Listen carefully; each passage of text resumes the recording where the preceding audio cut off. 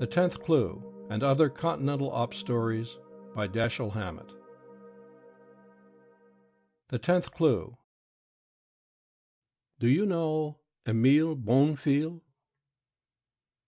Mr. Leopold Gantvoort is not at home, the servant who opened the door said. But his son, Mr. Charles, is, if you wish to see him.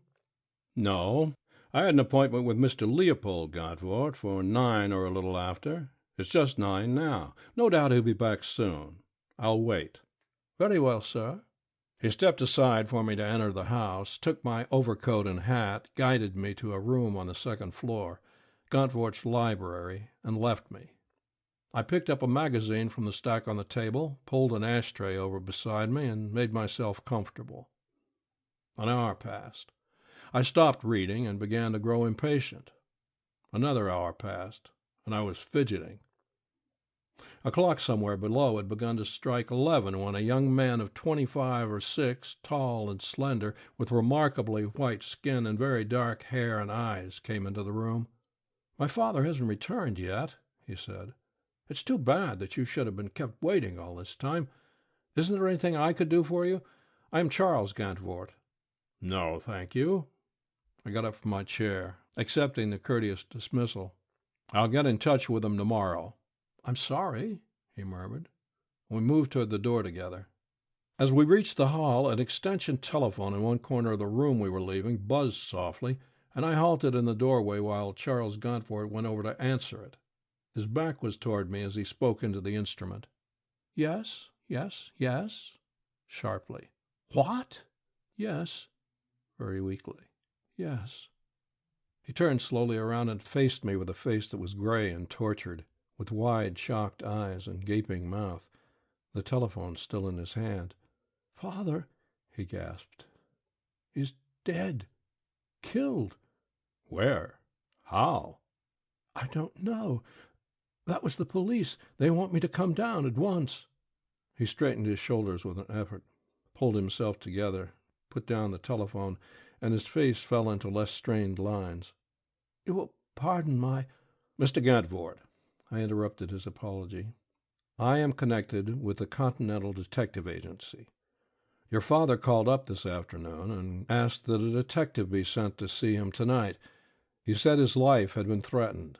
He hadn't definitely engaged us, however, so unless you—" "Certainly, you are employed. If the police haven't already caught the murderer, I want you to do everything possible to catch him." "All right, let's get down to headquarters." Neither of us spoke during the ride to the Hall of Justice. Gantvoort bent over the wheel of his car, sending it through the streets at a terrific speed. There were several questions that needed answers, but all his attention was required for his driving if he was to maintain the pace at which he was driving without piling us into something, so I didn't disturb him, but hung on and kept quiet.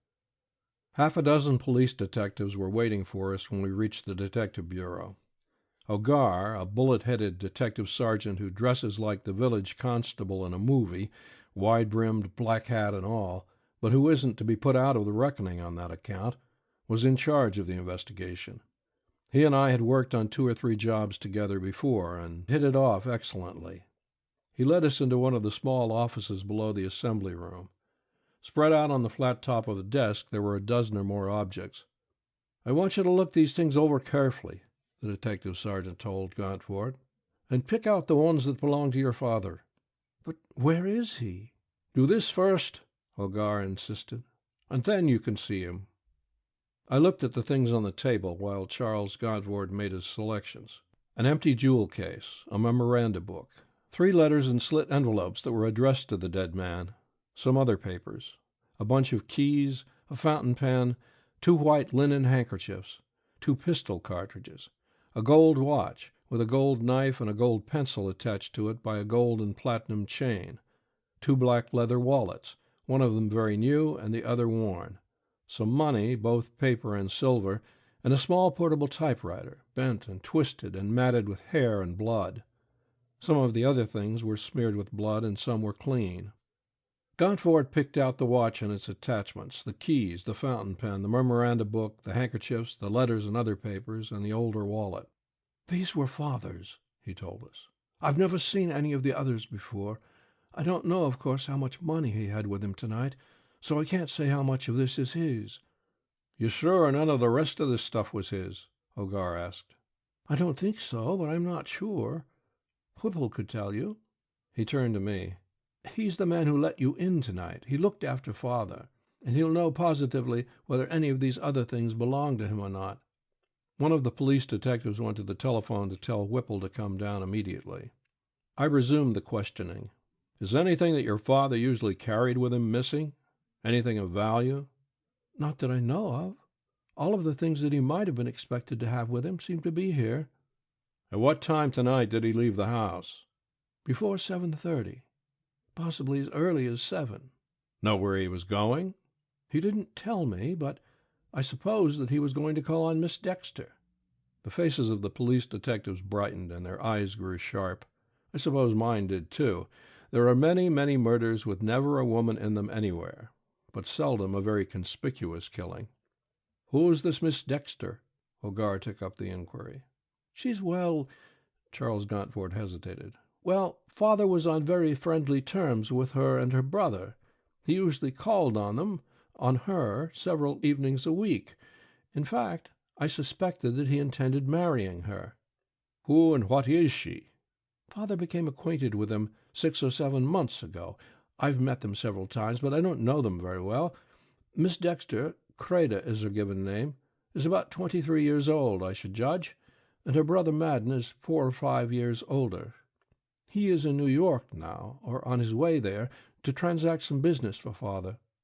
"Did your father tell you he was going to marry her?" Hogar hammered away at the woman angle. "No, but it was pretty obvious that he was very much infatuated.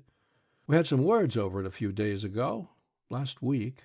Not a quarrel, you understand, but words. From the way he talked, I feared that he meant to marry her."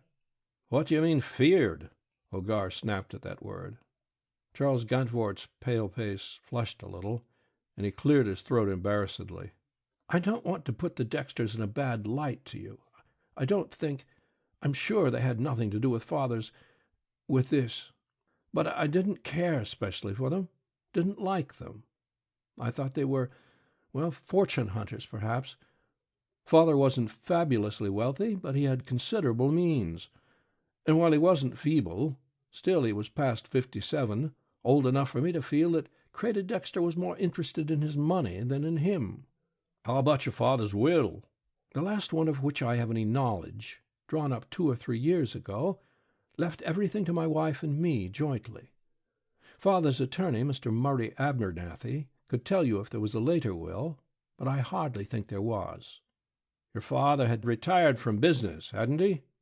"Yes. He turned his import and export business over to me about a year ago. He had quite a few investments scattered around, but he wasn't actively engaged in the management of any concern." Hogar tilted his village constable hat back and scratched his bullet head reflectively for a moment. Then he looked at me. "Anything else you want to ask?" "Yes. Mr. Gauntford, do you know, or did you ever hear your father or anyone else speak of an Emile Bonfield?" "No."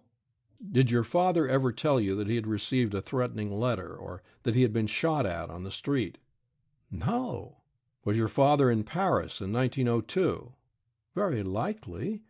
He used to go abroad every year up until the time of his retirement from business." 2. That's something. Hogar and I took Gauntford around to the morgue to see his father then.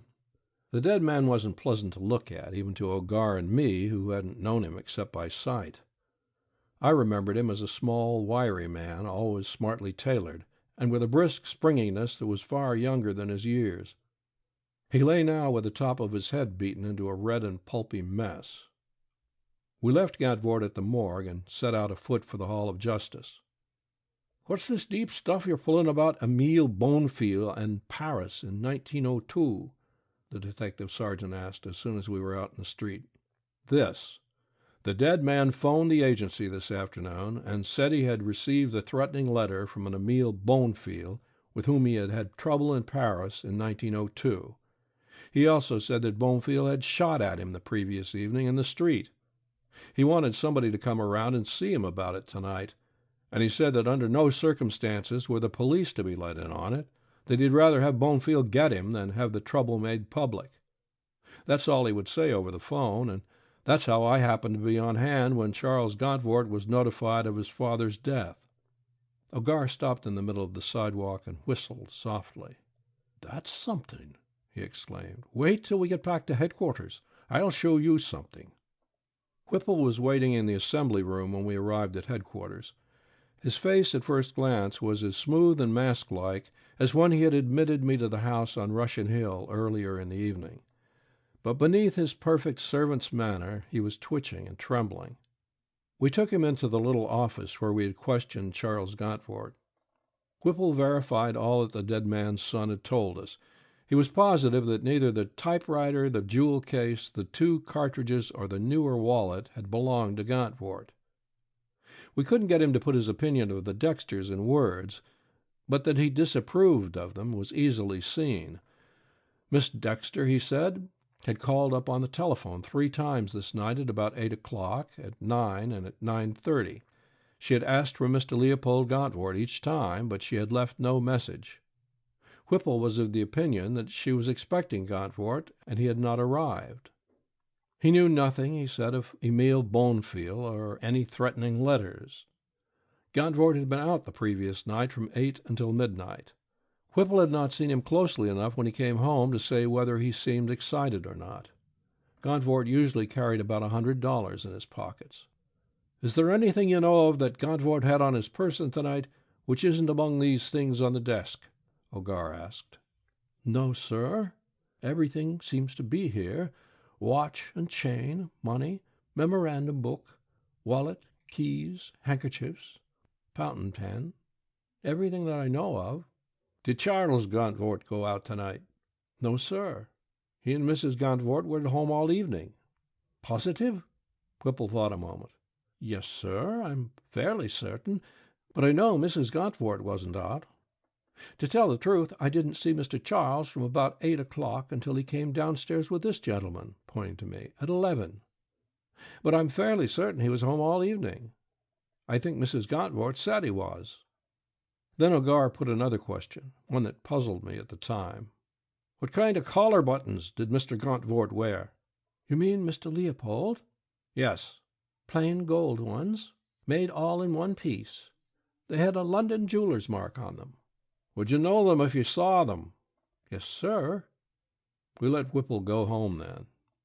"Don't you think," I suggested when Ogar and I were alone with this desk-load of evidence that didn't mean anything at all to me yet, "it's time you were loosening up and telling me what's what?" "I guess so. Listen. A man named Lagerquist, a grocer, was driving through Golden Gate Park tonight and passed a machine standing on a dark road with its lights out. He thought there was something funny about the way the man in it was sitting at the wheel, so he told the first patrolman he met about it. The patrolman investigated and found Gauntfort sitting at the wheel, dead, with his head smashed in, and this dingus," putting one hand on the bloody typewriter, "on the seat beside him. That was at 10:15. The doc says Gauntfort was killed, his skull crushed, with his typewriter. The dead man's pockets we found had all been turned inside out, and all the stuff on the desk, except his new wallet, was scattered about in the car. Some of it on the floor, and some of it on the seats. This money was there, too, nearly $100 of it. Among the papers was this." He handed me a sheet of white paper upon which the following had been typewritten: "LFG. I want what is mine. 6,000 miles and 21 years are not enough to hide you from the victim of your treachery. I mean to have what you stole. E.B." "LFG could be Leopold F. Gauntfort," I said, "and E.B. could be Emile Bonefield. 21 years is the time from 1902 to 1923, and 6,000 miles is roughly the distance between Paris and San Francisco." I laid the letter down and picked up the jewel case. It was a black imitation leather one, lined with black satin and unmarked in any way. Then I examined the cartridges. There were 2 of them, SW.45 caliber, and deep crosses had been cut in their soft noses, an old trick that makes the bullet spread out like a saucer when it hits. These in the car, too? Yep. And this. From a vest pocket, Ogar produced a short tuft of blonde hair. Hairs between 1 inch and 2 inches in length. They had been cut off, not pulled out by the roots. Any more? There seemed to be an endless stream of things. He picked up the new wallet from the desk, the one that both Whipple and Charles Gauntfort had said did not belong to the dead man, and slid it over to me. That was found in the road, 2 or 3 feet from the car. It was of a cheap quality, and had neither manufacturer's name nor owner's initials on it. In it were 2 $10 bills, 3 small newspaper clippings, and a typewritten list of 6 names and addresses, headed by Gauntfort's. The 3 clippings were apparently from the personal columns of 3 different newspapers. The type wasn't the same, and they read, "George, everything is fixed. Don't wait too long. DDD. RHT. They do not answer. Flo. Cappy. 12 on the dot, and look sharp. Bingo." The names and addresses on the typewritten list under Gauntfort's were Quincy Heathcote, 1223 South Jason Street, Denver; B.D. Thornton, 96 Hughes Circle, Dallas; Luther G. Randall, 615 Columbia Street, Portsmouth; J.H. Boyd Willis, 4544 Harvard Street, Boston; Hannah Hindmarch, 218 East 79th Street, Cleveland. "What else?" I asked when I had studied these. The detective sergeant's supply hadn't been exhausted yet. The dead man's collar buttons, both front and back, had been taken out, though his collar and tie were still in place, and his left shoe was gone. We hunted high and low all around, but didn't find either shoe or collar buttons. "Is that all?" I was prepared for anything now. "What the hell do you want?" he growled. "Ain't that enough?" "How about fingerprints?" "Nothing stirring. All we found belonged to the dead man." "How about the machine he was found in?" "A coupe, belonging to a Dr. Wallace Gerardo. He phoned in at 6 this evening that it had been stolen from near the corner of McAllister and Polk Streets. We're checking up on him, but I think he's all right." The things that Whipple and Charles Gauntfort had identified as belonging to the dead man told us nothing. We went over them carefully, but to no advantage. The memoranda book contained many entries, but they all seemed totally foreign to the murder. The letters were quite as irrelevant. The serial number of the typewriter with which the murder had been committed had been removed, we found, apparently filed out of the frame. "Well, what do you think?" Ogar asked when we had given up our examination of our clues and sat back burning tobacco. "I think we want to find Monsieur Emile Bonnefield." "It wouldn't hurt to do that," he grunted. "I guess our best bet is to get in touch with these 5 people on the list with Gauntfort's name. Suppose that's a murder list, that this Bonnefield is out to get all of them." "Maybe.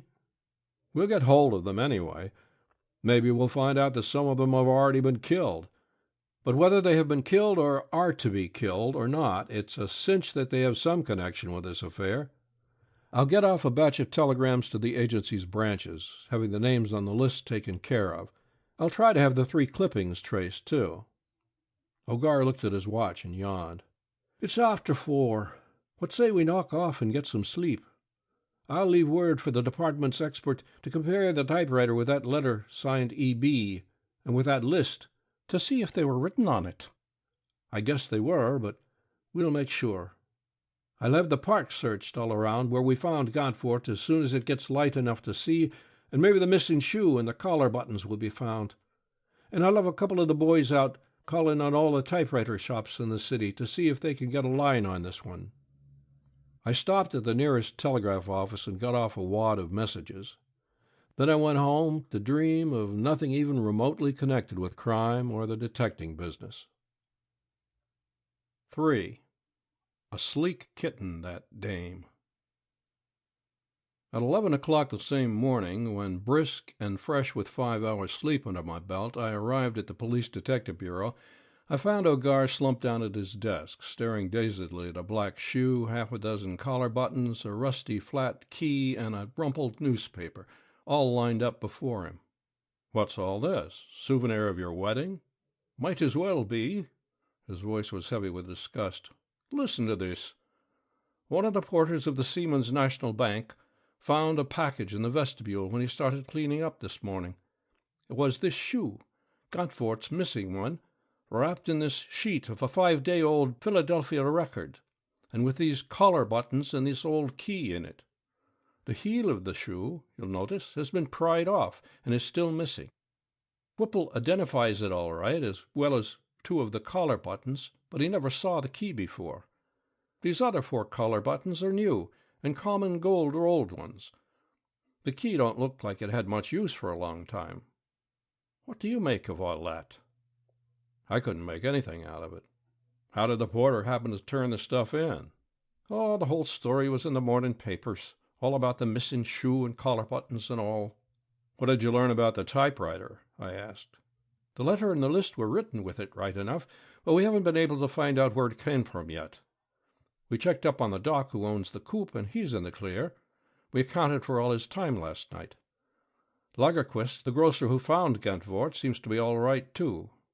What did you do?" "Haven't had any answers to the wires I sent last night. I dropped in at the agency on my way down this morning and got 4 operatives out covering the hotels and looking up all the people named Bonefield they can find. There are 2 or 3 families by that name listed in the directory. Also, I sent our New York branch a wire to have the steamship records searched to see if an Emile Bonefield had arrived recently, and I put a cable through to our Paris correspondent to see what he could dig up over there. I guess we ought to see Gauntfort's lawyer, Abernathy, and that Dexter woman before we do anything else," the detective sergeant said. "I guess so," I agreed. "Let's tackle the lawyer first. He's the most important one, the way things now stand." Murray Abernathy, attorney at law, was a long, stringy, slow-spoken old gentleman who still clung to starched bosom shirts. He was too full of what he thought were professional ethics to give us as much help as we had expected, but by letting him talk, letting him ramble along in his own way, we did get a little information out of him. What we got amounted to this. The dead man and Creta Dexter had intended being married the coming Wednesday. His son and her brother were both opposed to the marriage, it seemed, so Gauntfort and the woman had planned to be married secretly in Oakland and catch a boat for the Orient that same afternoon, figuring that by the time the lengthy honeymoon was over, they could return to a son and brother who had become resigned to the marriage. A new will had been drawn up, leaving half of Gauntfort's estate to his new wife and half to his son and daughter-in-law, but the new will had not been signed yet, and Creta Dexter knew it had not been signed. She knew, and this was one of the few points upon which Abernathy would make a positive statement, that under the old will, still in force, everything went to Charles Gauntfort and his wife. The Gauntfort estate, we estimated from Abernathy's roundabout statements and allusions, amounted to about $1.5 million in cash value. The attorney had never heard of Emile Bonefield, he said, and had never heard of any threats or attempts at murder directed toward the dead man.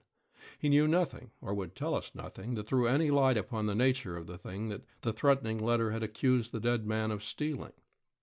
From Abernathy's office we went to Creta Dexter's apartment, in a new and expensively elegant building only a few minutes' walk from the Gauntfort residence. Creta Dexter was a small woman in her early 20s. The first thing you noticed about her were her eyes. They were large and deep and the color of amber, and their pupils were never at rest.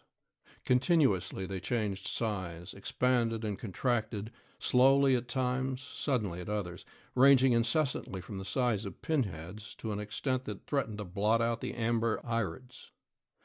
With the eyes for a guide, you discovered that she was pronouncedly feline throughout.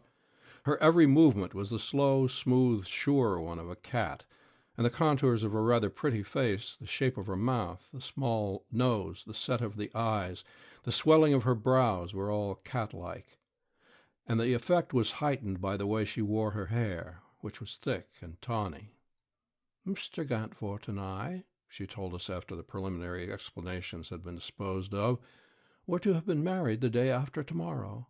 His son and daughter-in-law were both opposed to the marriage, as was my brother, Madden.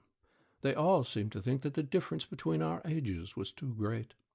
So to avoid any unpleasantness, we had planned to be married quietly and then go abroad for a year or more, feeling sure that they would all have forgotten their grievances by the time we returned. That was why Mr. Gantvort persuaded Madden to go to New York. He had some business there, something to do with the disposal of his interest in a steel mill, so he used it as an excuse to get Madden out of the way until we were off on our wedding trip. Madden lived here with me, and it would have been nearly impossible for me to have made any preparations for the trip without him seeing them. "Was Mr. Gantvort here last night?" I asked her. "No, I expected him. We were going out. He usually walked over. It's only a few blocks. When 8 o'clock came and he hadn't arrived, I telephoned his house, and Whipple told me that he had left nearly an hour before. I called up again twice after that. Then this morning I called up again before I had seen the papers, and I was told that he—" She broke off with a catch in her voice, the only sign of sorrow she displayed throughout the interview. The impression of her that we'd received from Charles Gantvort and Whipple had prepared us for a more or less elaborate display of grief on her part, but she disappointed us. There was nothing crude about her work. She didn't even turn on the tears for us. "Was Mr. Gantvort here night before last?" "Yes. He came over at a little after 8 and stayed until nearly 12. We didn't go out." "Did he walk over and back?" "Yes, so far as I know." "Did he ever say anything to you about his life being threatened?" "No." She shook her head decisively. "Do you know Emile Bonfield?" "No." "Ever hear Mr. Gantvort speak of him?" "No." "At what hotel is your brother staying in New York?" The restless black pupils spread out abruptly, as if they were to overflow into the white areas of her eyes. That was the first clear indication of fear I had seen. But outside of those telltale pupils, her composure was undisturbed. "I don't know." "When did he leave San Francisco?" "Thursday, 4 days ago." Ogar and I walked 6 or 7 blocks in thoughtful silence after we left Creta Dexter's apartment, and then he spoke. "A sleek kitten, that dame. Rub her the right way, and she'll purr pretty. Rub her the wrong way, and look out for the claws." "What did that flash of her eyes when I asked her about her brother tell you?" I asked. "Something, but I don't know what. It wouldn't hurt to look him up and see if he's really in New York. If he is there today, it's a cinch he wasn't there last night. Even the mail planes take 26 or 28 hours for the trip." "We'll do that," I agreed. "It looks like this Creta Dexter wasn't any too sure that her brother wasn't in on the killing. And there's nothing to show that Bonfield didn't have help. I can't figure Creta being in on the murder, though. She knew the new will hadn't been signed. There'd be no sense in her working herself out of that $750,000 berries." We sent a lengthy telegram to the Continental's New York branch, and then dropped in at the agency to see if any replies had come to the wires I had got off the night before. They had. None of the people whose names appeared on the typewritten list with Gantvort's had been found.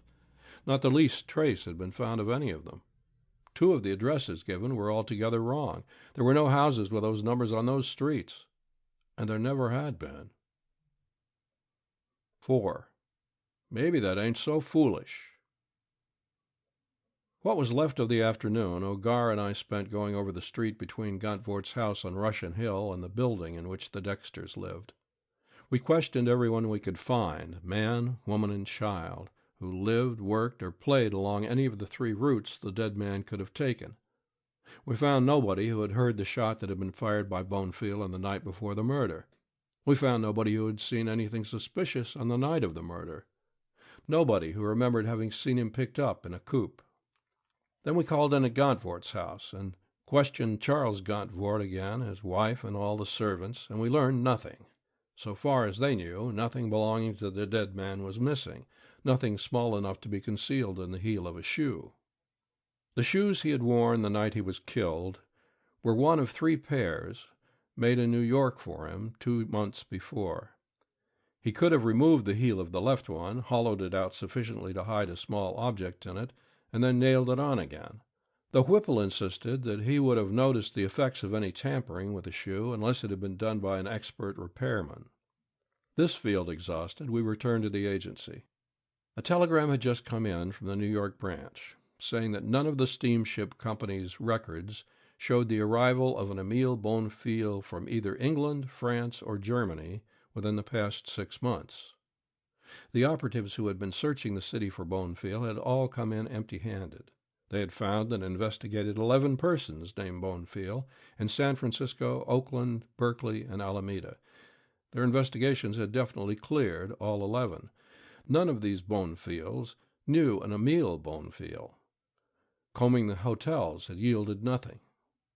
Ogar and I went to dinner together, a quiet, grouchy sort of meal during which we didn't speak 6 words apiece, and then came back to the agency to find that another wire had come in from New York.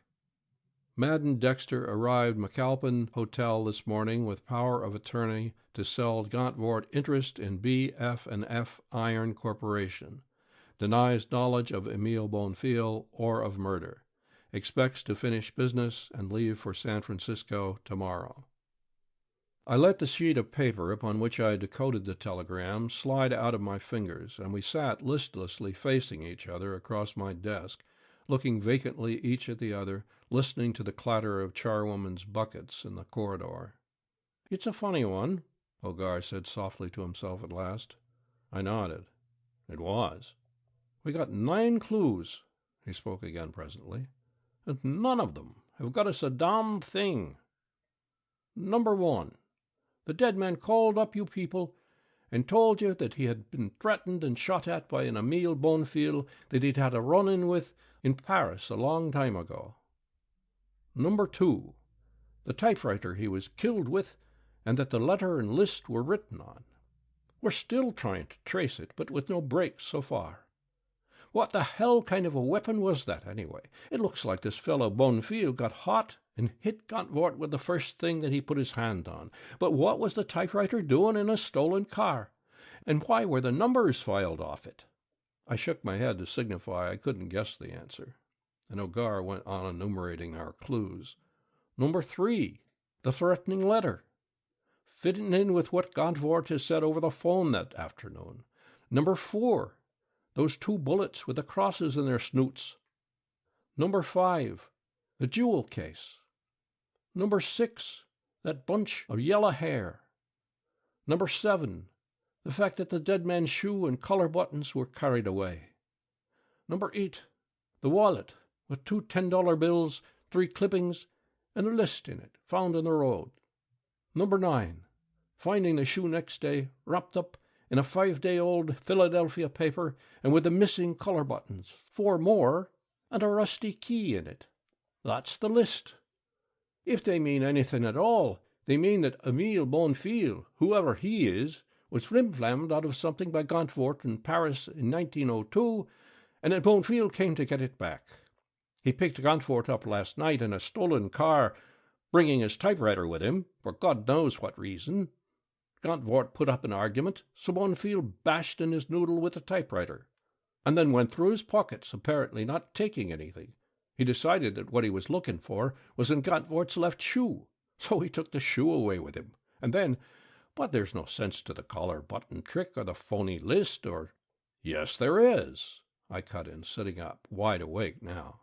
"That's our 10th clue, the one that we're going to follow from now on. That list was, except for Gantvort's name and address, a fake. Our people would have found at least one of the 5 people whose names were on it if it had been on the level, but they didn't find the least trace of any of them, and 2 of the addresses were street numbers that didn't exist. That list was faked up, put in the wallet with the clippings at $20 to make the place stronger, and planted in the road near the car to throw us off track. And if that's so, then it's 100 to 1 that the rest of the things were cooked up too. From now on, I'm considering all those 9 lovely clues as 9 bum steers, and I'm going just exactly contrary to them. I'm looking for a man whose name isn't Emile Bonfil, and whose initials aren't either E or B, who isn't French, and who wasn't in Paris in 1902. A man who hasn't light hair, doesn't carry a .45 caliber pistol, and has no interest in personal advertisements in newspapers. A man who didn't kill Gantvort to recover anything that could have been hidden in a shoe or on a collar button. That's the sort of guy I'm hunting for now. The detective sergeant screwed up his little green eyes reflectively and scratched his head. "Maybe that ain't so foolish," he said. "You might be right at that. Suppose you are. What then? That Dexter kitten didn't do it. It cost her $750,000. Her brother didn't do it. He's in New York. And besides, you don't croak a guy just because you think he's too old to marry your sister. Charles Guntfort? He and his wife are the only ones who make any money out of the old man dying before the new will was signed. We have only their word for it that Charles was home that night. The servants didn't see him between 8 and 11. You were there, and you didn't see him till 11. But me and you both believe him when he says he was home all that evening. And neither of us think he bumped the old man off, though of course he might. Who then?" "This Creda Dexter," I suggested, "was marrying Gantvort for his money, wasn't she? You don't think she was in love with him, do you?" "No, I figure from what I saw of her that she was in love with $1.5 million. "All right," I went on. "Now she isn't exactly homely, not by a long shot. Do you reckon Gantvort was the only man who ever fell for her?" I got you, Hogar exclaimed. "You mean that there might have been some young fellow in the running who didn't have any $1.5 million behind him, and who didn't take kindly to being nosed out by a man who did? Maybe. Well, suppose we bury all this stuff we've been working on and try out that angle." "Suits me," he said. "Starting in the morning, then, we spend our time hunting for Gantvort's rival for the paw of this Dexter kitten." 5. Meet Mr. Smith. Right or wrong, that's what we did. We stowed all those lovely clues away in a drawer, locked the drawer, and forgot them. Then we set out to find Creda Dexter's masculine acquaintances and sift them for the murderer. But it wasn't as simple as it sounded. All our digging into her past failed to bring to light one man who could be considered a suitor. She and her brother had been in San Francisco 3 years. We traced them back the length of that period, from apartment to apartment. We questioned everyone we could find who even knew her by sight, and nobody could tell us of a single man who had shown an interest in her besides Gantvort. Nobody, apparently, had ever seen her with any man except Gantvort or her brother. All of which, while not getting us ahead, at least convinced us that we were on the right trail. There must have been, we argued, at least one man in her life in those 3 years besides Gantvort. She wasn't, unless we were very much mistaken, the sort of a woman who would discourage masculine attention. And she was certainly endowed by nature to attract it. And if there was another man, then the very fact that he had been kept so thoroughly under cover strengthened the probability of him having been mixed up in Gantvort's death. We were very unsuccessful in learning where the Dexters had lived before they came to San Francisco, but we weren't so very interested in their earlier life. Of course, it was possible that some old-time lover had come upon the scene again recently, but in that case it should have been easier to find the recent connection than the old one. There was no doubt, our exploration showed, that Gantvort's son had been correct in thinking the Dexters were fortune hunters. All their activities pointed to that, although there seemed to be nothing downright criminal in their pasts. I went up against Creda Dexter again, spending an entire afternoon in her apartment, banging away with question after question, all directed toward her former love affairs. Who had she thrown over for Gantvort and his $1.5 million? And the answer was always nobody, an answer that I didn't choose to believe. We had Creda Dexter shadowed night and day, and it carried us ahead not an inch. Perhaps she suspected that she was being watched. Anyway, she seldom left her apartment, and then only on the most innocent of errands. We had her apartment watched, whether she was in it or not. Nobody visited it. We tapped her telephone, and all our listening in netted us nothing. We had her mail covered, and she didn't receive a single letter, not even an advertisement. Meanwhile, we had learned where the 3 clippings found in the wallet had come from the personal columns of a New York, a Chicago, and a Portland newspaper. The one in the Portland paper had appeared 2 days before the murder, the Chicago one 4 days before, and the New York one 5 days before. All 3 of these papers would have been on the San Francisco newsstands the day of the murder, ready to be purchased and cut out by anyone who was looking for material to confuse detectives with.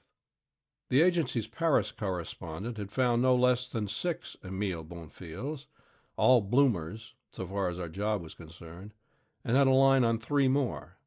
But O'Gar and I weren't worrying over Emile Bonefil anymore. That angle was dead and buried. We were plugging away at our new task, the finding of Gauntvort's rival. Thus the days passed, and thus the matter stood when Madden Dexter was due to arrive home from New York. Our New York branch had kept an eye on him until he left that city and had advised us of his departure, so I knew what train he was coming on. I wanted to put a few questions to him before his sister saw him. He could tell me what I wanted to know, and might be willing to if I could get him to before his sister had an opportunity to shut him up. If I had known him by sight, I could have picked him up when he left his train at Oakland, but I didn't know him, and I didn't want to carry Charles Gauntwort or anyone else along with me to pick him out for me. So I went up to Sacramento that morning and boarded his train there. I put my card in an envelope and gave it to a messenger boy in the station. Then I followed the boy through the train while he called out, "Mr. Dexter! Mr. Dexter!" In the last car, the observation club car, a slender, dark-haired man in well-made tweeds turned from watching the station platform through a window and held his hand out to the boy. I studied him while he nervously tore open the envelope and read my card. His chin trembled slightly just now, emphasizing the weakness of a face that couldn't have been strong at its best. Between 25 and 30 I placed him, with his hair parted in the middle and slicked down, large, too expressive brown eyes, small, well-shaped nose, neat brown mustache, very red, soft lips. That type. I dropped into the vacant chair beside him when he looked up from the card. "You are Mr. Dexter?" "Yes," he said. "I suppose it's about Mr. Gauntvort's death that you want to see me." "Uh-huh. I wanted to ask you a few questions. And since I happen to be in Sacramento, I thought that by riding back on the train with you, I could ask them without taking up too much of your time." "If there's anything I can tell you," he assured me, "I'd be only too glad to do it.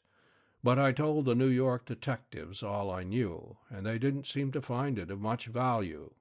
"Well, the situation has changed some since you left New York." I watched his face closely as I spoke. "What we thought of no value then may be just what we want now." I paused while he moistened his lips and avoided my eyes. He may not know anything, I thought, but he's certainly jumpy.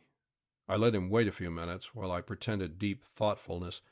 If I played him right, I was confident I could turn him inside out. He didn't seem to be made of very tough material.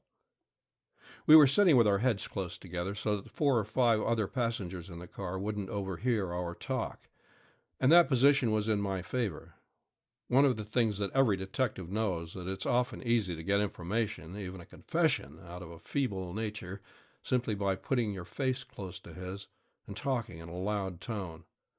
I couldn't talk loud here, but the closeness of our faces was by itself an advantage. "Of the men with whom your sister was acquainted," I came out with at last, "who, outside of Mr. Gauntfort, was the most attentive?" He swallowed audibly, looked out of the window, fleetingly at me, and then out of the window again. "Really, I couldn't say." "All right.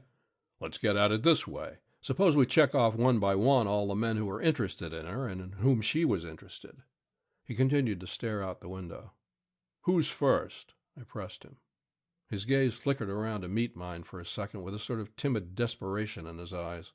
"I know it sounds foolish, but I, her brother, couldn't give you the name of even one man in whom Creda was interested before she met Gauntfort.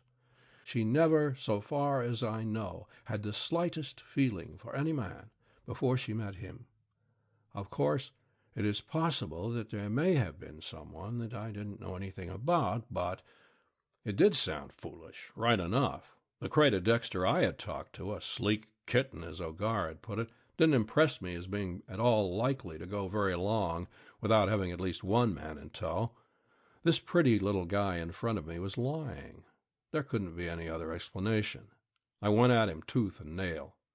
But when he reached Oakland early that night, he was still sticking to his original statement that Gauntfort was the only one of his sister's suitors that he knew anything about, and I knew that I had blundered, had underrated Madden Dexter, had played my hand wrong in trying to shake him down too quickly, in driving too directly at the point I was interested in. He was either a lot stronger than I had figured him, or his interest in concealing Gonfort's murderer was much greater than I had thought it would be. But I had this much. If Dexter was lying, and there couldn't be much doubt of that, then Gonfort had had a rival, and Madden Dexter believed or knew that this rival had killed Gonfort. When we left the train at Oakland, I knew I was licked, that he wasn't going to tell me what I wanted to know. Not this night, anyway. But I clung to him, stuck to his side when we boarded the ferry for San Francisco, in spite of the obviousness of his desire to get away from me. There's always a chance of something unexpected happening, so I continued to ply him with questions as our boat left the slip. Presently a man came toward where we were sitting, a big burly man in a light overcoat, carrying a black bag. "Hello, Madden," he greeted my companion, striding over to him with outstretched hand. "Just got in and was trying to remember your phone number," he said, setting down his bag as they shook hands warmly. Madden Dexter turned to me. "I want you to meet Mr. Smith," he told me, and then gave my name to the big man, adding, "He's with the Continental Detective Agency here." That tag, clearly a warning for Smith's benefit, brought me to my feet, all watchfulness. But the ferry was crowded. 100 persons were within sight of us, all around us. I relaxed, smiled pleasantly, and shook hands with Smith. Whoever Smith was, and whatever connection he might have with the murder, and if he hadn't any, why should Dexter have been in such a hurry to tip him off to my identity? He couldn't do anything here. The crowd around us was all to my advantage. That was my second mistake of the day. Smith's left hand had gone into his overcoat pocket, or rather, through one of those vertical slits that certain styles of overcoats have so that inside pockets may be reached without unbuttoning the overcoat. His hand had gone through that slit, and his coat had fallen away far enough for me to see a snub-nosed automatic in his hand, shielded from everyone's sight but mine, pointed at my waistline. "Shall we go on deck?" Smith asked, and it was an order. I hesitated. I didn't like to leave all these people who were so blindly standing and sitting around us. But Smith's face wasn't the face of a cautious man. He had the look of one who might easily disregard the presence of 100 witnesses. I turned around and walked through the crowd. His right hand lay familiarly on my shoulder as he walked behind me. His left hand held his gun under the overcoat against my spine. The deck was deserted. A heavy fog, wet as rain, the fog of San Francisco Bay's winter nights, lay over boat and water, and had driven everyone else inside. It hung about us, thick and impenetrable. I couldn't see so far as the end of the boat, in spite of the lights glowing overhead. I stopped. Smith prodded me in the back. "Farther away, where we can talk," he rumbled in my ear. I went on until I reached the rail. The entire back of my head burned with sudden fire. Tiny points of light glittered in the blackness before me, grew larger, came rushing toward me. 6. Those damned horns. Semi-conscious, I found myself mechanically keeping afloat somehow, and trying to get out of my overcoat. The back of my head throbbed devilishly. My eyes burned. I felt heavy and logged, as if I had swallowed gallons of water. The fog hung low and thick on the water. There was nothing else to be seen anywhere. By the time I had freed myself of the encumbering overcoat, my head had cleared somewhat, but with returning consciousness came increased pain. A light glimmered mistily off to my left and then vanished. From out of the misty blanket, from every direction, in a dozen different keys, from near and far, foghorns sounded. I stopped swimming and floated on my back, trying to determine my whereabouts. After a while, I picked out the moaning, evenly spaced blasts of the Alcatraz siren. But they told me nothing. They came to me out of the fog without direction, seeming to beat down upon me from straight above. I was somewhere in San Francisco Bay, and that was all I knew, though I suspected the current was sweeping me out toward the Golden Gate. A little while passed, and I knew that I had left the path of the Oakland ferries. No boat had passed close to me for some time. I was glad to be out of that track. In this fog, a boat was more likely to run me down than to pick me up. The water was chilling me, so I turned over and began swimming just vigorously enough to keep my blood circulating while I saved my strength until I had a definite goal to try for.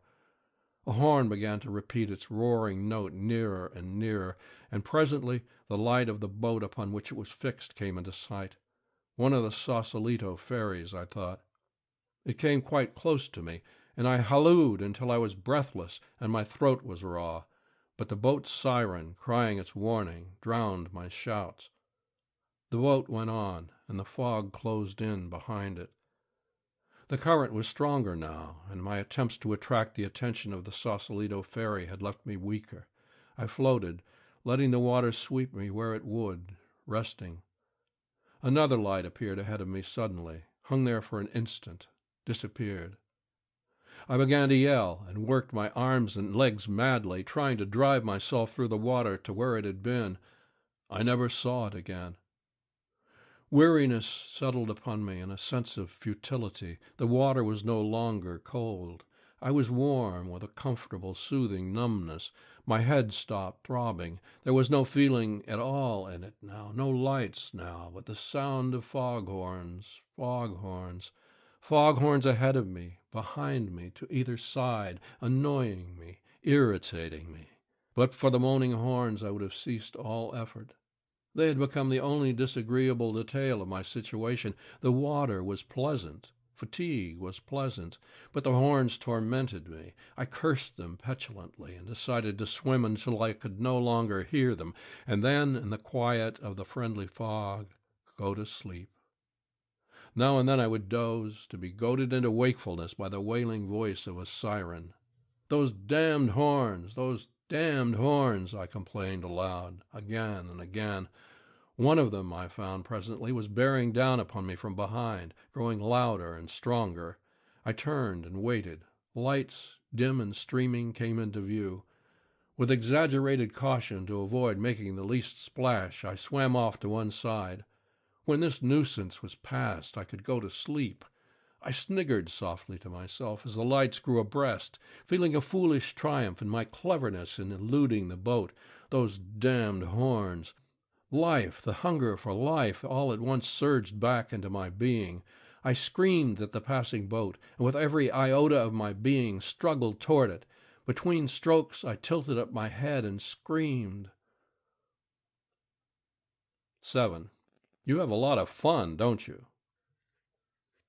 When I returned to consciousness for the second time that evening, I was lying on my back on a baggage truck which was moving. Men and women were crowding around, walking beside the truck, staring at me with curious eyes. I sat up. "Where are we?" I asked. A little red-faced man in uniform answered my question. "Just landing in Sausalito. Lay still. We'll take you over to the hospital." I looked around. "How long before this boat goes back to San Francisco?" "Leaves right away." I slid off the truck and started back toward the boat. "I'm going with it," I said. Half an hour later, shivering and shaking in my wet clothes, keeping my mouth clamped tight so that my teeth wouldn't sound like a dice game, I climbed into a taxi at the ferry building and went to my flat. There I swallowed half a pint of whiskey, rubbed myself with a coarse towel until my skin was sore, and except for an enormous weariness and a worse headache, I felt almost human again. I reached Ogar by phone, asking him to come up to my flat right away, and then called up Charles Gauntfort. "Have you seen Madden Dexter yet?" I asked him. "No, but I talked to him over the phone. He called me up as soon as he got in. I asked him to meet me in Mr. Abernathy's office in the morning so we could go over that business he transacted for Father." "Can you call him up now and tell him that you have been called out of town, will have to leave early in the morning, and that you'd like to run over to his apartment and see him tonight?" "Why, yes, if you wish." "Good. Do that. I'll call for you in a little while and go over to see him with you." "What is—" "I'll tell you about it when I see you." I cut him off. Ogar arrived as I was finishing dressing. "So he told you something?" he asked, knowing of my plan to meet Dexter on the train and question him. "Yes," I said with sour sarcasm, "but I came near forgetting what it was. I grilled him all the way from Sacramento to Oakland and couldn't get a whisper out of him. On the ferry coming over, he introduces me to a man he calls Mr. Smith, and he tells Mr. Smith that I'm a gumshoe. This, mind you, all happens in the middle of a crowded ferry. Mr. Smith puts a gun in my belly, marches me out on deck, raps me across the back of the head, and dumps me into the bay. You have a lot of fun, don't you? O'Gar grinned, and then wrinkled his forehead. Looks like Smith would be the man we want, then, the buddy who turned the Gauntfort trick. But what the hell did he want to give himself away by chucking you overboard for? Too hard for me, I confessed, while trying to find which of my hats and caps would sit least heavily upon my bruised head. Dexter knew I was hunting for one of his sister's former lovers, of course, and he must have thought I knew a lot more than I do, or he wouldn't have made that raw play, tipping my mitt to Smith right in front of me. It may be that after Dexter lost his head and made that break on the ferry, Smith figured out I'd be on to him soon, if not right away, and so he'd take a desperate chance on putting me out of the way. But we'll know all about it in a little while, I said as we went down to the waiting taxi and set out for Gauntvort's. You ain't counting on Smith being in sight, are you? The detective sergeant asked. No. He'll be holed up somewhere until he sees how things are going. But Madden Dexter will have to be out in the open to protect himself. He has an alibi, so he's in the clear so far as the actual killing is concerned. And with me supposed to be dead, the more he stays in the open, the safer he is. But it's a cinch he knows what this is all about, though he wasn't necessarily involved in it. As near as I could see, he didn't go out on the deck with Smith and me tonight. Anyway, he'll be home. And this time, he's going to talk. He's going to tell us his little story. Charles Gauntfort was standing on his front steps when we reached his house. He climbed into our taxi, and we headed for the Dexter's apartment. We didn't have time to answer any of the questions that Gauntfort was firing at us with every turning of the wheels. He's home and expecting you? I asked him. Yes. Then we left the taxi and went into the apartment building. Mr. Gauntfort to see Mr. Dexter, he told the Philippine boy at the switchboard. The boy spoke into the phone. Go right up, he told us. At the Dexter's door, I stepped past Gauntfort and pressed the button. Creda Dexter opened the door. Her amber eyes widened and her smile faded as I stepped past her into the apartment. I walked swiftly down the little hallway and turned into the first room through whose open door a light showed, and came face to face with Smith. We were both surprised, but his astonishment was a lot more profound than mine. Neither of us had expected to see the other, but I had known he was still alive, while he had every reason for thinking me at the bottom of the bay. I took advantage of his greater bewilderment to the extent of 2 steps toward him before he went into action. One of his hands swept down. I threw my right fist at his face, threw it with every ounce of my 180 pounds behind it, reinforced by the memory of every second I had spent in the water and every throb of my battered head. His hand, already darting down for his pistol, came back up too late to fend off my punch. Something clicked in my hand as it smashed into his face, and my hand went numb. But he went down and lay where he fell. I jumped across his body to a door on the opposite side of the room, pulling my gun loose with my left hand. Dexter's somewhere around, I called over my shoulder to O'Gar, who with Gauntfort and Creda was coming through the door by which I had entered. Keep your eyes open. I dashed through the 4 other rooms of the apartment, pulling closet doors open, looking everywhere, and I found nobody. Then I returned to where Creda Dexter was trying to revive Smith with the assistance of O'Gar and Gauntfort. The detective sergeant looked over his shoulder at me.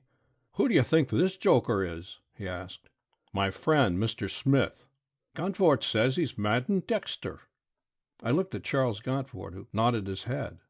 This is Madden Dexter, he said. 8. I hope you swing. We worked upon Dexter for nearly 10 minutes before he opened his eyes.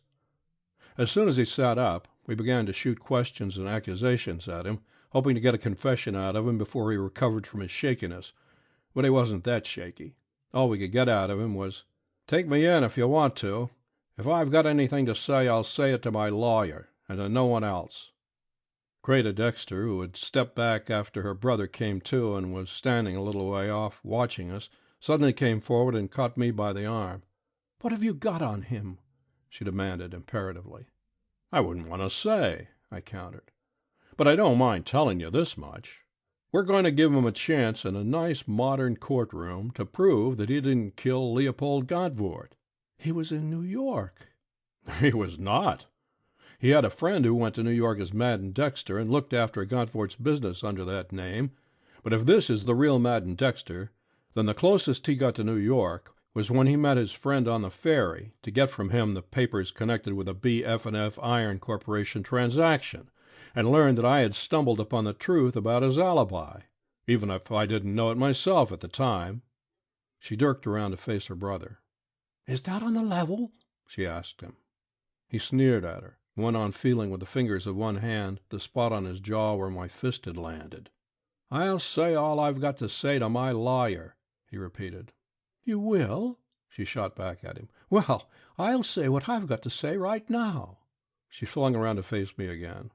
"Madden is not my brother at all. My name is Ives. Madden and I met in St. Louis about 4 years ago, drifted around together for a year or so, and then came to Frisco. He was a con man, still is. He made Mr. Gauntfort's acquaintance 6 or 7 months ago, and was getting him all ribbed up to unload a fake invention on him. He brought him here a couple of times and introduced me to him as his sister. We usually posed as brother and sister. Then, after Mr. Gauntfort had been here a couple of times, Madden decided to change his game. He thought Mr. Gauntfort liked me, and that we could get more money out of him by working a fancy sort of badger game on him. I was to lead the old man on until I had him wrapped around my finger, until we had him tied up so tight he couldn't get away, had something on him, something good and strong. Then we were going to shake him down for plenty of money. Everything went along fine for a while. He fell for me, fell hard. And finally he asked me to marry him. We had never figured on that. Blackmail was our game. But when he asked me to marry him, I tried to call Madden off. I admit the old man's money had something to do with it, influenced me, but I had come to like him a little for himself. He was mighty fine in lots of ways, nicer than anybody I'd ever known. So I told Madden all about it and suggested that we drop the other plan and that I marry Gauntfort. I promised to see that Madden was kept supplied with money. I knew I could get whatever I wanted from Mr. Gauntfort, and I was on the level with Madden. I liked Mr. Gauntfort, but Madden had found him and brought him around to me, and so I wasn't going to run out on Madden. I was willing to do all I could for him. But Madden wouldn't hear of it. He'd have got more money in the long run by doing as I suggested, but he wanted his little handful right away, and to make him more unreasonable, he got one of his jealous streaks. He beat me one night. That settled it. I made up my mind to ditch him. I told Mr. Gauntfort that my brother was bitterly opposed to our marrying, and he could see that Madden was carrying a grouch. So he arranged to send Madden east on that steel business to get him out of the way until we were off on our wedding trip. And we thought Madden was completely deceived. But I should have known that he would see through our scheme. We planned to be gone about a year, and by that time I thought Madden would have forgotten me, or I'd be fixed to handle him if he tried to make any trouble. As soon as I heard that Mr. Gauntfort had been killed, I had a hunch that Madden had done it. But then it seemed like a certainty that he was in New York the next day, and I thought I'd done him an injustice, and I was glad he was out of it. But now— she whirled around to her erstwhile confederate. "Now I hope you swing, you big sap." She spun around to me again. No sleek kitten this, but a furious spitting cat, with claws and teeth bared. "What kind of looking fellow was the one who went to New York for him?" I described the man I had talked to on the train. "Even Felter," she said after a moment of thought. "He used to work with Madden. You'll probably find him hiding in Los Angeles. Put the screws on him, and he'll spill all he knows. He's a weak sister. The chances are he didn't know what Madden's game was until it was all over." "How do you like that?" she spat at Madden Dexter. "How do you like that for a starter? You messed up my little party, did you? Well, I'm going to spend every minute of my time from now until they pop you off, helping them pop you." And she did, too. With her assistance, it was no trick at all to gather up the rest of the evidence we needed to hang him. And I don't believe her enjoyment of her $750,000 is spoiled a bit by any qualms over what she did to Madden. She's a very respectable woman now, and glad to be free of the con man. End of the 10th Clew. Night Shots. The house was of red brick, large and square, with a green slate roof whose wide overhang gave the building an appearance of being too squat for its 2 stories, and it stood on a grassy hill, well away from the country road upon which it turned its back to look down on the McCullamy River. The Ford that I had hired to bring me out from Nonnberg carried me into the grounds through a high steel-meshed gate, following the circling gravel drive, and set me down within a foot of the screened porch that ran all the way around the house's first floor. "There's Exxon's son-in-law now," the driver told me as he pocketed the bill I had given him and prepared to drive away. I turned to see a tall, loose-jointed man of 30 or so coming across the porch toward me, a carelessly dressed man with a mop of rumpled brown hair over a handsome, sunburned face. There was a hint of cruelty in the lips that were smiling lazily just now, and more than a hint of recklessness in his narrow gray eyes. "Mr. Galloway?" I asked as he came down the steps. "Yes." His voice was a drawling baritone. "You are—" "From the Continental Detective Agency San Francisco branch," I finished for him. He nodded and held the screen door open for me.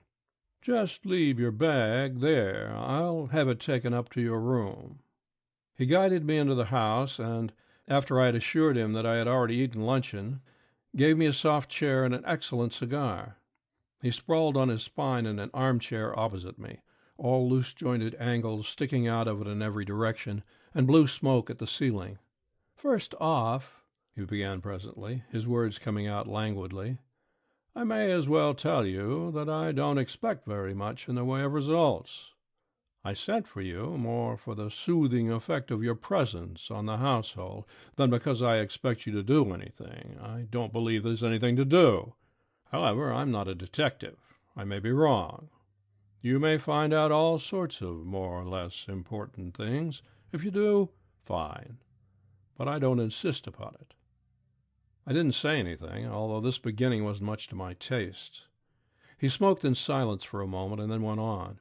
"My father-in-law, Talbot Exxon, is a man of 57, and ordinarily a tough, hard, active, and fiery old devil. But just now he's recovering from a rather serious attack of pneumonia, which has taken most of the starch out of him. He hasn't been able to leave his bed yet, and Dr. Wrench hopes to keep him on his back for at least another week. The old man has a room on the 2nd floor, the front right-hand corner room, just over where we are sitting. His nurse, Miss Cawood, occupies the next room, and there is a connecting door between. My room is on the other front one, just across the hall from the old man's, and my wife's bedroom is next to mine, across the hall from the nurse's. I'll show you around later. I just want to make the situation clear. Last night, or rather this morning, at about 1:30, somebody shot at Exxon while he was sleeping, and missed.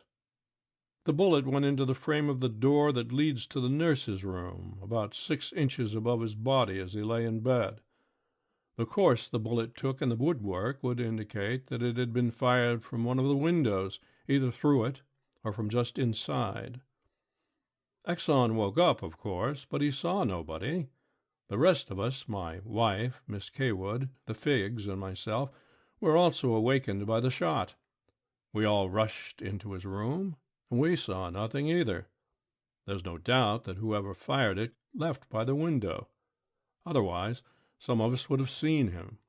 We came from every other direction. However, we found nobody on the grounds, and no traces of anybody. Who are the Figs? And who else is there on the place besides you and your wife, Mr. Exxon, and his nurse?" "The Figs are Adam and Emma. She is the housekeeper, and he is a sort of handyman around the place. Their room is in the extreme rear, on the 2nd floor. Besides them, there is Gong Lim, the cook, who sleeps in a little room near the kitchen, and the 3 farmhands. Jonatara and Felipe Fadalia are Italians, and have been here for more than 2 years. Jesus Meza, a Mexican, has been here a year or longer. The farmhands sleep in a little house near the barns. I think, if my opinion is of any value, that none of these people had anything to do with the shooting. Did you dig the bullet out of the door frame?" Yes. Shand, the deputy sheriff at Nurnberg, dug it out. He says it is a .38 caliber bullet. Any guns of that caliber in the house? No.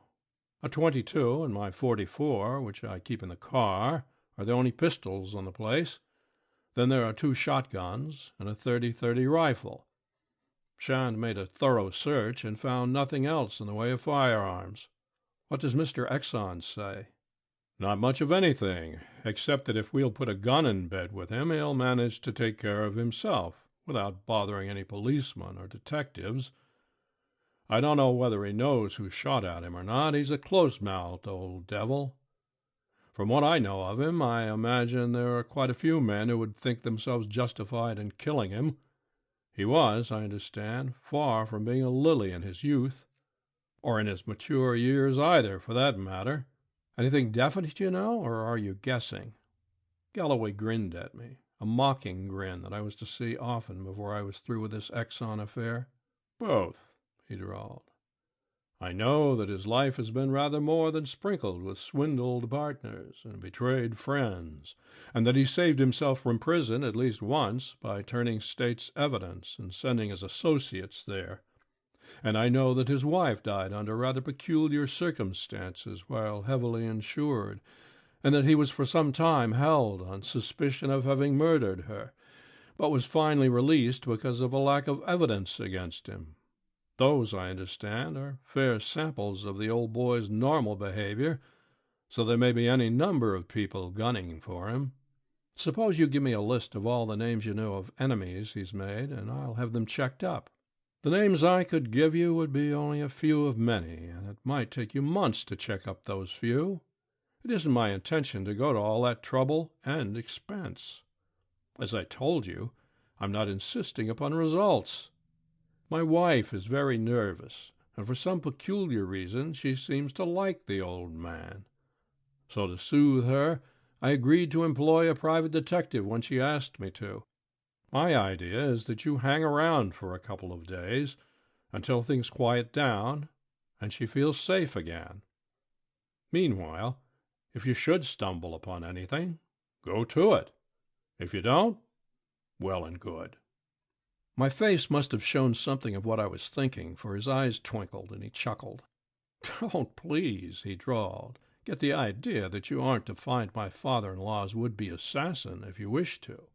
You're to have a free hand. Go as far as you like, except that I want you to be around the place as much as possible, so my wife will see you and feel that we are being adequately protected. Beyond that, I don't care what you do. You can apprehend criminals by the carload. As you may have gathered by now, I'm not exactly in love with my wife's father, and he is no more fond of me. To be frank, if hating were such an effort, I think I should hate the old devil. But if you want to, and can, catch the man who shot at him. I'd be glad to have you do it, but— All right, I said. I don't like this job much, but since I'm up here, I'll take it on. But remember, I'm trying all the time. Sincerity and earnestness, he showed his teeth in a sardonic smile as we got to our feet, are very praiseworthy traits. So I hear, I growled shortly. Now let's take a look at Mr. Exon's room. Galloway's wife and the nurse were with the invalid, but I examined the room before I asked the occupants any questions. It was a large room, with 3 wide windows opening over the porch, and 2 doors, one of which gave to the hall and the other to the adjoining room occupied by the nurse. This door stood open, with a green Japanese screen across it, and, I was told, was left that way at night, so that the nurse could hear readily if her patient was restless or if he wanted attention. A man standing on the slate roof of the porch, I found, could not have easily leaned across one of the window-sills, if he did not care to step over it into the room, and fire at the man in his bed. To get to the ground from the porch roof would have required but little effort, and the descent would be still easier. He could slide down the roof, let himself go feet first over the edge, checking his speed with hands and arms spread out on the slate, and drop down to the gravel drive. No trick at all, either coming or going. The windows were unscreened. The sick man's bed stood just beside the connecting doorway between his room and the nurse's, which, when he was lying down, placed him between the doorway and the window from which the shot had been fired. Outside, within long rifle range, there was no building, tree, or eminence of any character from which the bullet that had been dug out of the door frame could have been fired. I turned from the room to the occupants, questioning the invalid first. He had been a raw-boned man of considerable size in his health, but now he was wasted and stringy and dead white. His face was thin and hollow, small beady eyes crowded together against the thin bridge of his nose. His mouth was a colorless gash above a bony, projecting chin. His statement was a marvel of petulant conciseness. "The shot woke me. I didn't see anything. I don't know anything. I've got a million enemies, most of whose names I can't remember." He jerked this out crossly, turned his face away, closed his eyes, and refused to speak again. Mrs. Galloway and the nurse followed me into the latter's room, where I questioned them. They were of as opposite types as you could find anywhere, and between them there was a certain coolness, an unmistakable hostility, which I was able to account for later in the day. Mrs. Galloway was perhaps 5 years older than her husband, dark, strikingly beautiful in a statuesque way, with a worried look in her dark eyes that was particularly noticeable when those eyes rested on her husband. There was no doubt that she was very much in love with him, and the anxiety that showed in her eyes at times, the pains she took to please him in every slight thing during my stay at the Exon house, convinced me that she struggled always with a fear that she was about to lose him. Mrs. Galloway could add nothing to what her husband had told me. She had been awakened by the shot, had run to her father's room, had seen nothing, knew nothing, suspected nothing. The nurse, Barbara Cawood was her name, told the same story in almost the same words. She had jumped out of bed when awakened by the shot, pushed the screen away from the connecting doorway, and rushed into the patient's room. She was the first one to arrive there, and she had seen nothing but the old man sitting up in bed, shaking his feeble fists at the window. This Barbara Cawood was a girl of 21 or 22, and just the sort that a man could pick to help him get well, a girl of little under the average height, with an erect figure wherein slimness and roundness got an even break under the stiff white of her uniform, with soft golden hair above a face that was certainly made to be looked at. But she was businesslike and had an air of efficiency for all her prettiness. From the nurse's room, Galloway led me to the kitchen, where I had questioned the Chinese cook. Gong Lim was a sad-faced Oriental whose ever-present smile somehow made him look more gloomy than ever, and he bowed and smiled and yes-yesed me from start to finish and told me nothing. Adam and Emma Figg, thin and stout respectively, and both rheumatic, entertained a wide variety of suspicions, directed at the cook and the farm hands, individually and collectively, flitting momentarily from one to the other. They had nothing upon which to base these suspicions, however, except their firm belief that nearly all crimes of violence were committed by foreigners. The farm hands, 2 smiling, middle-aged and heavily mustached Italians, and a soft-eyed Mexican youth, I found in one of the fields. I talked to them for nearly 2 hours, and I left with a reasonable amount of assurance that none of the 3 had any part in the shooting. Dr. Wrench had just come down from a visit to his patient when Galloway and I returned from the fields. He was a little, wizened old man with mild manners and eyes, and a wonderful growth of hair on head, brows, cheeks, lips, chin, and nostrils.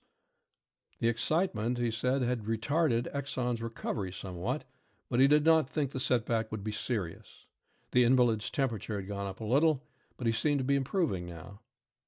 I followed Dr. Wrench out to his car after he left the others for a few questions I wanted to put to him in privacy, but the questions might as well have gone unasked for all the good they did me. He could tell me nothing of any value. The nurse, Barbara Cawood, had been secured, he said, from San Francisco through the usual channels, which made it seem unlikely that she had worked her way into the Exon house for any hidden purpose which might have some connection with the attempt upon Exon's life. Returning from my talk with the doctor, I came upon Hilary Galloway and the nurse in the hall near the foot of the stairs. His arm was resting lightly across her shoulders, and he was smiling down at her.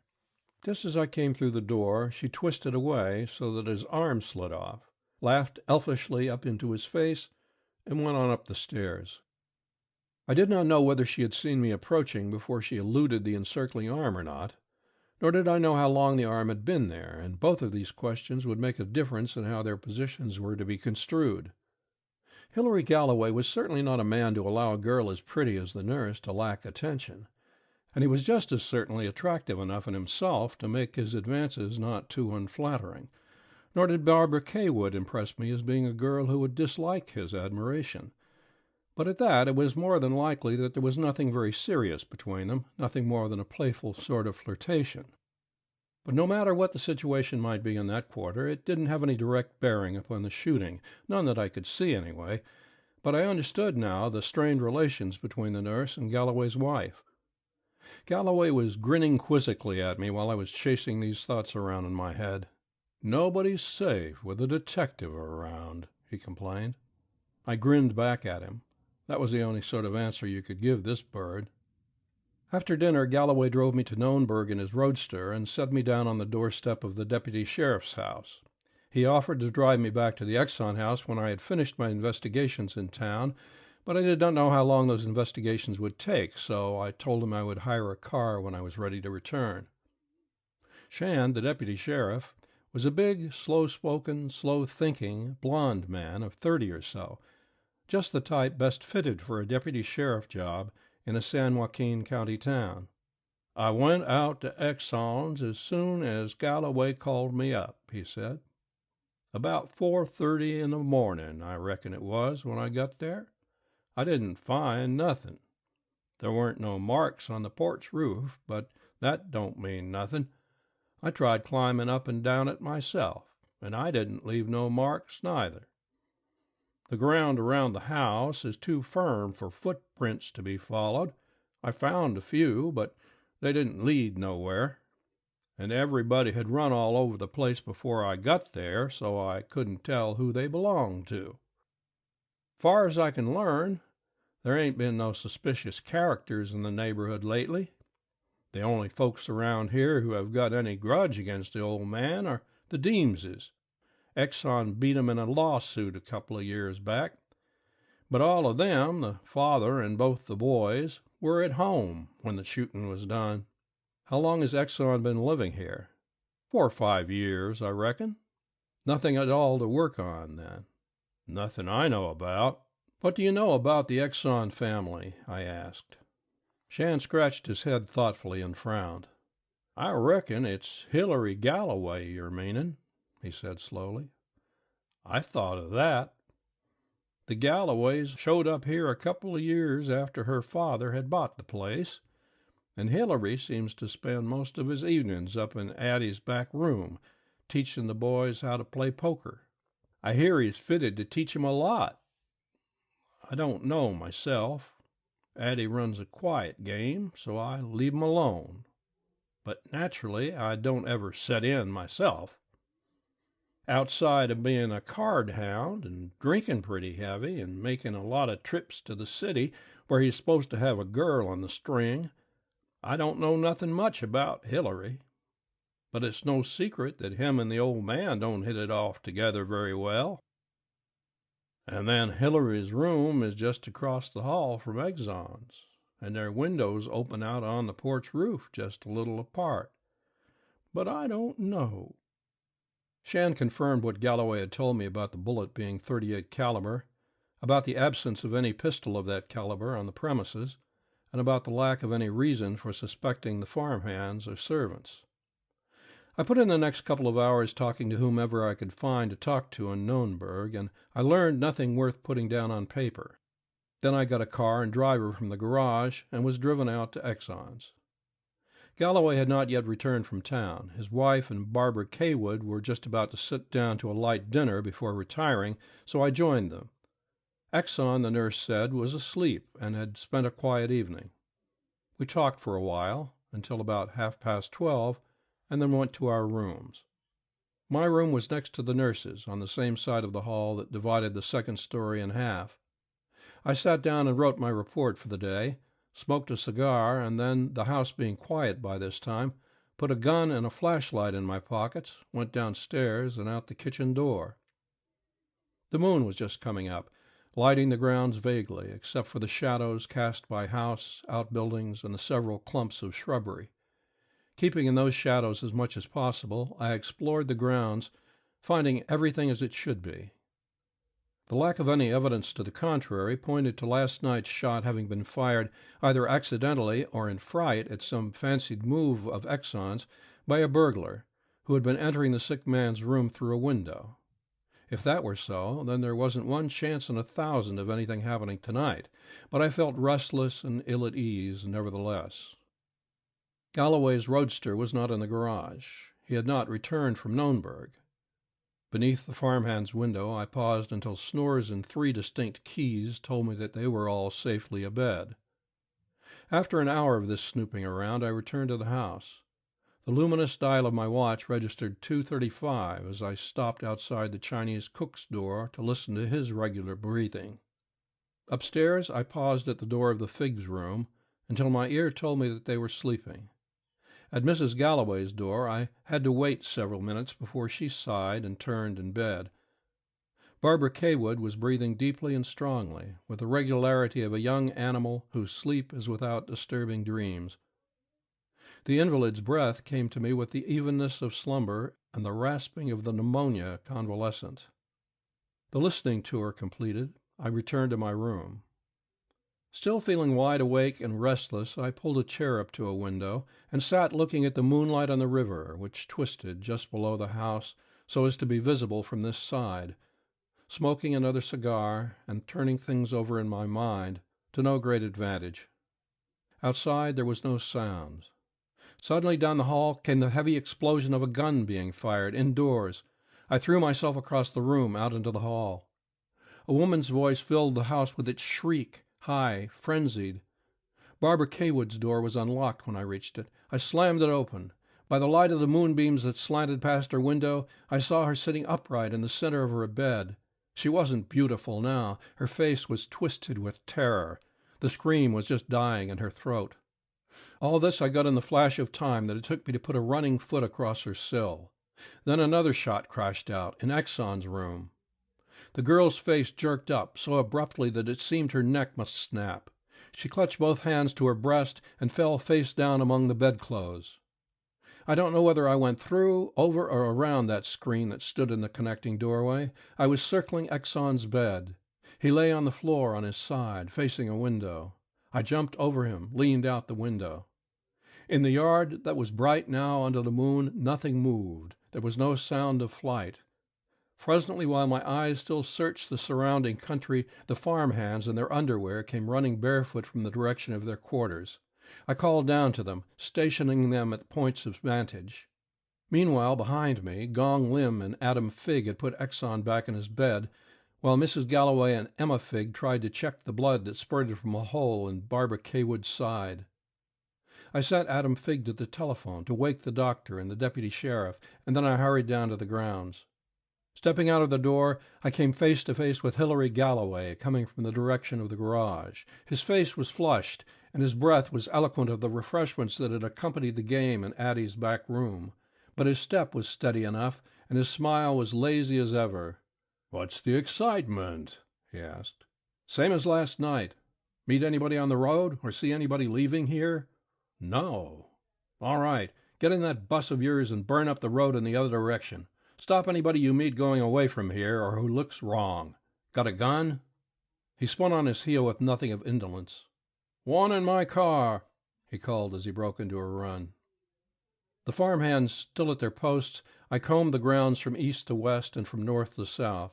I realized that I was spoiling my chance of finding footprints when it would be light enough to see them, but I was banking on the man I wanted still being close at hand.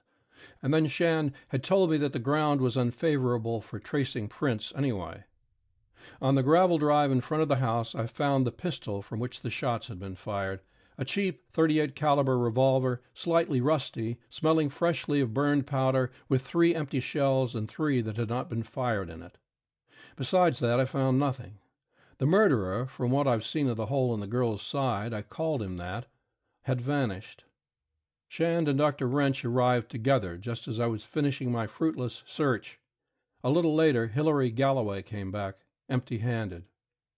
Breakfast that morning was a melancholy meal, except to Hilary Galloway. He refrained from jesting openly about the night's excitement, but his eyes twinkled whenever they met mine, and I knew he thought it was a tremendously good joke for the shooting to have taken place right under my nose. During his wife's presence at the table, however, he was almost grave, as if not to offend her. Mrs. Galloway left the table shortly, and Dr. Wrench joined us. He said that both of his patients were in as good shape as could be expected, and he thought both would recover. The bullet had barely grazed the girl's ribs and breastbone, going through the flesh and muscles of her chest, in on the right side and out again on the left. Except for the shock and loss of blood, she was not in danger, although unconscious. Exxon was sleeping, the doctor said, so Shand and I crept up into his room to examine it. The first bullet had gone into the door frame, about 4 inches above the one that had been fired the night before.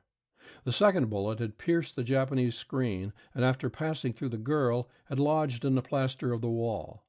We dug out both bullets. They were of .38 caliber. Both had apparently been fired from the vicinity of one of the windows, either just inside or just outside. Shand and I grilled the Chinese cook, the farm hands, and the Figs unmercifully that day, but they came through it all standing up. There was nothing to fix the shooting on any of them.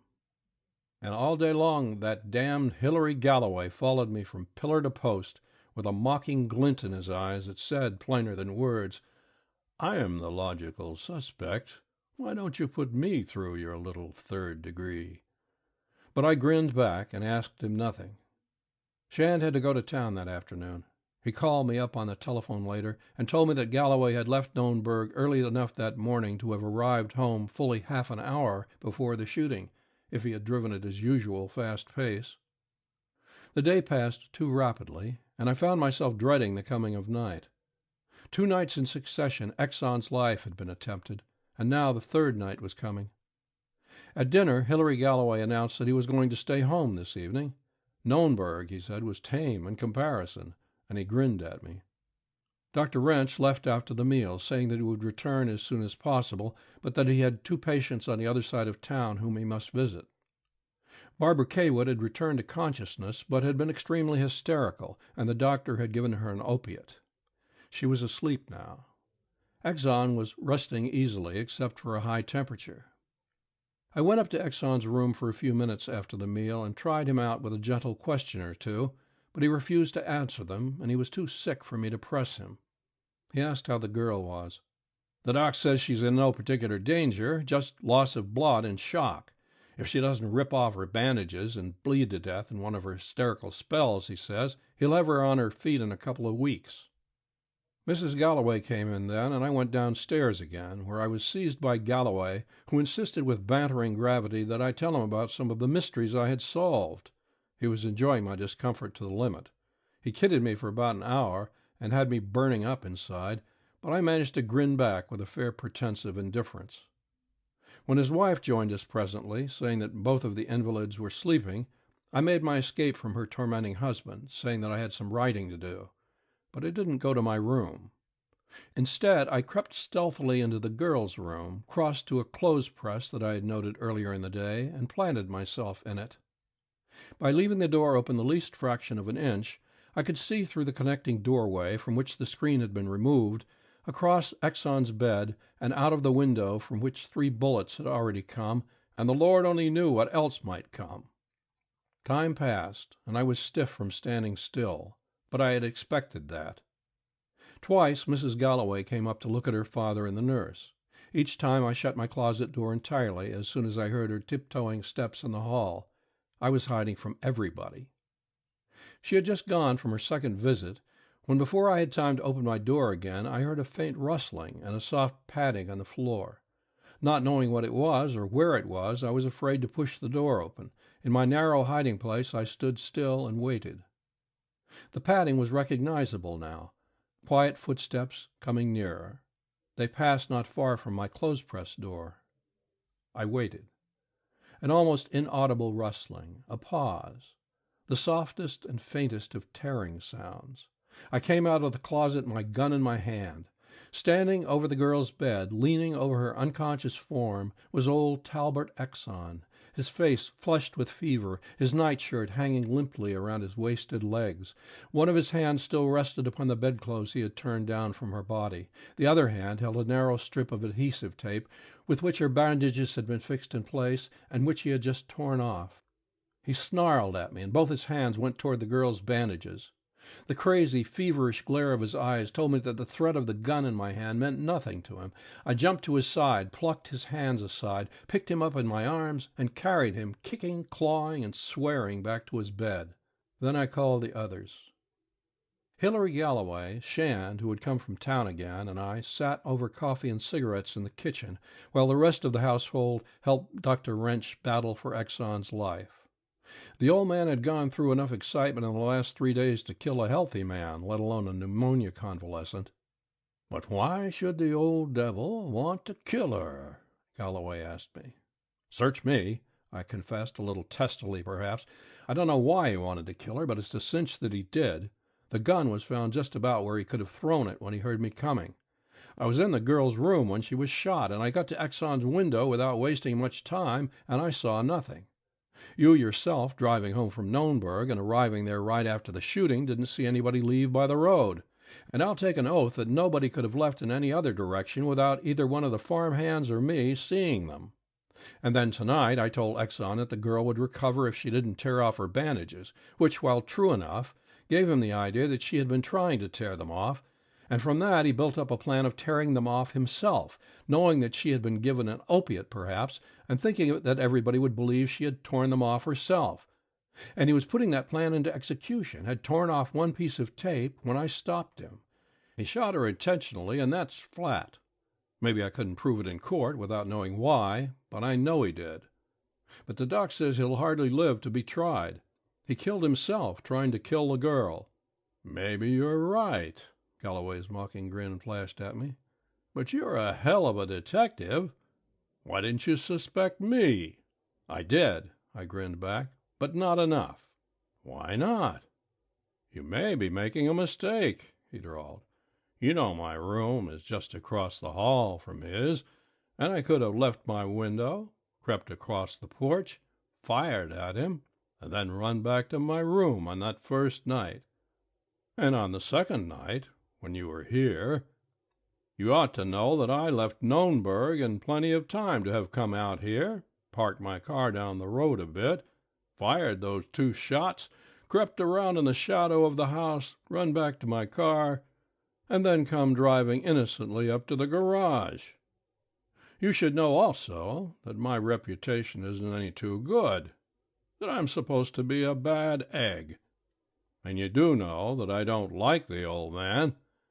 And for a motive, there's the fact that my wife is Exxon's only heir.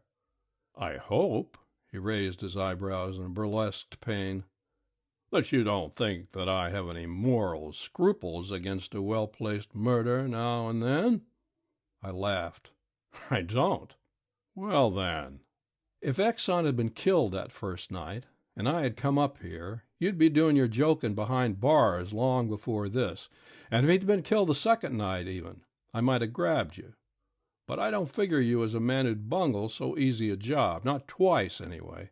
You wouldn't have missed and then run away, leaving him alive." He shook my hand gravely. "It is comforting to have one's few virtues appreciated." Before Talbot Exxon died, he sent for me. He wanted to die, he said, with his curiosity appeased, and so we traded information. I told him how I had come to suspect him, and he told me why he had tried to kill Barbara Cawood. 14 years ago he had killed his wife, not for the insurance, as he had been suspected of doing, but in a fit of jealousy. However, he had so thoroughly covered up the proofs of his guilt that he had never been brought to trial. But the murder had weighed upon him to the extent of becoming an obsession. He knew that he would never give himself away consciously. He was too shrewd for that, and he knew that proof of his guilt could never be found. But there was always the chance that sometime in delirium or in his sleep or when drunk he might tell enough to bring him to the gallows. He thought upon this angle too often, until it became a morbid fear that always hounded him. He had given up drinking, that was easy, but there was no way of guarding against the other things. And one of them, he said, had finally happened. He had got pneumonia, and for a week he had been out of his head, and he had talked. Coming out of that week's delirium, he had questioned the nurse. She had given him vague answers, would not tell him what he had talked about, what he had said, and then in unguarded moments he had discovered that her eyes rested upon him with loathing, with intense repulsion. He knew then that he had babbled of his wife's murder, and he set about laying plans for removing the nurse before she repeated what she had heard. For so long as she remained in his house he counted himself safe. She would not tell strangers, and it might be that for a while she would not tell anyone. Professional ethics would keep her quiet, perhaps, but he could not let her leave his house with her knowledge of his secret. Daily and in secret he had tested his strength until he knew himself strong enough to walk about the room a little and to hold a revolver steady. His bed was fortunately placed for his purpose, directly in line with one of the windows, the connecting door, and the girl's bed. In an old bond box in his closet, and nobody but he had ever seen the things in that box, was a revolver that could not possibly be traced to him. On the first night he had taken this gun out, stepped back from his bed a little, and fired a bullet into the door frame. Then he had jumped back into bed, concealing the gun under the blankets, where none thought to look for it, until he could return it to its box. That was all the preparation he had needed. He had established an attempted murder directed against himself, and he had shown that a bullet fired at him could easily go near and therefore through the connecting doorway. On the second night he had waited until the house had seemed quiet. Then he had peeped through one of the cracks in the Japanese screen at the girl, whom he could see in the reflected light from the moon. He had found, though, that when he stepped back far enough from the screen for it to escape powder marks, he could not see the girl, not while she was lying down. So he had fired first into the door frame near the previous night's bullet to awaken her. She had sat up in bed immediately, screaming, and he had shot her. He had intended firing another shot into her body to make sure of her death, but my approach had made that impossible and had made concealment of the gun impossible, so with what strength he had left, he had thrown the revolver out of the window. He died that afternoon, and I returned to San Francisco. But that was not quite the end of the story. In the ordinary course of business, the agency's bookkeeping department sent Galloway a bill for my services. With the check that he sent by return mail, he enclosed a letter to me, from which I quote a paragraph. "I don't want to let you miss the cream of the whole affair. The lovely Cawood, when she recovered, denied that Exxon had talked of murder or any other crime during his delirium. The cause of the distaste with which she might have looked at him afterward, and the reason she would not tell him what he had said, was that his entire conversation during that week of delirium had consisted of an uninterrupted stream of obscenities and blasphemies, which seemed to have shocked the girl through and through." End of Night Shots. 1 hour. "This is Mr. Crosthwaite," Vince Richmond said. Crosthwaite, wedged between the arms of one of the attorney's large chairs, grunted what was perhaps meant for an acknowledgment of the introduction. I grunted back at him and found myself a chair. He was a big balloon of a man, this Crosthwaite, in a green plaid suit that didn't make him look any smaller than he was. His tie was a gaudy thing, mostly of yellow, with a big diamond set in the center of it, and there were more stones on his pudgy hands. Spongy fat blurred his features, making it impossible for his round, purplish face to even hold any other expression than the discontented hoggishness that was habitual to it. He reeked of gin. "Mr. Crosthwaite is the Pacific Coast agent for the Mutual Fire Extinguisher Manufacturing Company," Vince Richmond began, as soon as I'd got myself seated. "His office is on Kearny Street, near California. Yesterday, at about 2:45 in the afternoon, he went to his office, leaving his machine, a Hudson touring car, standing in front with the engine running. Then minutes later he came out. The car was gone." I looked at Crosthwaite. He was looking at his fat knees, showing not the least interest in what his attorney was saying. I looked quickly back at Vance Richmond. His clean gray face and lean figure were downright beautiful beside his bloated client. "A man named Newhouse," the lawyer was saying, who was the proprietor of a printing establishment on California Street, just around the corner from Mr. Crosthwaite's office, was run down and killed by Mr. Crosthwaite's car at the corner of Clay and Kearney Streets 5 minutes after Mr. Crosthwaite had left the car to go to his office. The police found the car shortly afterward, only a block away from the scene of the accident, on Montgomery near Clay. The thing is fairly obvious. Someone stole the car immediately after Mr. Crosthwaite left it, and in driving rapidly away ran down Newhouse, and then in fright abandoned the car. But here is Mr. Crosthwaite's position. 3 nights ago, while driving perhaps a little recklessly out— "Drunk," Crosthwaite said, not looking up from his plaid knees, and though his voice was hoarse, husky, it was the hoarseness of a whiskey-burned throat. There was no emotion in his voice. "While driving perhaps a little recklessly out Van Ness Avenue," Vance Richmond went on, ignoring the interruption, "Mr. Crosthwaite knocked a pedestrian down. The man wasn't badly hurt and is being compensated very generously for his injuries, but we are to appear in court next Monday to face a charge of reckless driving, and I am afraid that this accident of yesterday, in which the printer was killed, may hurt us. No one thinks that Mr. Crosthwaite was in his car when it killed the printer. We have a world of evidence that he wasn't. But I am afraid that the printer's death may be made a weapon against us when we appear on the Van Ness Avenue charge. Being an attorney, I know just how much capital the prosecuting attorney, if he so chooses, can make out of the really insignificant fact that the same car that knocked down the man on Van Ness Avenue killed another man yesterday. And being an attorney, I know how likely the prosecuting attorney is to so choose, and he can handle it in such a way that we will be given little or no opportunity to tell our side. The worst that can happen, of course, is that instead of the usual fine, Mr. Crosthwaite will be sent to the city jail for 30 or 60 days. That is bad enough, however, and that is what we wish to—" Crosthwaite spoke again, still regarding his knees. "Damned nuisance," he said. "That is what we wish to avoid," the attorney continued.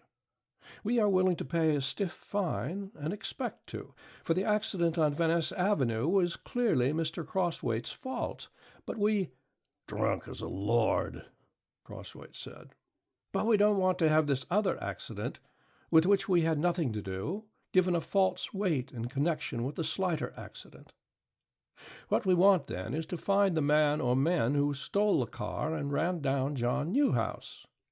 If they are apprehended before we go to court, we won't be in danger of suffering for their act. Think you can find them before Monday?"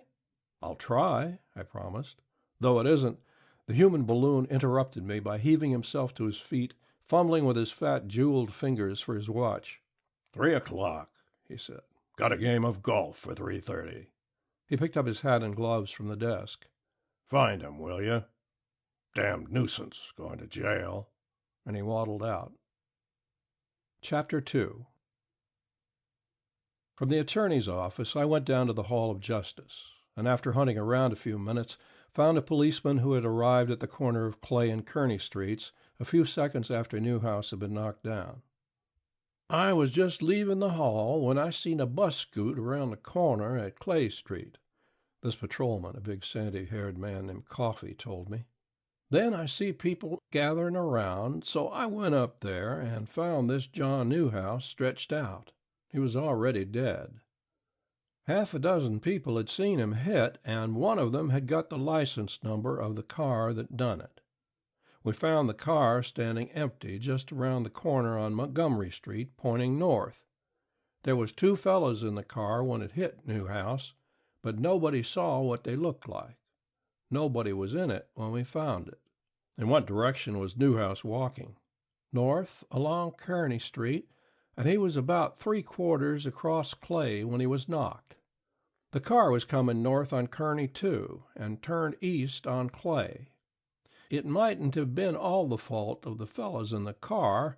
According to them that seen the accident, Newhouse was walking across the street looking at a piece of paper in his hand. I found a piece of foreign money, paper money, in his hand, and I guess that's what he was looking at. The lieutenant tells me it was Dutch money. 100 florin note, he says." Found out anything about the men in the car? Nothing. We lined up everybody we could find in the neighborhood of California and Kearny Streets, where the car was stolen from, and around Clay and Montgomery Streets, where it was left at, but nobody remembered seeing the fellows getting in it or getting out of it. The man that owns the car wasn't driving it. It was stole, all right, I guess.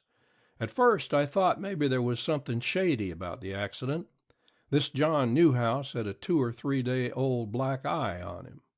But we run that out and found he had an attack of heart trouble or something a couple of days ago and fell, fetching his eye up against a chair. He'd been homesick for 3 days, just left his house half an hour or so before the accident. Where'd he live? On Sacramento Street, way out. I got his address here, somewhere. He turned over the pages of a grimy memoranda book, and I got the dead man's house number and the names and addresses of the witnesses to the accident that Coffey had questioned. That exhausted the policeman's information, so I left him. Chapter 3. My next play was to canvass the vicinity of where the car had been stolen and where it had been deserted, and then interview the witnesses. The fact that the police had fruitlessly gone over this ground made it unlikely that I would find anything of value, but I couldn't skip these things on that account. 99% of detective work is a patient collecting of details, and your details must be got as nearly first-hand as possible, regardless of who else has worked the territory before you. Before starting on this angle, however, I decided to run around to the dead man's printing establishment, only 3 blocks from the Hall of Justice, and see if any of his employees had heard anything that might help me. Newhouse's establishment occupied the ground floor of a small building on California, between Kearny and Montgomery. A small office was partitioned off in front, with a connecting doorway leading to the press room in the rear. The only occupant of the small office when I came in from the street was a short, stocky, worried-looking blond man of 40 or thereabouts, who sat at the desk in his shirt sleeves, checking off figures in a ledger against others on a batch of papers before him. I introduced myself, telling him that I was a Continental Detective Agency operative, interested in Newhouse's death. He told me his name was Ben Soules, and that he was Newhouse's foreman. We shook hands, and then he waved me to a chair across the desk, pushed back the papers and book upon which he had been working, and scratched his head disgustedly with a pencil in his hand. "This is awful," he said. "What with one thing and another, we're heads over heels in work, and I got to fool with these books that I don't know anything at all about, and—" He broke off to pick up the telephone, which had jingled. "Yes, this is Soules. We're working on 'em now. I'll give 'em to you by Monday noon at the least." I know, but the boss's death set us back. Explain that to Mr. Crosswaite. And I'll promise you that we'll give them to you Monday, sure." Soules slapped the receiver irritably on its hook and looked at me. "You'd think that since it was his own car that killed the boss, he'd have decency enough not to squawk over the delay." "Crosswaite?" "Yes, that was one of his clerks. We're printing some leaflets for him. Promised to have 'em ready yesterday, but between the boss's death and having a couple of new hands to break in, we're behind with everything. I've been here 8 years, and this is the first time we ever fell down on an order. And every damned customer's yelling his head off. If we were like most printers, they'd be used to waiting, but we've been too good to them. But this Crosswaite, you'd think he'd have some decency, seeing that his car killed the boss." I nodded sympathetically, slid a cigar across the desk, and waited until it was burning in Soules' mouth before I asked, "You said something about having a couple new hands to break in. How come?" "Yes. Mr. Newhouse fired 2 of our printers last week, Fincher and Keyes.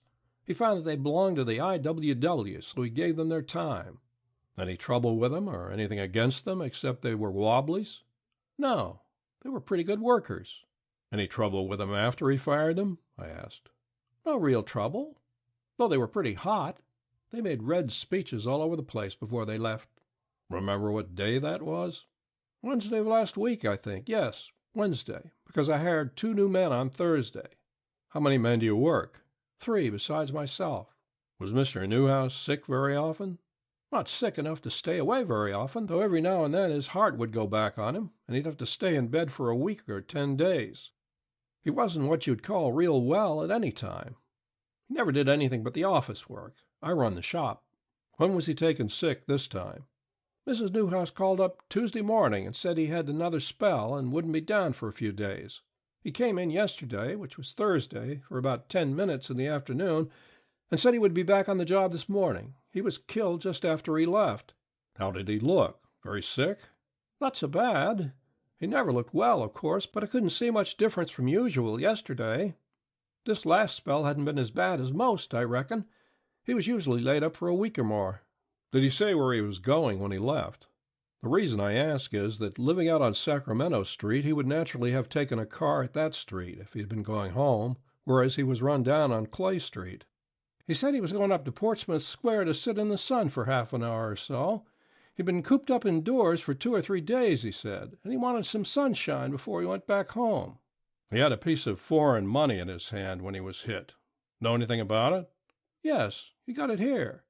One of our customers, a man named Van Pelt, came in to pay for some work we had done yesterday afternoon while the boss was here. When Van Pelt pulled out his wallet to pay his bill, this piece of Holland money, I don't know what you call it, was among the bills. I think he said it was worth something like $38. Anyway, the boss took it, giving Van Pelt his change. The boss said he wanted to show the Holland money to his boys, and he could have it changed back into American money later. Who is this Van Pelt? He's a Hollander. He's planning to open a tobacco importing business here in a month or 2. I don't know much about him outside of that. Where's his home or office? His office is on Bush Street, near Sansom. Did he know that Newhouse had been sick? I don't think so. The boss didn't look much different from usual. What's this Van Pelt's full name? Hendrik Van Pelt. What does he look like? Before Souls could answer, 3 evenly spaced buzzes sounded above the rattle and whirring of the presses in the back of the shop. I slid the muzzle of my gun. I had been holding it in my lap for 5 minutes, far enough over the edge of the desk for Ben Souls to see it.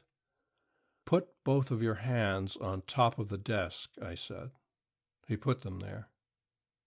The press-room door was directly behind him, so that facing him across the desk I could look over his shoulder at it. His stocky body served to screen my gun from the view of whoever came through the door in response to Souls' signal. I didn't have long to wait. 3 men, black with ink, came to the door, and through it into the little office. They strolled in careless and casual, laughing and joking to one another. But one of them licked his lips as he stepped through the door. Another's eyes showed white circles all around the irises. The third was the best actor, but he held his shoulders a trifle too stiffly to fit his otherwise careless carriage. "Stop right there," I barked at them when the last was inside the office, and I brought my gun up to where they could see it. They stopped as if they had all been mounted on the same pair of legs. I kicked my chair back and stood up. I didn't like my position at all. The office was entirely too small for me. I had a gun, true enough, and whatever weapons may have been distributed among these other men were out of sight. But these 4 men were too close to me, and a gun isn't a thing of miracles. It's a mechanical contraption that is capable of just so much and no more. If these men decided to jump me, I could down just one of them before the other 3 were upon me. I knew it, and they knew it. "Put your hands up," I ordered, "and turn around." None of them moved to obey. One of the inked men grinned wickedly. Souls shook his head slowly. The other 2 stood and looked at me. I was more or less stumped. You can't shoot a man just because he refuses to obey an order, even if he is a criminal. If they had turned around for me, I could have lined them up against the wall and, being behind them, have held them safe while I used the telephone. But that hadn't worked. My next thought was to back across the office to the street door, keeping them covered, and then either stand in the door and yell for help or take them into the street, where I could handle them. But I put that thought away as quickly as it came to me. These 4 men were going to jump me. There was no doubt of that. All that was needed was a spark of any sort to explode them into action. They were standing stiff-legged and tense, waiting for some move on my part. If I took a step backward, the battle would be on. We were close enough for any of the 4 to have reached out and touched me. One of them I could shoot before I was smothered. 1 out of 4. That meant that each of them had only 1 chance out of 4 of being the victim. Low enough odds for any but the most cowardly of men.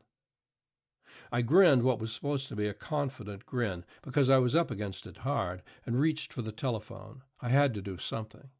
Then I cursed myself. I had merely changed the signal for the onslaught. It would come now when I picked up the receiver.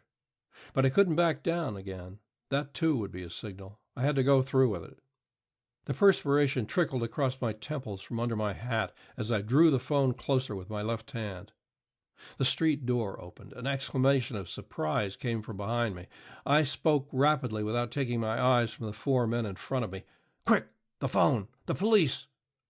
With the arrival of this unknown person, one of Newhouse's customers probably, I figured I had the edge again. Even if he took no active part beyond calling the police in, the enemy would have to split to take care of him, and that would give me a chance to pot at least two of them before I was knocked over.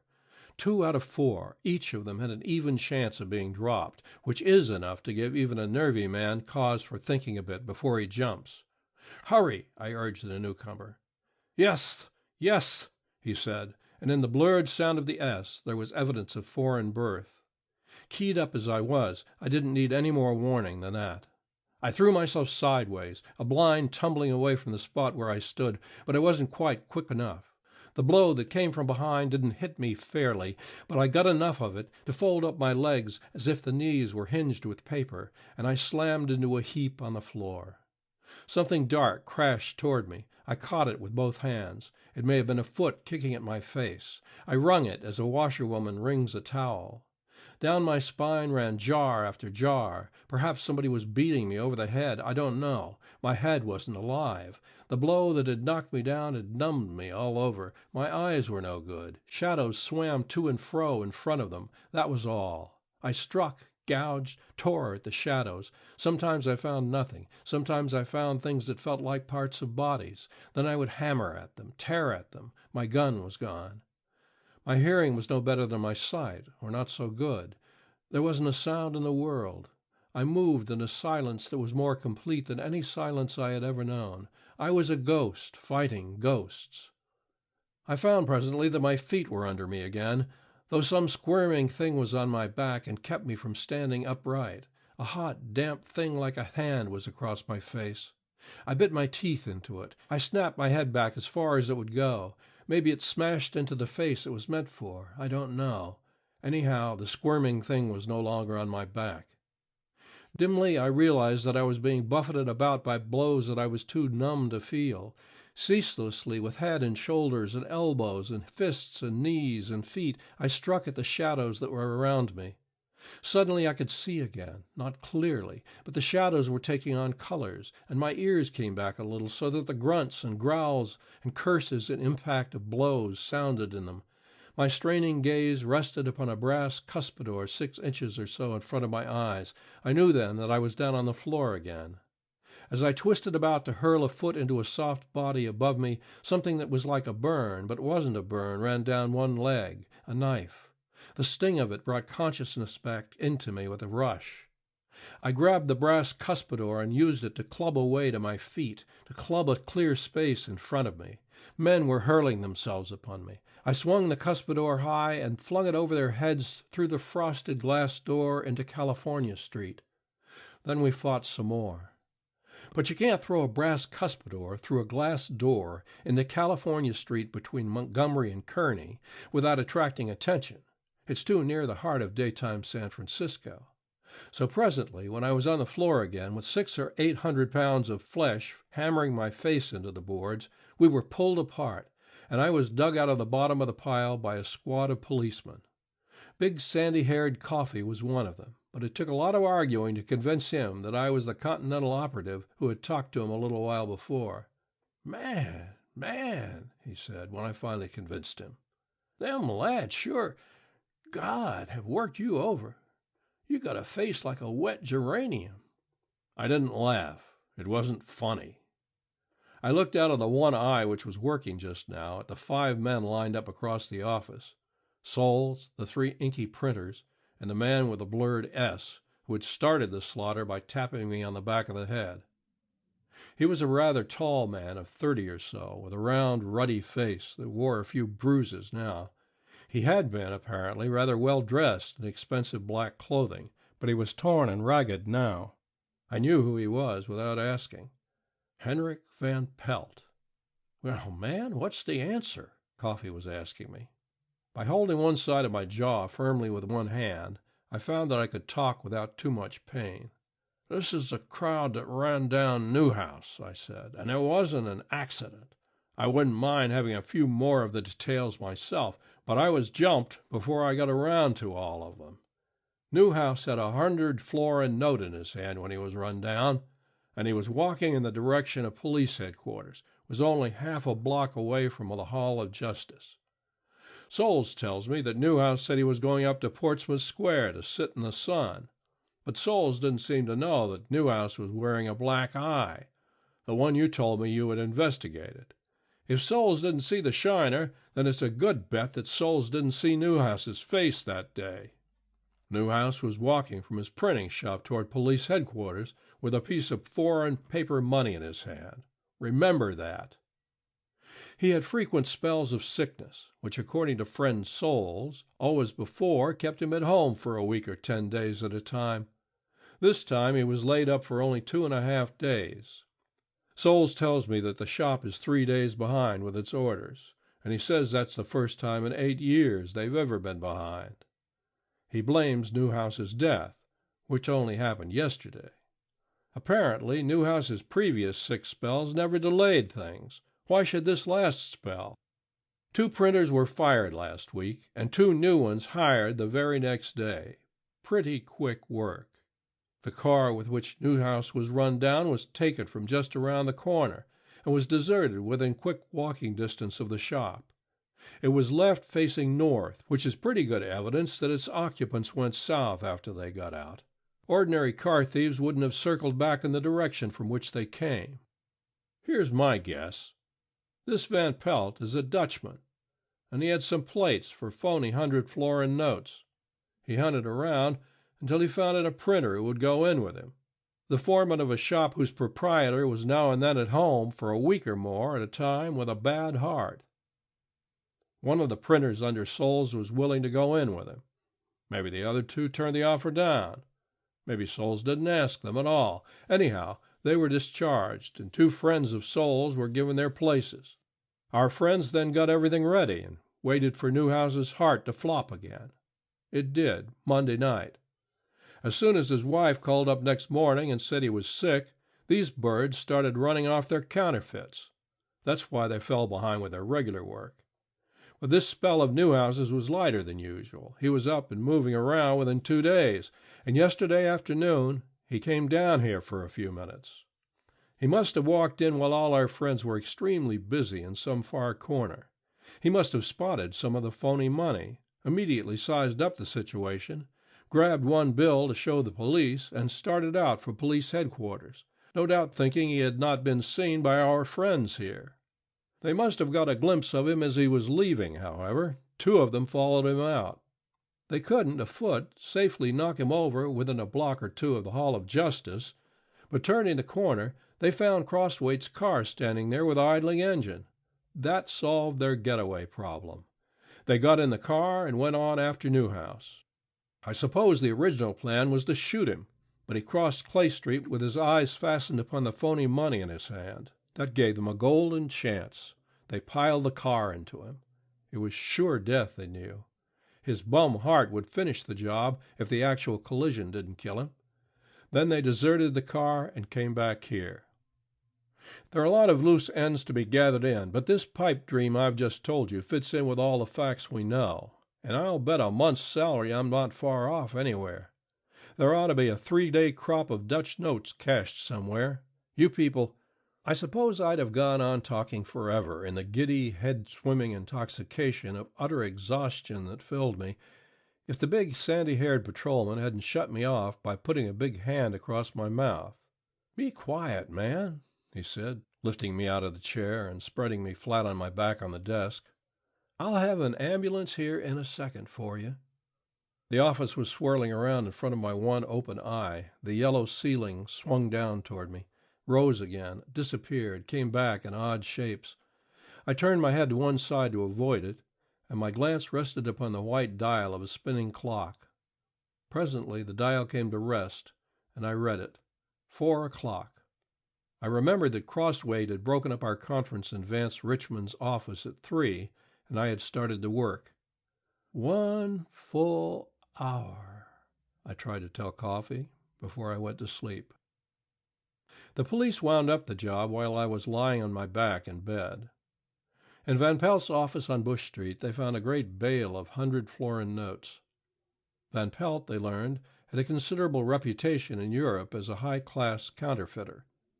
One of the printers came through, stating that Van Pelt and Soles were the two who followed Newhouse out of the shop and killed him. End of 1 hour. The House in Turk Street. I had been told that the man for whom I was hunting lived in a certain Turk Street block, but my informant hadn't been able to give me his house number. Thus it came about that late one rainy afternoon I was canvassing this certain block, ringing each bell and reciting a myth that went like this.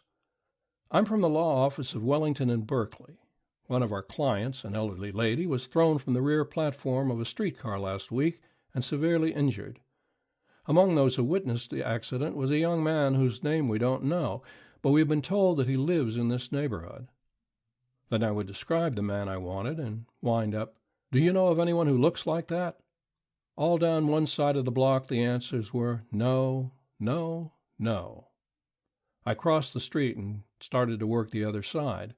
The first house, no. The second, no. The third. The fourth. The fifth.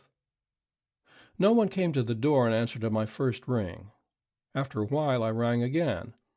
I had just decided that no one was at home when the knob turned slowly and a little old woman opened the door. She was a very fragile little old woman, with a piece of gray knitting in one hand and faded eyes that twinkled pleasantly behind gold-rimmed spectacles. She wore a stiffly starched apron over a black dress, and there was white lace at her throat.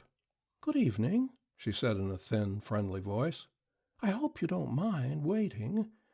I always have to peep out to see who's here before I open the door. An old woman's timidity." She laughed with a little gurgling sound in her throat. "Sorry to disturb you," I apologized, "but—" "Won't you come in, please?" "No, I just want a little information. I won't take much of your time." "I wish you would come in," she said, and added with mock severity, "I'm sure my tea is getting cold." She took my damp hat and coat, and I followed her down a narrow hall to a dim room where a man got up as we entered.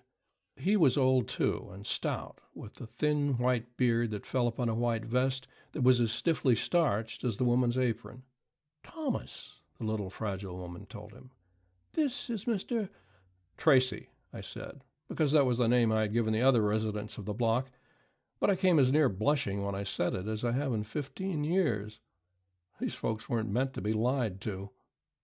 Their name, I learned, was Quarry, and they were an affectionate old couple. She called him Thomas every time she spoke to him, rolling the name around in her mouth as if she liked the taste of it. He called her my dear just as frequently, and twice he got up to adjust a cushion more comfortably to her frail back. I had to drink a cup of tea with them and eat some little spiced cookies before I could get them to listen to a question. Then Mrs. Quarry made little sympathetic clicking sounds with her tongue and teeth while I told about the elderly lady who had fallen off a streetcar. The old man rumbled in his beard that it was a damn shame, and gave me a fat and oily cigar. I had to assure them that the fictitious elderly lady was being taken care of and was coming along nicely. I was afraid they were going to insist upon being taken to see her. Finally, I got away from the accident itself and described the man I wanted. "Thomas," Mrs. Quarry said, "isn't that the young man who lives in the house with the railing? The one who always looks so worried?" The old man stroked his snowy beard and pondered. "But, my dear," he rumbled at last, "hasn't he got dark hair?" She beamed upon her husband and then upon me. "Thomas is so observant," she said with pride. "I had forgotten, but the young man I spoke of does have dark hair, so he couldn't be the one who saw the accident at all." The old man then suggested that one who lived in the block below might be my man. They discussed this one at some length before they decided that he was too tall and too old. Mrs. Quarry suggested another. They discussed that one and voted against him. Thomas offered a candidate. He was weighed and discarded. They chattered on. "But don't you think, Thomas?" "Yes, my dear, but—" "Of course you're right, Thomas, but—" Two old folks enjoying a chance contact with a world that they had dropped out of. Darkness settled. The old man turned on a light in a tall lamp that threw a soft yellow circle upon us and left the rest of the room dim. The room was a large one, and heavy with the thick hangings and bulky horsehair furniture of a generation ago. I burned the cigar the old man had given me and slumped comfortably down in my chair, letting them run on, putting a word or two in whenever they turned to me. I didn't expect to get any information here, but I was comfortable, and the cigar was a good one. Time enough to go out into the drizzle when I had finished my smoke. Something cold touched the nape of my neck. "Stand up." I didn't stand up. I couldn't. I was paralyzed. I sat and blinked at the Quarries. And looking at them, I knew that something cold couldn't be against the back of my neck. A harsh voice couldn't have ordered me to stand up. It wasn't possible. Mrs. Quarry still sat primly against the cushions her husband had adjusted to her back. Her eyes still twinkled with friendliness behind her glasses. Her hands were still motionless in her lap, crossed at the wrists over the piece of knitting. The old man still stroked his white beard and let cigar smoke drift unhurriedly from his nostrils. They would go on talking about the young men in the neighborhood who might be the man I wanted. Nothing had happened. I had dozed. "Get up." The cold thing against my neck jabbed deep into the flesh. I stood up. "Frisk him." The harsh voice came from behind. The old man carefully laid his cigar down, came to me, and ran his hands over my body. Satisfied that I was unarmed, he emptied my pockets, dropping the contents upon the chair that I had just left. Mrs. Quarry was pouring herself some more tea. "Thomas," she said, "you've overlooked that little watch pocket in the trousers." He found nothing there. "That's all," he told the man behind me, and returned to his chair and cigar.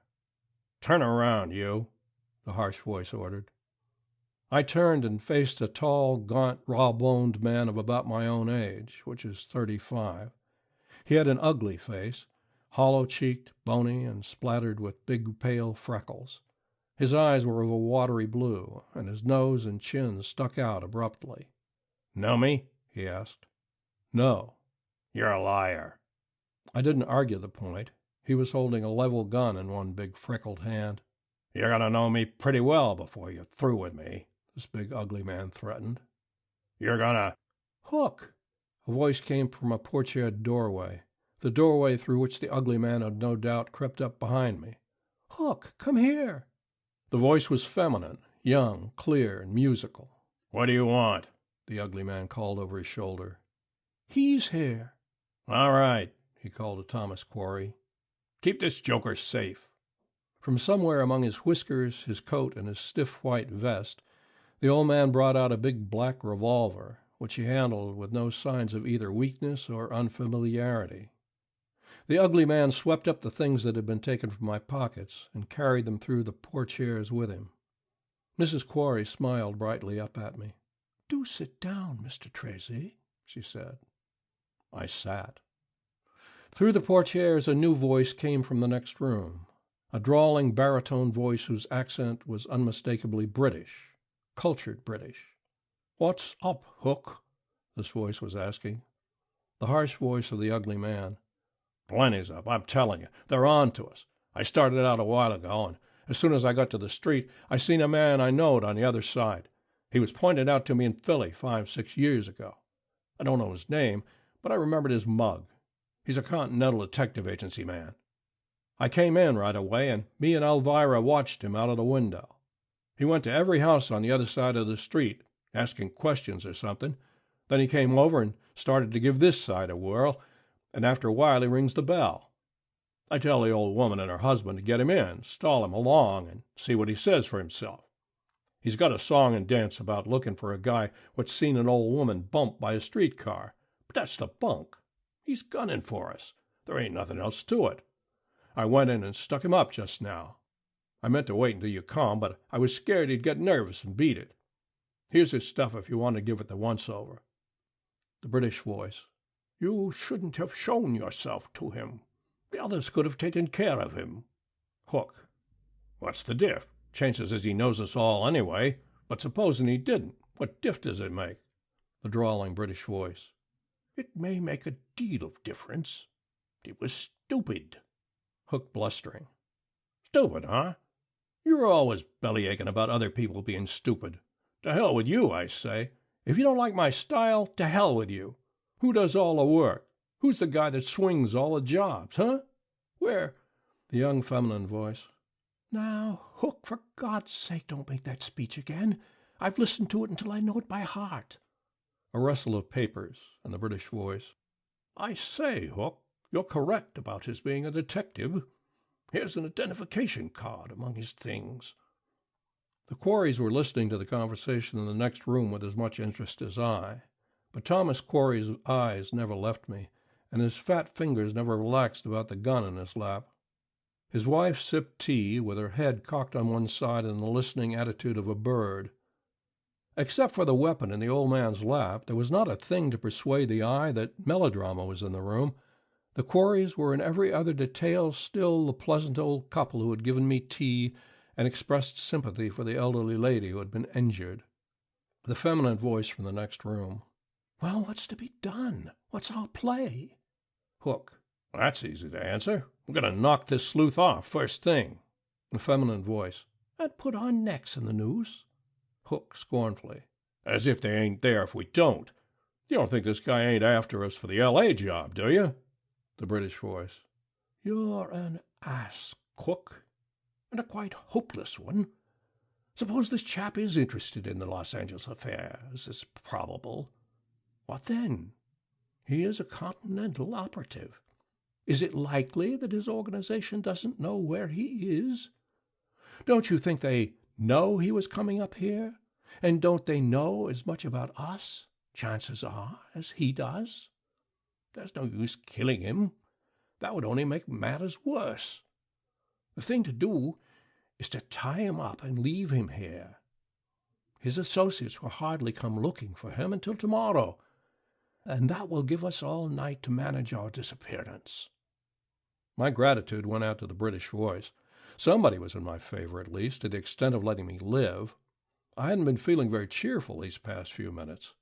Somehow the fact that I couldn't see these people who were deciding whether I was to live or die made my plight seem all the more desperate. I felt better now, though far from gay. I had confidence in the drawling British voice. It was the voice of a man who habitually carries his point. Hook, bellowing. Let me tell you something, brother. That guy's going to be knocked off. That's flat. I'm taking no chances. You can jaw all you want about it, but I'm looking out for my own neck, and it'll be a lot safer with that guy where you can't talk. That's flat. He's going to be knocked off. The feminine voice, disgustedly. Ah, Hook, be reasonable.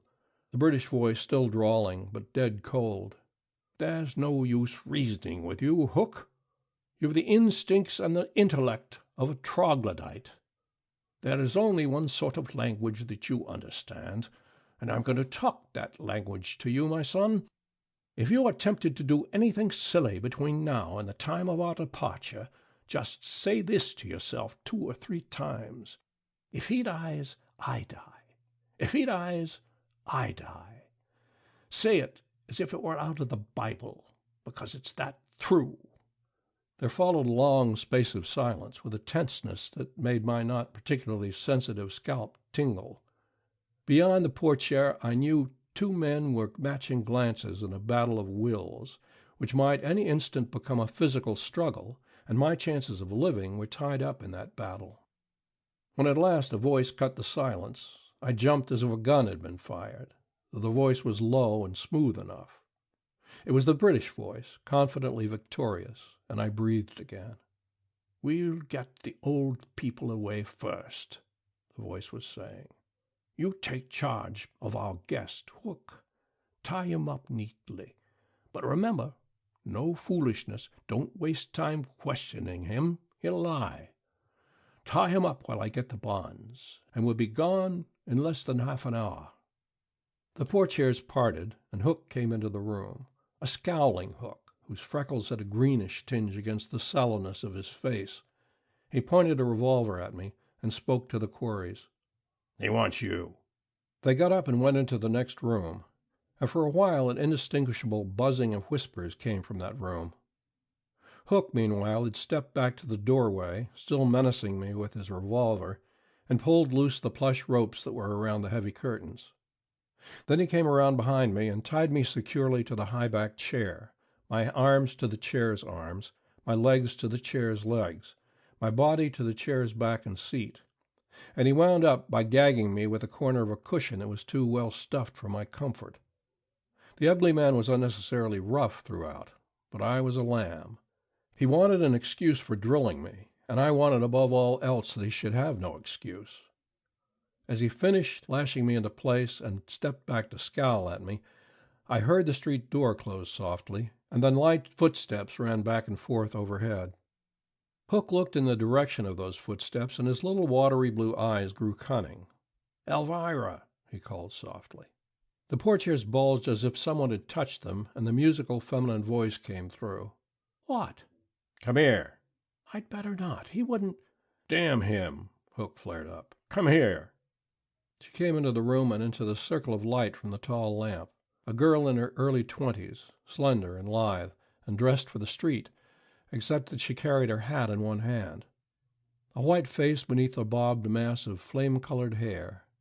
Smoke-gray eyes that were set too far apart for trustworthiness, though not for beauty, laughed at me, and her red mouth laughed at me, exposing the edges of little sharp animal teeth. She was beautiful as the devil, and twice as dangerous. She laughed at me, a fat man all trussed up with red plush rope, and with a corner of a green cushion in my mouth, and she turned to the ugly man. "What do you want?" He spoke in an undertone, with a furtive glance at the ceiling, above which soft steps still padded back and forth. "What say we shake him?" Her smoke-gray eyes lost their merriment and became hard and calculating. "There's 100,000 he's holding. 1/3 of it's mine. You don't think I'm going to take a Mickey Finn on that, do you?" "Course not. Supposing we get the 100 grand?" "How?" "Leave it to me, kid. Leave it to me. If I swing it, will you go with me? You know I'd be good to you." She smiled contemptuously, I thought, but she seemed to like it. "You're whooping right you'll be good to me," she said. "But listen, Hook, we couldn't get away with it, not unless you get him. I know him. I'm not running away with anything that belongs to him unless he's fixed so he can't come after it." Hook moistened his lips and looked around the room at nothing. Apparently he didn't like the thought of tangling with the owner of the British drawl, but his desire for the girl was too strong for his fear of the other man. "I'll do it," he blurted. "I'll get him.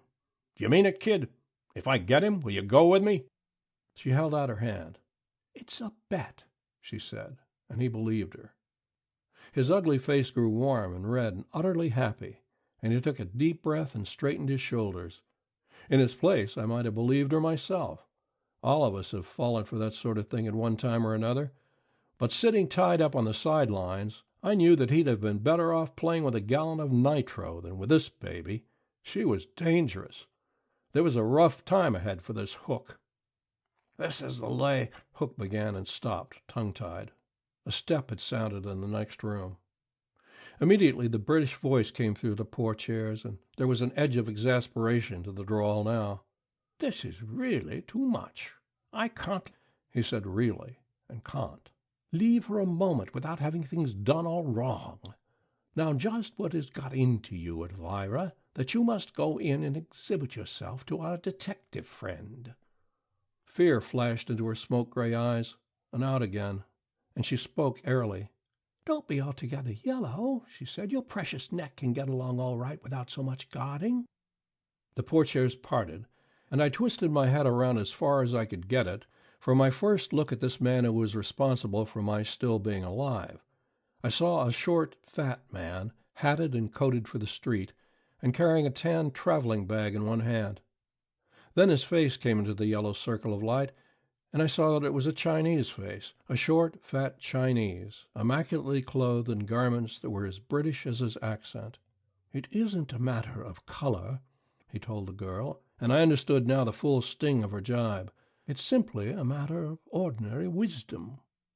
His face was a round, yellow mask, and his voice was the same emotionless drawl that I had heard before. But I knew that he was as surely under the girl's sway as the ugly man, or he wouldn't have let her taunt bring him into the room. But I doubted that she'd find this anglicized Oriental as easily handled as Hook. "There was no particular need," the Chinese was still talking, "for this chap to have seen any of us." He looked at me now for the first time with little opaque eyes that were like two black seeds. "It's quite possible that he didn't know any of us, even by description. This showing ourselves to him is the most arrant sort of nonsense." "Ah, hell, Ty," Hook blustered. "Quit your belly aching, will you? What's the diff? I'll knock him off, and that takes care of that." The Chinese sat down his tan bag and shook his head. "There will be no killing," he drawled, "or there will be quite a bit of killing. You don't mistake my meaning, do you, Hook?" Hook didn't. His Adam's apple ran up and down with the effort of his swallowing, and behind the cushion that was choking me, I thanked the yellow man again. Then this red-haired she-devil put her spoon in the dish. "Hook's always offering to do things that he has no intention of doing," she told the Chinese. Hook's ugly face blazed red at this reminder of his promise to get the Chinese, and he swallowed again, and his eyes looked as if nothing would have suited him better than an opportunity to crawl under something. But the girl had him. Her influence was stronger than his cowardice. He suddenly stepped close to the Chinese, and from his advantage of a full head and height, scowled down into the round yellow face that was as expressionless as a clock without hands. "Ty," the ugly man snarled, "you're done. I'm sick and tired of all this dog you put on, acting like you was a king or something. I've took all the lip I'm going to take from a chink. I'm going to—" He faltered, and his words faded away into silence. Ty looked up at him with eyes that were as hard and as black and inhuman as two pieces of coal. Hook's lips twitched, and he flinched away a little. I stopped sweating. The yellow man had won again. But I had forgotten the red-haired she-devil. She laughed now, a mocking laugh that must have been like a knife to the ugly man. A bellow came from deep in his chest, and he hurled one big fist into the round, blank face of the yellow man. The force of the punch carried Ty all the way across the room and threw him on his side in one corner. But he had twisted his body around to face the ugly man even as he went hurtling across the room. A gun was in his hand before he went down, and he was speaking before his legs had settled upon the floor, and his voice was a cultured British drawl. "Later," he was saying, "we will settle this thing that is between us. Just now you will drop your pistol and stand very still while I get up." Hook's revolver, only half out of his pocket when the Oriental had covered him, thudded to the rug. He stood rigidly still while Ty got to his feet, and Hook's breath came out noisily, and each freckle stood ghastly out against the dirty, scarred white of his face. I looked at the girl. There was contempt in the eyes with which she looked at Hook, but no disappointment. Then I made a discovery. Something had changed in the room near her. I shut my eyes and tried to picture that part of the room as it had been before the two men had clashed. Opening my eyes suddenly, I had the answer. On the table beside the girl had been a book and some magazines. They were gone now. Now 2 feet from the girl was the tan bag that Ty had brought into the room. Suppose the bag had held the bonds from the Los Angeles job that they had mentioned. It probably had. What then? It probably now held the book and magazines that had been on the table. The girl had stirred up the trouble between the two men to distract their attention while she made a switch. Where would the loot be then? I didn't know, but I suspected that it was too bulky to be on the girl's slender person. Just beyond the table was a couch with a wide red cover that went all the way down to the floor. I looked from the couch to the girl. She was watching me, and her eyes twinkled with a flash of mirth as they met mine coming from the couch. The couch it was. By now the Chinese had pocketed Hook's revolver and was talking to him. "If I hadn't a dislike for murder, and if I didn't think that you would perhaps be of some value to Elvira and me in effecting our departure, I should certainly relieve us of the handicap of your stupidity now. But I'll give you one more chance. I would suggest, however, that you think carefully before you give way to any more of your violent impulses." He turned to the girl. "Have you been putting foolish ideas in our Hook's head?" She laughed. "Nobody could put any kind in it." "Perhaps you're right," he said, and then came over to test the lashings about my arms and body. Finding them satisfactory, he picked up the tan bag and held out the gun he had taken from the ugly man a few minutes before. "Here's your revolver, Hook. Now try to be sensible. We may as well go now. The old man and his wife will do as they were told. They're on their way to a city that we needn't mention by name in front of our friend here, to wait for us in their share of the bonds. Needless to say, they will wait a long while. They are out of it now. But between ourselves there must be no more treachery. If we're to get clear, we must help each other." According to the best dramatic rules, these folks should have made sarcastic speeches to me before they left, but they didn't. They passed me without even a farewell look and went out of sight into the darkness of the hall. Suddenly the Chinese was in the room again, running tiptoe, an open knife in one hand, a gun in the other. This was the man I had been thanking for saving my life. He bent over me. The knife moved on my right side, and the rope that held the arms slackened its grip. I breathed again, and my heart went back to beating. "Hook will be back," Ty whispered, and was gone. On the carpet, 3 feet in front of me, lay a revolver. The street door closed, and I was alone in the house for a while. You may believe that I spent that while struggling with the red plush ropes that bound me. Ty had cut one length, loosening my right arm somewhat and giving my body more play, but I was far from free, and his whispered, "Hook will be back," was all the spur I needed to throw my strength against my bonds. I understood now why the Chinese had insisted so strongly upon my life being spared. I was the weapon with which Hook was to be removed. The Chinese figured that Hook would make some excuse as soon as they reached the street, slip back into the house, knock me off, and rejoin his confederates. If he didn't do it on his own initiative, I suppose the Chinese would suggest it. So he had put a gun within reach, in case I should get loose, and had loosened my ropes as much as he could, not to have me free before he himself got away. This thinking was a side issue. I didn't let it slow up my efforts to get loose. The why wasn't important to me just now. The important thing was to have that revolver in my hand when the ugly man came into the room again. Just as the front door opened, I got my right arm completely free and plucked the strangling cushion from my mouth. The rest of my body was still held by the ropes, held loosely, but held. There was no time for any more. I threw myself, chair and all, forward, breaking the fall with my free arm. The carpet was thick. I went down on my face with a heavy chair atop me, all doubled up any which way, but my right arm was free of the tangle, and my right hand grasped the gun. My left side, the wrong side, was toward the hall door. I twisted and squirmed and wrestled under the bulky piece of furniture that sat on my back. 1 inch, 2 inches, 6 inches I twisted, another inch. Feet were at the hall door, another inch. The dim light hit upon a man hurrying into the room, a glint of metal in his hand. I fired. He caught both hands to his belly, bent double, and slid out across the carpet. That was over. But that was far from being all. I wrenched at the plush ropes that held me while my mind tried to sketch what lay ahead. The girl had switched the bonds, hiding them under the couch. There was no question of that. She had intended coming back for them before I had time to get free. But Hook had come back first, and she would have to change her plan. What more likely than she would now tell the Chinese that Hook had made the switch? What then? There was only one answer. Ty would come back for the bonds. Both of them would come. Ty knew I was armed now, but they had said the bonds represented $100,000. That would be enough to bring them back. I kicked the last rope loose and scrambled to the couch. The bonds were beneath it, 4 thick bundles of Liberty bonds, done up with heavy rubber bands. I tucked them under one arm and went over to the man who was dying near the door. His gun was under one of his legs. I pulled it out, stepped over him, and went into the dark hall. Then I stopped to consider. The girl and the Chinese would split to tackle me.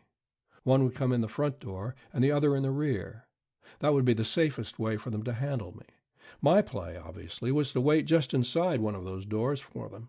It would be foolish for me to leave the house. That's exactly what they would be expecting at first, and they would be lying in ambush. Decidedly, my play was to lie low within sight of this front door and wait until one of them came through it, as one of them surely would, when they had tired of waiting for me to come out. Toward the street door, the hall was lighted with a glow that filtered through the glass door from the street lights.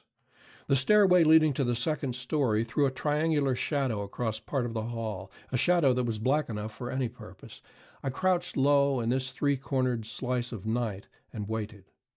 I had 2 guns, the one the Chinese had given me and the one I had taken from Hook. I had fired 1 shot. That would leave me 11 still to use, unless one of the weapons had been used since it was loaded. I broke the gun Ty had given me, and in the dark ran my fingers across the back of the cylinder. My fingers touched 1 shell under the hammer. Ty had taken no chances. He had given me 1 bullet, the bullet with which I had dropped Hook. I put that gun down on the floor and examined the one I had taken from Hook. It was empty. The Chinese had taken no chances at all. He had emptied Hook's gun before returning it to him after their quarrel. I was in a hole, alone, unarmed, in a strange house that would presently hold 2 who were hunting me, and that one of them was a woman didn't soothe me any. She was none the less deadly on that account. For a moment I was tempted to make a dash for it. The thought of being out in the street again was pleasant, but I put the idea away. That would be foolishness, and plenty of it. Then I remembered the bonds under my arm. They would have to be my weapon, and if they were to serve me, they would have to be concealed. I slipped out of my triangular shadow and went up the stairs. Thanks to the street lights, the upstairs rooms were not too dark for me to move around. Around and around I went through the rooms, hunting for a place to hide the Liberty bonds. But when suddenly a window rattled, as from the draught created by the open of an outside door somewhere, I still had the loot in my hands. There was nothing to do now but to chuck them out of a window and trust to luck. I grabbed a pillow from a bed, stripped off the white case, and dumped the bonds into it. Then I leaned out of an already open window and looked down into the night, searching for a desirable dumping place. I didn't want the bonds to land on an ash can or a pile of bottles or anything that would make a racket. And looking out of the window, I found a better hiding place. The window opened into a narrow court, on the other side of which was a house of the same sort as the one I was in. That house was of the same height as this one, with a flat tin roof that sloped down the other way. The roof wasn't far from me, not too far to chuck the pillowcase. I chucked it. It disappeared over the edge of the roof and crackled softly on the tin. If I had been a movie actor or something of the sort, I suppose I'd have followed the bonds. I suppose I'd have jumped from the sill, caught the edge of the roof with my fingers, swung a while, and then pulled myself up and away. But dangling in space doesn't appeal to me. I preferred to face the Chinese and the redhead. Then I did another not at all heroic thing. I turned on all the lights in the room, lighted a cigarette — we all like to pose a little now and then — and sat down on the bed to await my capture. I might have stalked my enemies through the dark house, and possibly have nabbed them, but most likely I would simply have succeeded in getting myself shot, and I don't like to be shot. The girl found me. She came creeping up the hall, an automatic in each hand, hesitated for an instant outside the door, and then came in on the jump. And when she saw me sitting peacefully on the side of the bed, her eyes snapped scornfully at me, as if I'd done something mean. I suppose she thought I should have given her an opportunity to put lead in me. "I got him, Ty," she called, and the Chinese joined us. "What did Hook do with the bonds?" he asked point blank. I grinned into his round yellow face and led my ace. "Why don't you ask the girl?" His face showed nothing, but I imagined that his fat body stiffened a little within its fashionable British clothing. That encouraged me, and I went on with my little lie that was meant to stir things up. "Haven't you rapped to it?" I asked. "That they were fixing up to ditch you?" "You dirty liar!" the girl screamed and took a step toward me. Ty halted her with an imperative gesture. He stared through her with his opaque black eyes, and as he stared, the blood slid out of her face. She had this fat yellow man on her string right enough, but he wasn't exactly a harmless toy. "So that's how it is," he said slowly to no one in particular. "So that's how it is." Then to me, "Where did they put the bonds?" the girl went close to him, and her words came out tumbling over each other. "Here's the truth of it, Ty, so help me God. I switched the stuff myself. Hook wasn't in it. I was going to run out on both of you. I stuck them under the couch downstairs, but they're not there now. That's the God's truth."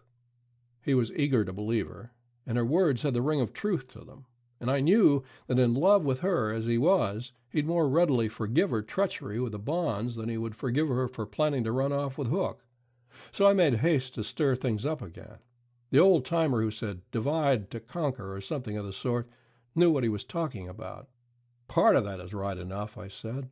"She did stick the bonds under the couch, but Hook was in on it. They fixed it up between them that while you were upstairs, he was to pick a fight with you, and during the argument she was to make the switch, and that is exactly what they did." I had him. As she wheeled savagely toward me, he stuck the muzzle of an automatic in her side, a smart jab that checked the angry words she was hurling at me. "I'll take your guns, Elvira," he said, and took them. There was a purring deadliness in his voice that made her surrender them without a word. "Where are the bonds now?" he asked me. I grinned. "I'm not with you, Ty. I'm against you." He studied me with his little eyes that were like black seeds for a while, and I studied him. And I hoped that his studying was as fruitless as mine. "I don't like violence," he said slowly, "and I believe you are a sensible person. Let us traffic, my friend." "You name it," I suggested. "Gladly. As a basis for our bargaining, we will stipulate that you have hidden the bonds where they cannot be found by anyone else, and that I have you completely in my power, as the shilling shockers used to have it." "Reasonable enough," I said. "Go on." "The situation, then, is what gamblers call a stand-off. Neither of us has the advantage. As a detective, you want us, but we have you. As thieves, we want the bonds, but you have them. I offer you the girl in exchange for the bonds. That seems to me to be an equitable offer.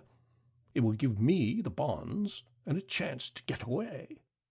It will leave you no small degree of success in your task as a detective. Hook is dead. You will have the girl. All that will remain is to find me and the bonds again. By no means a hopeless task. You will have turned a defeat into more than half of a victory, with an excellent chance to make it a complete one." "How do I know that you'll give me the girl?" He shrugged. "Naturally, there can be no guarantee. But knowing that she planned to desert me for the swine who lies dead below, you can't imagine that my feelings for her are the most friendly. Too, if I take her with me, she will want to share in the loot." I turned the layout over in my mind and looked at it from this side and that and the other. "This is the way it looks to me," I told him at last. "You aren't a killer. I'll come through alive no matter what happens. All right. Why should I swap? You and the girl will be easier to find again than the bonds, and they are the most important part of the job anyway.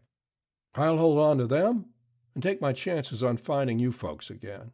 Yes, I'm playing it safe. And I meant it for the time being, at least." "No, I'm not a killer," he said very softly. And he smiled the first smile I'd seen on his face. It wasn't a pleasant smile, and there was something in it that made you want to shudder. "But I am other things, perhaps, of which you haven't thought. But this talking is to no purpose. Elvira." The girl, who had been standing a little to one side, watching us, came obediently forward. "You will find sheets in one of the bureau drawers," he told her. "Tear one or two of them into strips strong enough to tie up your friend securely." The girl went to the bureau. I wrinkled my head, trying to find a not too disagreeable answer to the question in my mind. The answer that came first wasn't nice. Torture. Then a faint sound brought us all into tense motionlessness. The room we were in had two doors, one leading into the hall, the other into another bedroom. It was through the hall door that the faint sound had come, the sound of creeping feet. Swiftly, silently, Ty moved backward to a position from which he could watch the hall door without losing sight of the girl and me, and the gun, poised like a live thing in his fat hand, was all the warning we needed to make no noise. The faint sound again, just outside the door. The gun in Ty's hand seemed to quiver with eagerness. Through the other door, the door that gave to the next room, popped Mrs. Quarry, an enormous cocked revolver in her thin hand. "Let it go, you nasty heathen!" she screeched. Ty dropped his pistol before he turned to face her, and he held his hands up high, all of which was very wise. Thomas Quarry came through the door then. He also held a cocked revolver, the mate of his wife's, though in front of his bulk, his didn't look so enormously large. I looked at the old woman again, and found little of the friendly, fragile one who had poured tea and chatted about the neighbors. This was a witch, if there ever was one, a witch of the blackest, most malignant sort. Her little faded eyes were sharp with ferocity, her withered lips were taut in a wolfish snarl, and her thin body fairly quivered with hate. "I knew it," she was thrilling. "I told Tom as soon as we got far enough away to think things over. I knew it was a frame-up. I knew the supposed detective was a pal of yours. I knew it was just a scheme to beat Thomas and me out of our shares. Well, I'll show you, you yellow monkey, and the rest of you, too. I'll show the whole caboodle of you. Where are them bonds? Where are they?" The Chinese had recovered his poise, if he had ever lost it. "A stout friend can tell you, perhaps," he said. "I was about to extract the information from him when you so dramatically arrived." "Thomas, for goodness' sake, don't stand there dreaming," she snapped at her husband, who to all appearances was still the same mild old man who had given me an excellent cigar. "Tie up this Chinaman. I don't trust him an inch, and I won't feel easy until he's tied up. Tie him up, and then we'll see what's to be done." I got up from my seat on the side of the bed and moved cautiously to a spot that I thought would be out of the line of fire if the thing I expected happened. Ty had dropped the gun that had been in his hand, but he hadn't been searched. The Chinese are thorough people. If one of them carries a gun at all, he usually carries 2 or 3 more. I remember picking up one in Oakland during the last Tong War, who had 5 on him, one under each armpit, one on each hip, and one in his waistband. One gun had been taken from Ty, and if they tried to truss him up without frisking him, there was likely to be fireworks, so I moved off to one side. Fat Thomas Quarry went phlegmatically up to the Chinese to carry out his wife's orders, and bungled the job perfectly. He put his bulk between Ty and the old woman's gun. Ty's hands moved. An automatic was in each. Once more Ty ran true to racial form. When a Chinese shoots, he keeps on shooting until his gun is empty. When I yanked Ty over backward by his fat throat and slammed him to the floor, his guns were still barking metal, and they clicked empty as I got a knee on one of his arms. I didn't take any chances. I worked on his throat until his eyes and tongue told me that he was out of things for a while. Then I looked around. Thomas Quarry was huddled against the bed, plainly dead, with 3 round holes in his starched white vest, holes that were brown from the closeness of the gun that had put them there. Across the room, Mrs. Quarry lay on her back. Her clothes had somehow settled in place around her fragile body, and death had given her once more the gentle, friendly look she had worn when I first saw her. One thin hand was on her bosom, covering, I found later, the 2 bullet holes that were there. The red-haired girl Elvira was gone. Presently Ty stirred, and after taking another gun from his clothes, I helped him sit up. He stroked his bruised throat with one fat hand and looked coolly around the room. "So this is how it came out," he said. "Uh-huh." "Where's Elvira?" "Got away for the time being." He shrugged. "Well, you can call it a decidedly successful operation. The Quarries and Turk dead, the bonds and I in your hands." "Not so bad," I admitted. "But will you do me a favor?" "If I may, tell me what the hell this is all about." "All about?" he asked. "Exactly. From what you people have let me overhear, I gather that you pulled some sort of job in Los Angeles that netted you $100,000 worth of Liberty bonds, but I can't remember any recent job of that size down there." "Why, that's preposterous," he said with what, for him, was almost wild-eyed amazement. "Preposterous! Of course you know all about it." "I do not. I was trying to find a young fellow named Fisher who left his Tacoma home in anger a week or two ago. His father wants him found on the quiet so that he can come down and try to talk him into going home again. I was told that I might find Fisher in this block of Turk Street, and that's what brought me here." He didn't believe me. He never believed me. He went to the gallows thinking me a liar. When I got out on the street again, and Turk Street was a lovely place when I came free into it after my evening in that house, I bought a newspaper that told me most of what I wanted to know. A boy of 20, a messenger in the employ of a Los Angeles stock and bond house, had disappeared 2 days before while on his way to a bank with a wad of Liberty bonds. That same night this boy and a slender girl with bobbed red hair had registered in a hotel in Fresno as J. M. Riordan and wife. The next morning the boy had been found in his room, murdered. The girl was gone. The bonds were gone. That much the paper told me. During the next few days, digging up a little here and a little there, I succeeded in piecing together most of the story. The Chinese, whose full name was Tai Chun Tao, had been the brains of the mob. Their game had been a variation of the always reliable badger game. Tai selected the victims, and he must have been a good judge of humans, because he seems never to have picked a bloomer. He would pick out some youth who was a messenger or runner for a banker or broker, one who carried either cash or negotiable securities in large quantities around the city. The girl Elvira would then make this lad, get him all fussed up over her, which shouldn't have been very hard for her, and then lead him gently around to running away with her and whatever he could grab in the way of his employer's bonds or security. Wherever they spent the first night of their flight, there Hook would appear, foaming at the mouth and loaded for bear. The girl would plead and tear her hair and so forth, trying to keep Hook, in his role of irate husband, from butchering the youth. Finally, she would succeed, and in the end the youth would find himself without either girl or the fruits of his thievery. Sometimes he had surrendered to the police. 2, we found, had committed suicide. The Los Angeles lad had been built of tougher stuff than the others. He had put up a fight, and Hook had had to kill him. You can measure the girl's skill in her end of the game by the fact that not one of the half-dozen youths who had been trimmed had said the least thing to implicate her, and some of them had gone to great trouble to keep her out of it. The house in Turk Street had been the mob's retreat, and that it might always be a safe one, they had not worked their game in San Francisco. Hook and the girl were supposed by the neighbors to be the quarry's son and daughter, and Tai was the Chinese cook. The quarry's benign and respectable appearances had also come in handy when the mob had securities to be disposed of. The Chinese went to the gallows.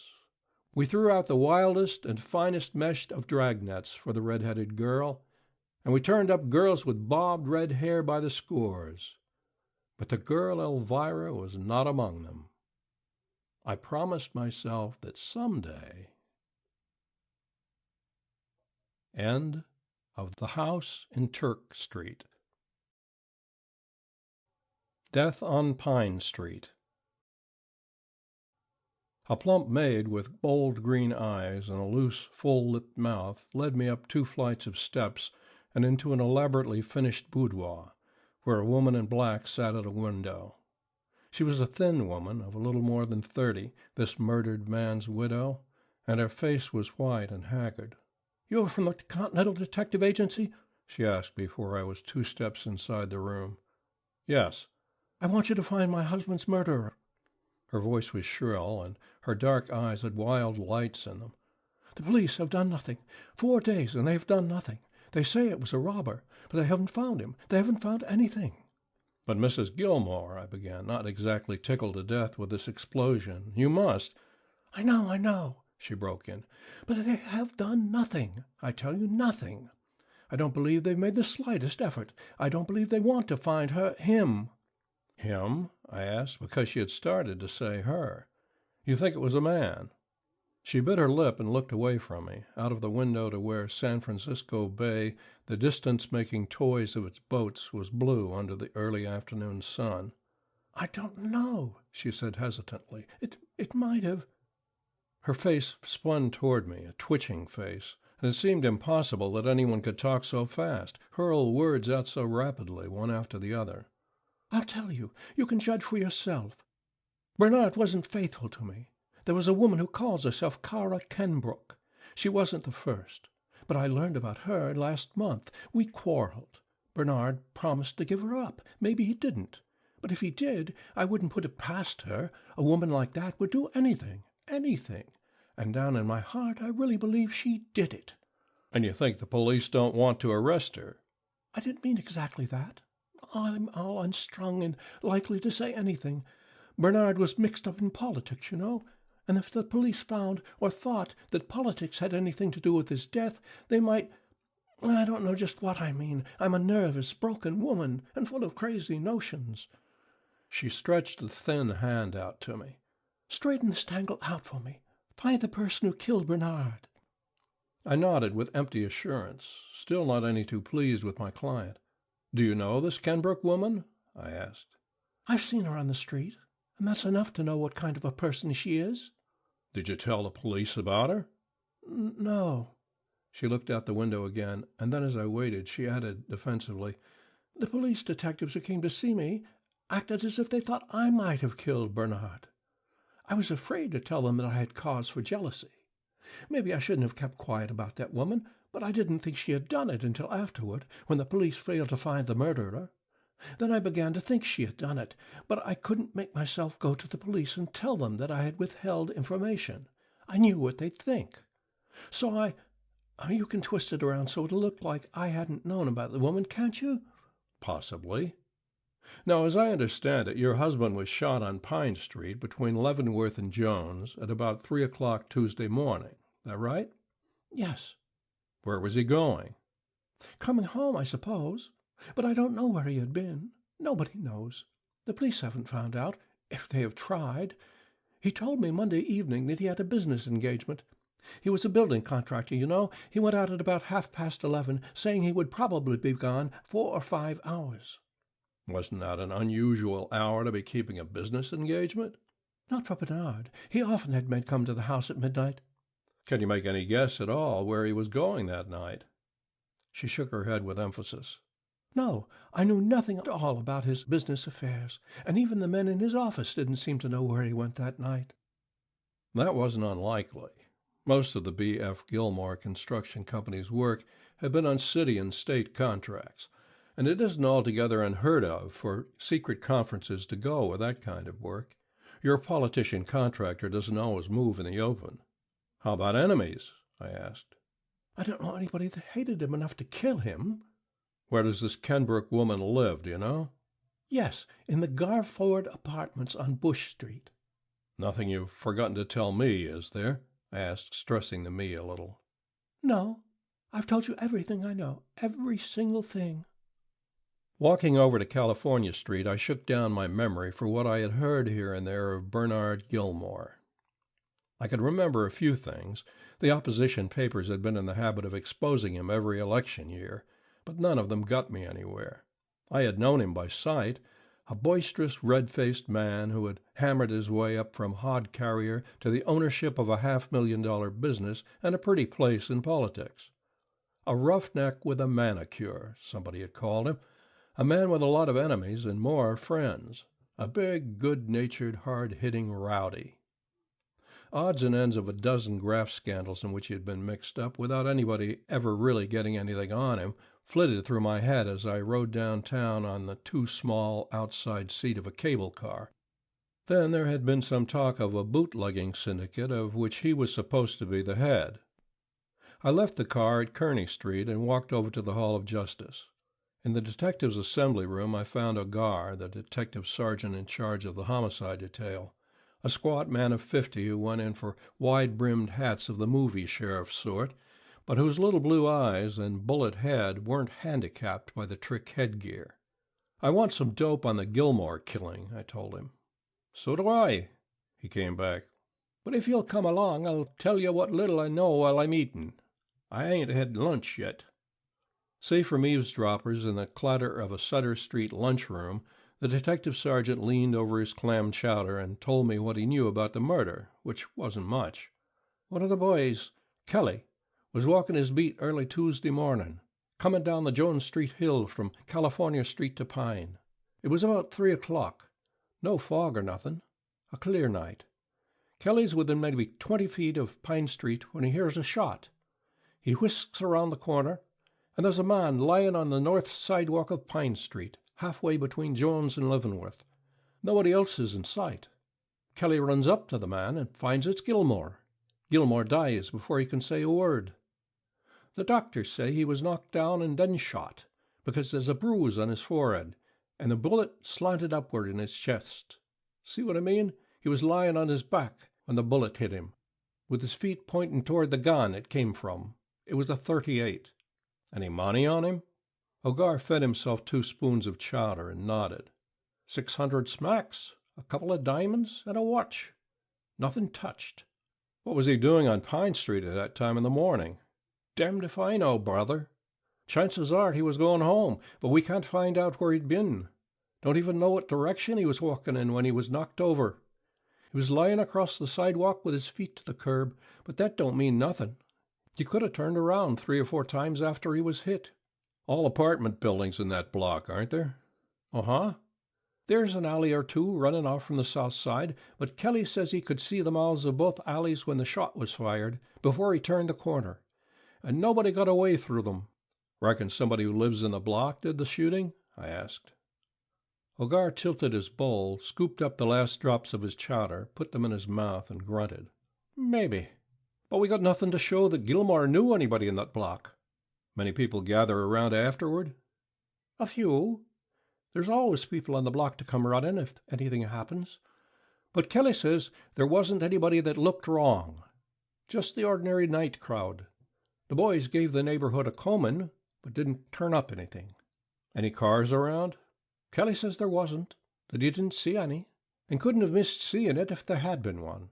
"What do you think?" I asked. He got to his feet, glaring at me. "I don't think," he said disagreeably. "I'm a police detective." I knew by that somebody had been panning him for not finding the murderer. "I have a line on a woman," I told him. "Want to come along and talk to her with me?" "I want to," he growled, "but I can't. I got to be in court this afternoon." In the vestibule of the Garford Apartments, I pressed the button tagged Miss Kara Kenbrook several times before the door clicked open. Then I mounted a flight of stairs and walked down a hall to her door. It was opened presently by a tall girl of 23 or 4 in a black and white crepe dress. "Miss Kara Kenbrook?" "Yes." I gave her a card, one of those that tell the truth about me. "I'd like to ask you a few questions. May I come in?" "Do." Languidly, she stepped aside for me to enter, closed the door behind me, and led me back into a living room that was littered with newspapers, cigarettes in all stages of consumption from unlighted freshness to cold ash, and miscellaneous articles of feminine clothing. She made room for me on a chair by dumping off a pair of pink silk stockings and a hat, and herself sat on some magazines that occupied another chair. "I'm interested in Bernard Gilmore's death," I said, watching her face. It wasn't a beautiful face, although it should have been. Everything was there: perfect features, smooth white skin, big, almost enormous brown eyes. But the eyes were dead dull, and the face was as empty of expression as a china doorknob, and what I said didn't change it. "Bernard Gilmore," she said without interest. "Oh, yes." "You and he were pretty close friends, weren't you?" I asked, puzzled by her blankness. "We had been, yes." "What do you mean by had been?" She pushed back a lock of her short-cut brown hair with a lazy hand. "I gave him the air last week," she said casually, as if speaking of something that had happened years ago. "When was the last time you saw him?" "Last week. Monday, I think. A week before he was killed." Was that the time when you broke off with him? Yes.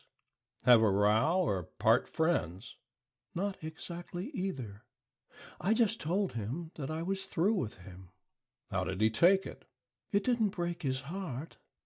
I guess he'd heard the same thing before. Where were you the night he was killed? At the coffee cup, drinking, dancing with friends until about 1 o'clock. Then I came home and went to bed.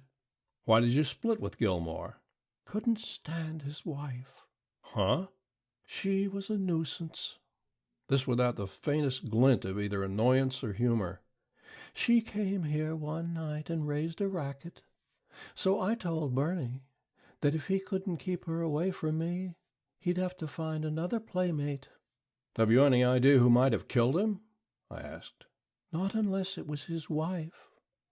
These excitable women always do silly things.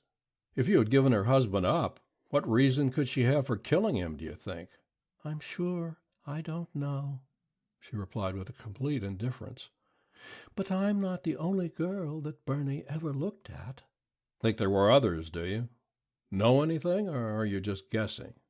I don't know any names, she said, but I'm not just guessing. I let that go at that, and switched back to Mrs. Gilmore, wondering if this girl could be full of dope. What happened the night his wife came here? Nothing but that. She followed Bernie here, rang the bell, rushed past me when I opened the door, and began to cry and call Bernie names.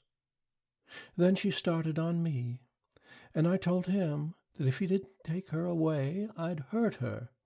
So he took her home. Admitting I was licked for the time, I got up and moved to the door. I couldn't do anything with this baby just now. I didn't think she was telling the whole truth, but on the other hand, it wasn't reasonable to believe that anybody would lie so woodenly, with so little effort to be plausible. I may be back later, I said as she let me out. All right. Her manner didn't even suggest that she hoped I wouldn't. From this unsatisfactory interview, I went to the scene of the killing, only a few blocks away, to get a look at the neighborhood. I found the block just as I had remembered it, and as Ogar had described it, lined on both sides by apartment buildings, with two blind alleys, one of which was dignified with a name, Touchard Street, running from the south side. The murder was 4 days old.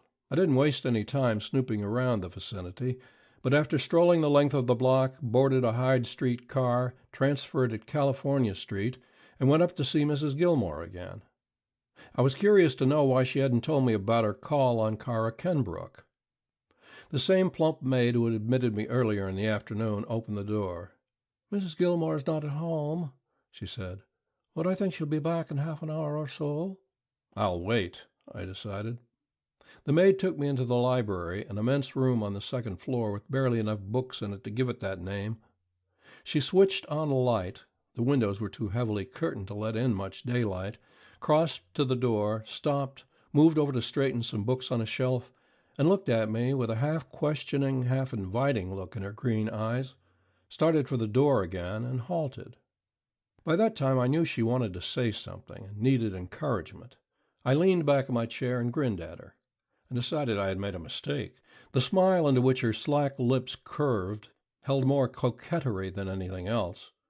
She came over to me, walking with an exaggerated swing of the hips, and stood close in front of me. "What's on your mind?" I asked. Suppose a woman knew something that nobody else knew. What would it be worth to them? That, I stalled, would depend on how valuable it was. Suppose I knew who killed the boss. She bent her face close down to mine and spoke in a husky whisper. What would that be worth? The newspapers say that one of Gilmore's clubs has offered a $1,000 reward. You'd get that. Her green eyes went greedy and then suspicious. If you didn't? I shrugged. I knew she'd go through with it, whatever it was now. So I didn't even explain to her that Continental doesn't touch rewards and doesn't let its hired men touch them. "I'll give you my word," I said, "but you'll have to use your own judgment about trusting me." She licked her lips. "You're a good fellow, I guess. I wouldn't tell the police, because I know they'd beat me out of the money. But you look like I can trust you." She leered into my face.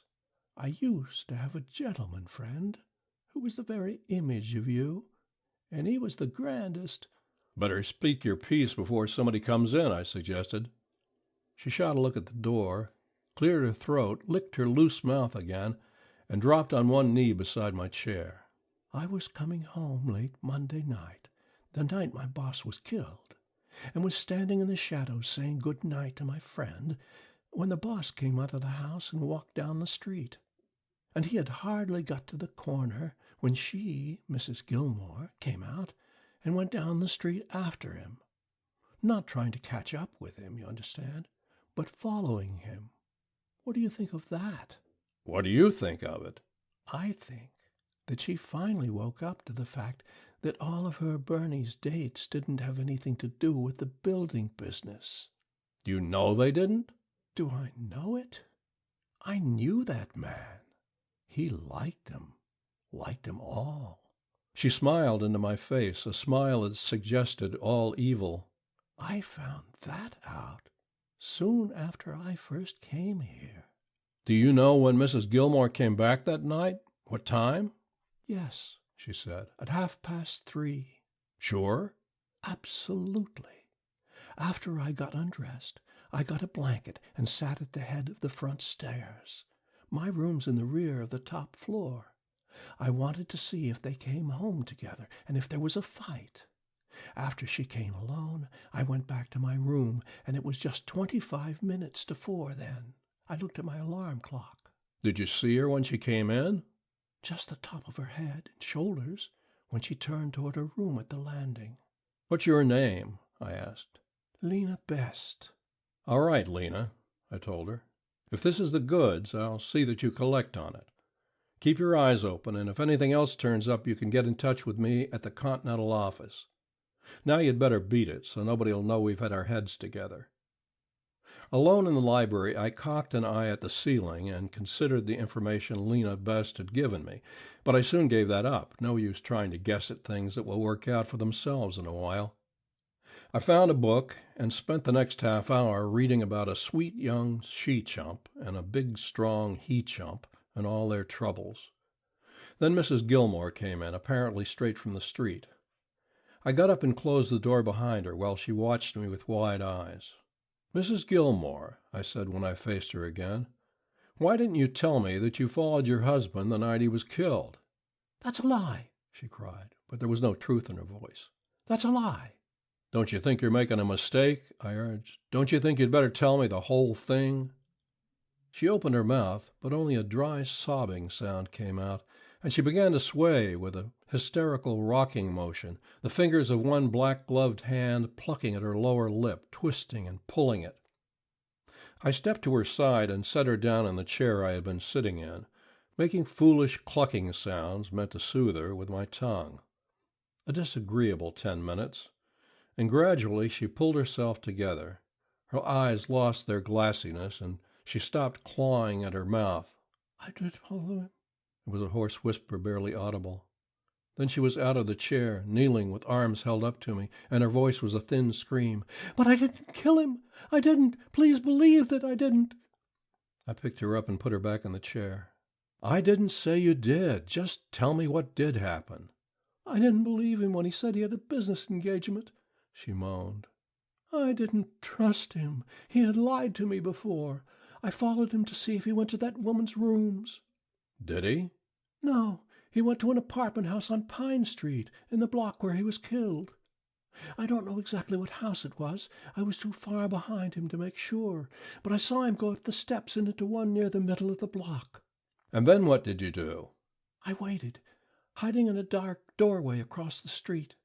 I knew the woman's apartment was on Bush Street, but I thought she might have moved or be meeting him here.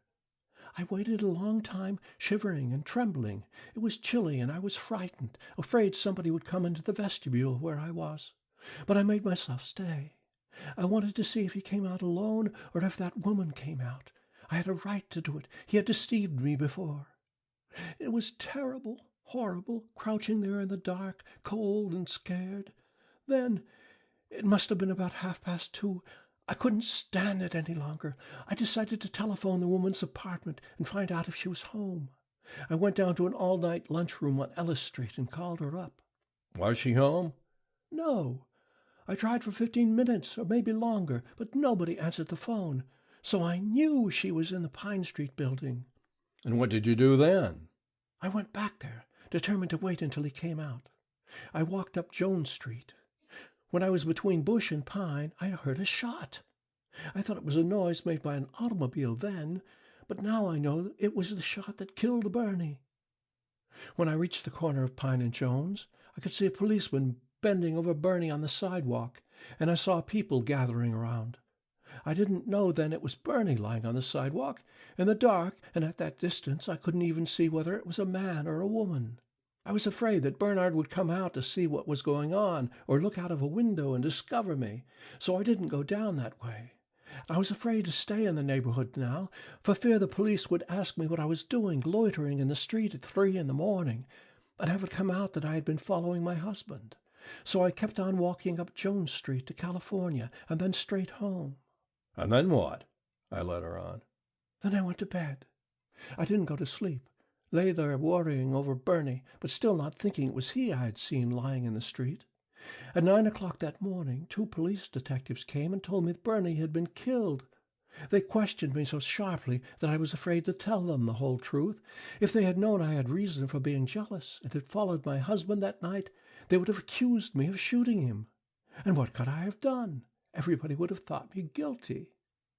So I didn't say anything about the woman. I thought they'd find the murderer and everything would be all right.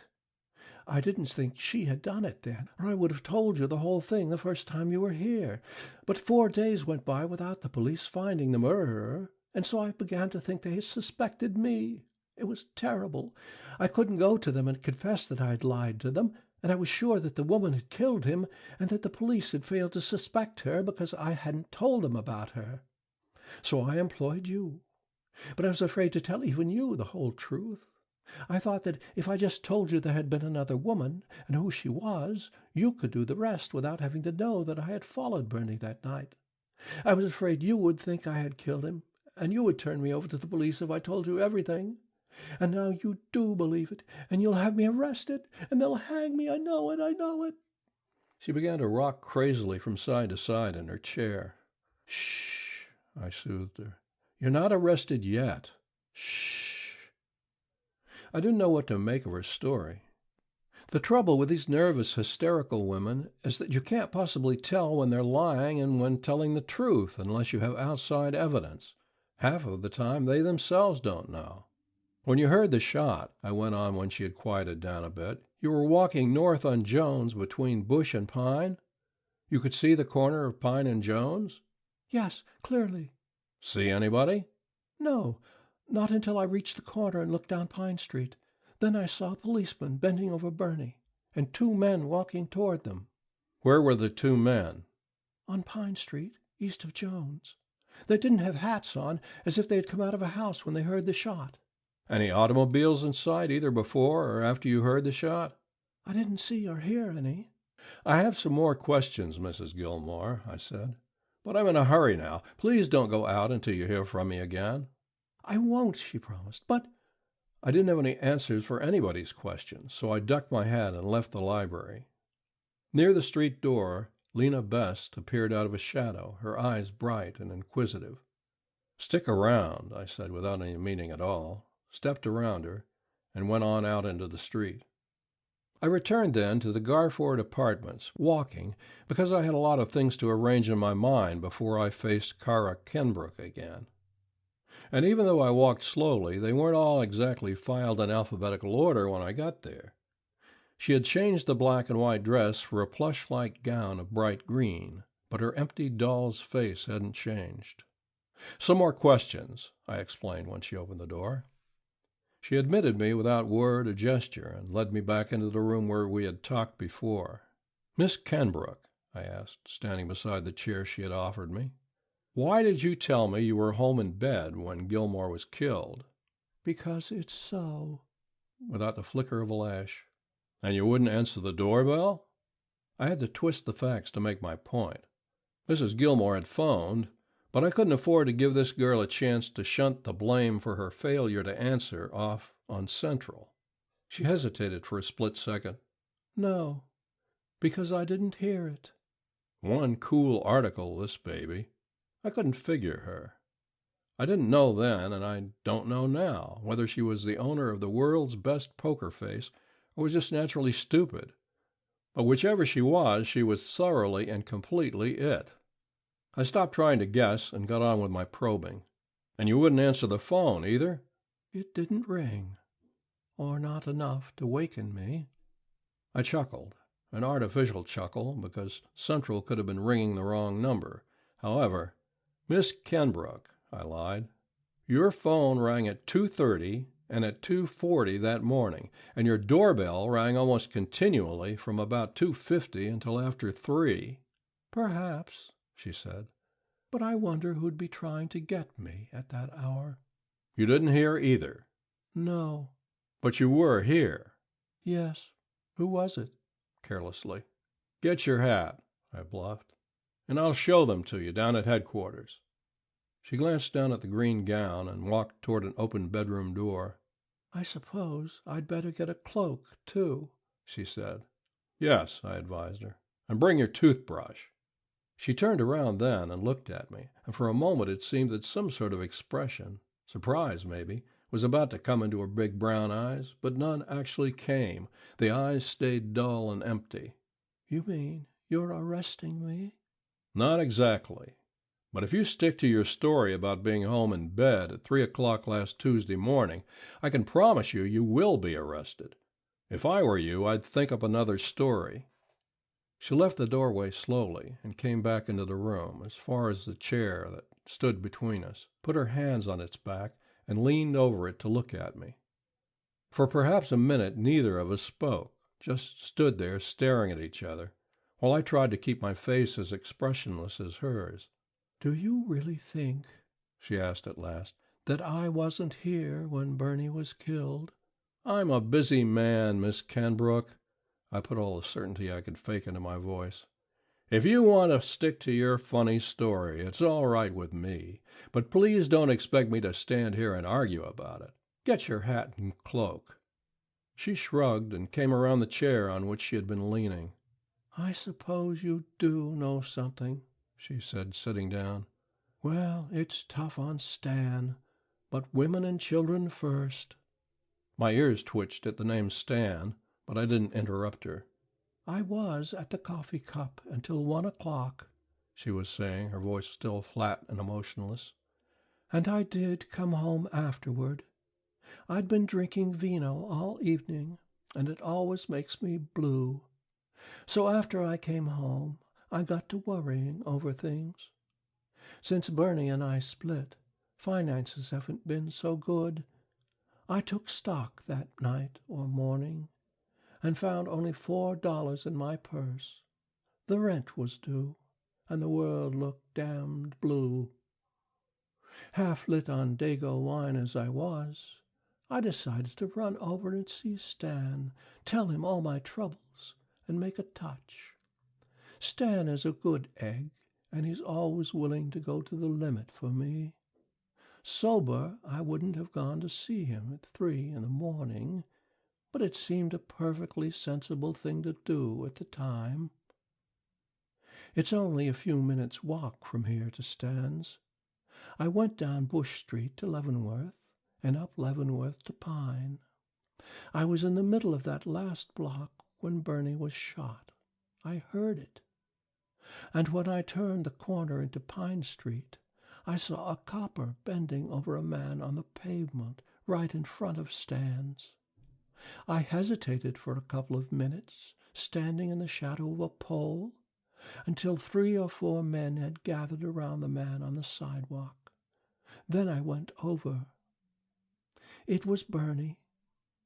And just as I got there, I heard the copper tell one of the men that he had been shot. It was an awful shock to me. You know how things like that will hit you." I nodded, though God knows there was nothing in this girl's face, manner, or voice to suggest shock. She might have been talking about the weather. "Dumbfounded. Not knowing what to do, she went on, I didn't even stop. I went on, passing as close to Bernie as I am to you now, and rang Stan's bell. He let me in. He had been half undressed when I rang. His rooms are in the rear of the building, and he hadn't heard the shot, he said. He didn't know Bernie had been killed until I told him. It sort of knocked the wind out of him. He said Bernie had been there in Stan's rooms since midnight and had just left. Stan asked me what I was doing there, and I told him my tale of woe.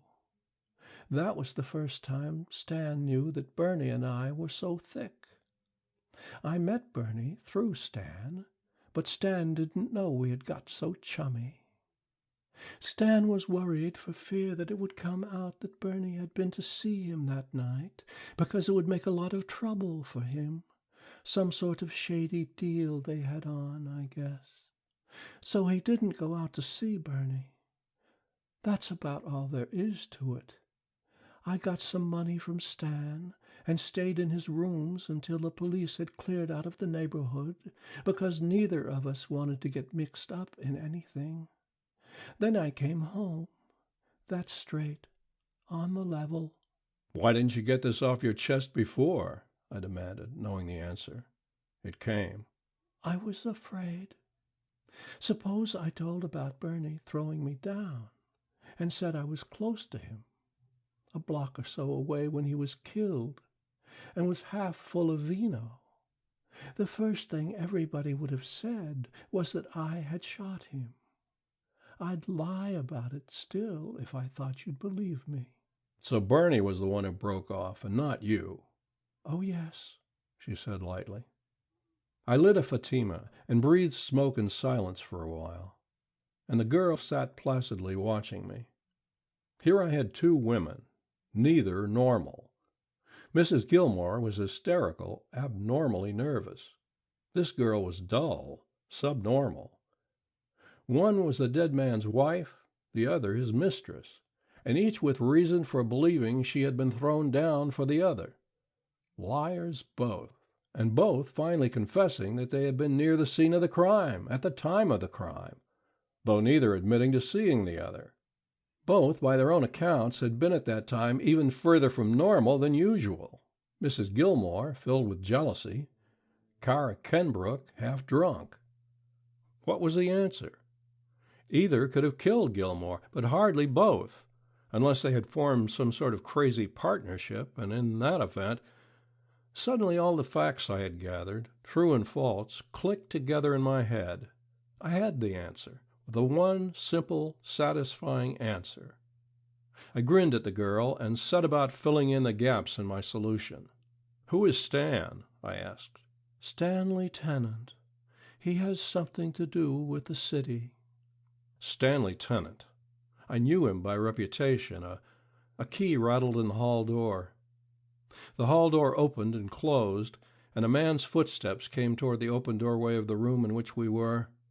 A tall, broad-shouldered man in tweeds filled the doorway, a ruddy-faced man of 35 or so, whose appearance of athletic blonde wholesomeness was marred by close-set eyes of an indistinct blue. Seeing me, he stopped, a step inside the room. "Hello, Stan," the girl said lightly. "This gentleman is from the Continental Detective Agency. I've just emptied myself to him about Bernie. Tried to stall him at first, but it was no good." The man's vague eyes switched back and forth between the girl and me. Around the pale irises, his eyeballs were pink. He straightened his shoulders and smiled too jovially. "And what conclusion have you come to?" he inquired. The girl answered for me. "I've already had my invitation to take a ride." Tennant bent forward. With an unbroken swing of his arms, he swept a chair up from the floor into my face. Not much force behind it, but quick. I went back against the wall, fending off the chair with both arms, threw it aside, and looked into the muzzle of a nickeled revolver. A table drawer stood open, the drawer from which he had grabbed the gun while I was busy with a chair. The revolver, I noticed, was of .38 caliber. "Now," his voice was thick like a drunk's, "turn around." I turned my back to him, felt a hand moving over my body, and my gun was taken away. "All right," he said, and I faced him again. He stepped back to the girl's side, still holding the nickel-plated revolver on me. My own gun wasn't in sight, in his pocket perhaps. He was breathing noisily, and his eyeballs had gone from pink to red. His face, too, was red, with veins bulging in the forehead. "You know me?" he snapped. "Yes, I know you. You're Stanley Tennant, assistant city engineer, and your record is none too lovely." I chatted away on the theory that conversation is always somehow to the advantage of the man who is looking into the gun. "You're supposed to be the lad who supplied the regiment of well-trained witnesses who turned last year's investigation of graft charges against the engineer's office into a comedy. Yes, Mr. Tennant, I know you. You're the answer to why Gilmore was so lucky in landing city contracts with bids only a few dollars beneath his competitors. Yes, Mr. Tennant, I know you. You're the bright boy who—" I had a lot more to tell him, but he cut me off. "That will do out of you," he yelled, "unless you want me to knock a corner off your head with this gun." Then he addressed the girl, not taking his eyes from me. "Get up, Kara." She got up out of the chair and stood beside him. His gun was in his right hand, and that side was toward her. He moved around to the other side. The fingers of his left hand hooked themselves inside the girl's green gown, where it was cut low over the swell of her breasts. His gun never wavered from me. He jerked his left hand, ripping her gown down to the waistline. "He did that, Kara," Tennant said. She nodded. His fingers slid inside the flesh-colored undergarment that was now exposed, and he tore that as he had torn the gown. "He did that." She nodded again. His bloodshot eyes darted little measuring glances at her face, swift glances that never kept his eyes from me for the flash of time I would have needed to tie into him. Then, eyes and gun on me, he smashed his left fist into the girl's blank white face. One whimper, low and not drawn out, came from her as she went down in a huddle against the wall. Her face, well, there wasn't much change in it. She turned dumbly up at Tennant from where she had fallen. "He did that," Tennant was saying. She nodded, got up from the floor, and returned to her chair. "Here's our story." The man talked rapidly, his eyes alert on me. "Gilmore was never in my rooms in his life, Kara, and neither were you. The night he was killed, you were home shortly after 1 o'clock and stayed here. You were sick, probably from the wine you had been drinking, and called a doctor. His name is Howard. I'll see that he's fixed. He got here at 2:30 and stayed till 3:30. Today, this gumshoe, learning you had been intimate with Gilmore, came here to question you. He knew you hadn't killed Gilmore, but he made certain suggestions to you. You can play him up as strong as you like, maybe that he's been annoying you for months, and when you turned him down, he threatened to frame you. You refused to have anything to do with him, and he grabbed you, tearing your clothes and bruising your face when you resisted. I happened to come along then, having an engagement with you, and heard you scream. Your front door was unlocked, so I rushed in, pulled the fellow away, and disarmed him. Then we held him until the police, whom we'll phone for, came. Got that?" "Yes, Stan." "Good. Now listen. When the police get here, this fellow will spill all he knows, of course, and the chances are that all three of us will be taken in. That's why I want you to know what's what right now. I ought to have enough pull to get you and me out on bail tonight, or if worst comes to worst, to see that my lawyer gets to me tonight, so I can arrange for the witnesses we'll need. And I also ought to be able to fix it so our little fat friend will be held for a day or two and not allowed to see anybody until late tomorrow, which will give us a good start on him. I don't know how much he knows, but between your story and the stories of a couple of other smart little ladies I have in mind, I'll fix him up with a rep that will keep any jury in the world from ever believing him about anything. How do you like that?" he asked me triumphantly. "You big clown," I laughed at him. "I think it's funny." But I didn't really think so. In spite of what I thought I knew about Gilmore's murder, in spite of my simple, satisfactory solution, something was crawling up my back. My knees felt jerky, and my hands were wet with sweat. I had enough people trying to frame me before. No detective stays in the business long without having it happen, but I had never gotten used to it. There's a peculiar deadliness about the thing, especially if you know how erratic juries can be, that makes your flesh crawl, no matter how safe your judgment tells you you are. "Phone the police," Tennant told the girl. "For God's sake, keep your story straight." As he tried to impress that necessity on the girl, his eyes left me. I was perhaps 5 feet from him and his level gun. A jump, not straight at him, but off to one side, put me close. The gun roared under my arm. I was surprised not to feel the bullet. It seemed that he must have hit me. There wasn't a second shot. I looped my right fist over as I jumped. It landed when I landed. It took him too high, up on the cheekbone, but it rocked him back a couple of steps. I didn't know what had happened to his gun. It wasn't in his hand anymore. I didn't stop to look for it. I was busy, crowding him back, not letting him set himself, staying close to him, driving at him with both hands. He was a head taller than I, had longer arms, but he wasn't any heavier or stronger. I suppose he hit me now and then as I hammered him across the room. He must have, but I didn't feel anything. I worked him into a corner, jammed him back in a corner with his legs cramped under him, which didn't give him much leverage to hit from. I got my left arm around his body, holding him where I wanted him, and began to throw my right fist into him. I liked that. His belly was flabby, and it got softer every time I hit it. I hit it often. He was chopping at my face, but by digging my nose into his chest and holding it there, I kept my beauty from being altogether ruined. Meanwhile, I threw my right fist into him. Then I became aware that Kara Kenbrook was moving around behind me, and I remembered the revolver that had fallen somewhere when I had charged Tennant.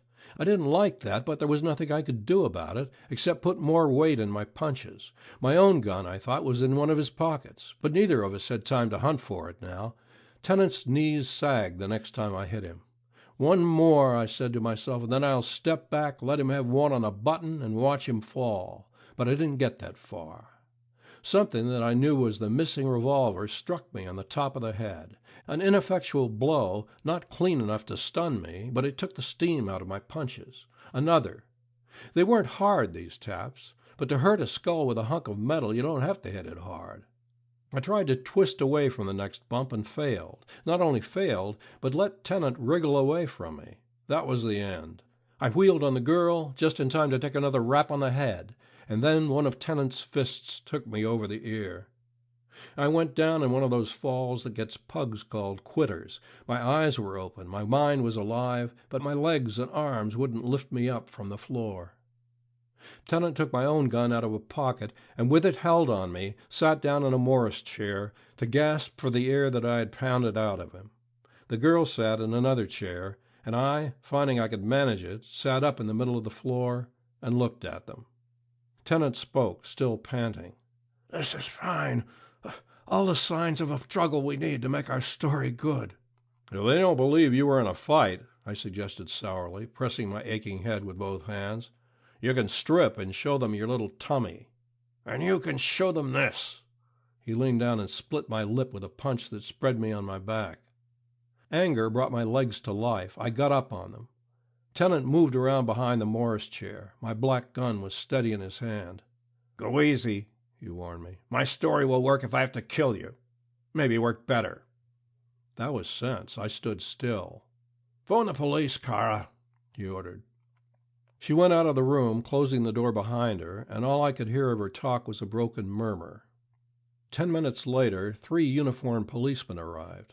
All 3 knew Tennant, and they treated him with respect.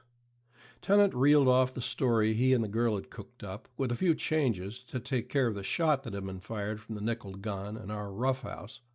She nodded her head vigorously whenever a policeman looked at her. Tennant turned both guns over to the white-haired sergeant in charge.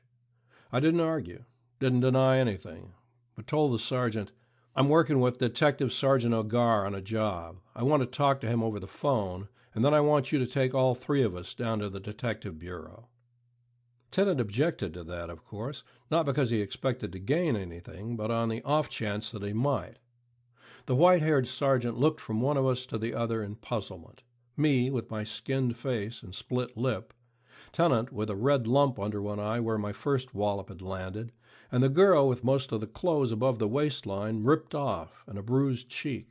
"It has a queer look, this thing," the sergeant decided aloud, "and I shouldn't wonder but what the Detective Bureau is the place for the lot of you." One of the policemen went into the hall with me, and I got O'Gar on the phone at his home. It was nearly 10 o'clock by now, and he was preparing for bed. "Cleaning up the Gilmore murder," I told him. "Meet me at the hall. Will you get hold of Kelly, the patrolman who found Gilmore, and bring him down there? I want him to look at some people."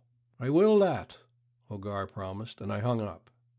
The wagon in which the 3 policemen had answered Kara Kenbrook's call carried us down to the Hall of Justice, where we all went into the captain of detective's office.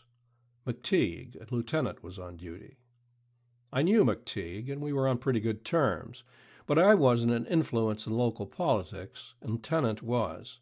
I don't mean that McTeague would have knowingly helped Tennant frame me, but with me stacked up against the assistant city engineer, I knew who would get the benefit of any doubt there might be.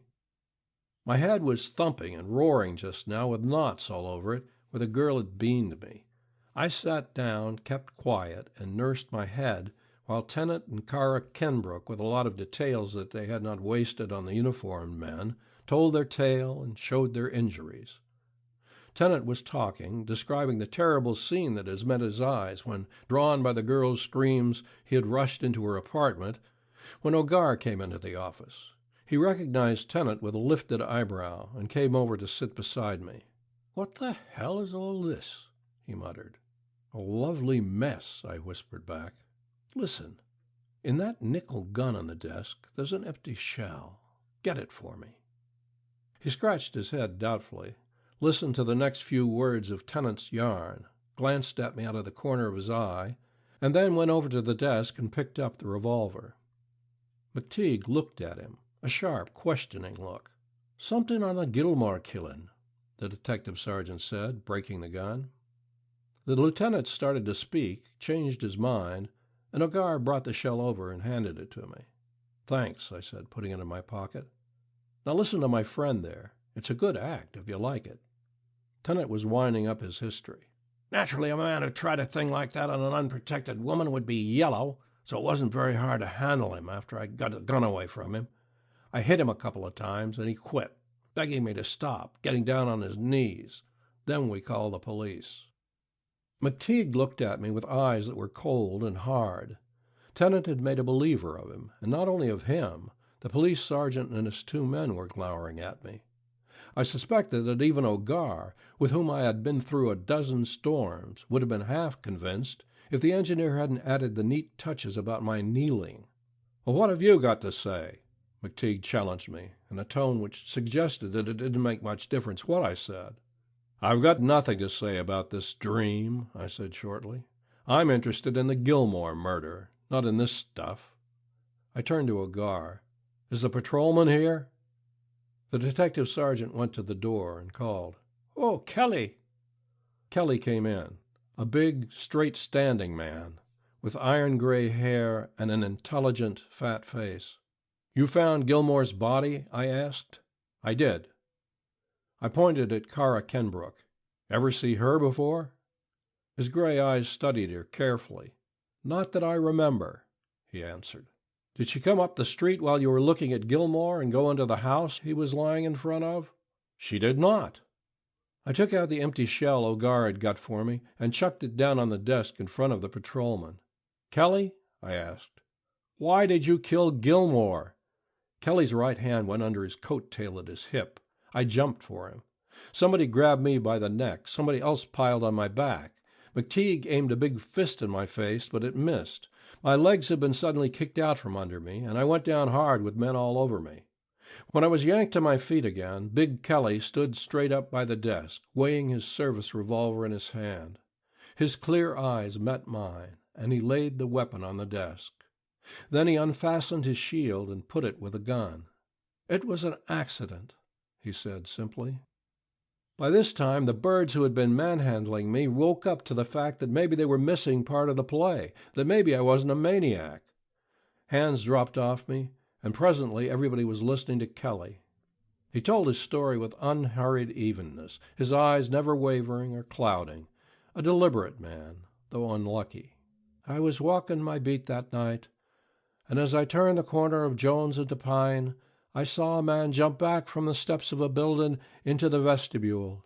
A burglar, I thought, and cat-footed it down there. It was a dark vestibule and deep, and I saw something that looked like a man in it, but I wasn't sure. "Come out of there," I called, but there was no answer. I took my gun in my hand and started up the steps. I saw him move just then, coming out, and my foot slipped. It was worn smooth, the bottom step, and my foot slipped. I fell forward, the gun went off, and the bullet hit him. He had come out a ways by then, and when the bullet hit him, he toppled over frontwise, tumbling down the steps into the sidewalk. When I looked at him, I saw it was Gilmore.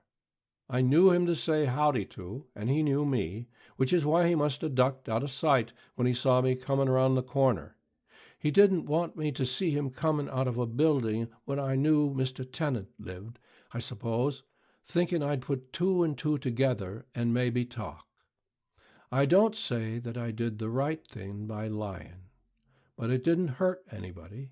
It was an accident, but he was a man with a lot of friends up in high places, and accident or no, I stood a chance of being broke, and maybe sent over for a while.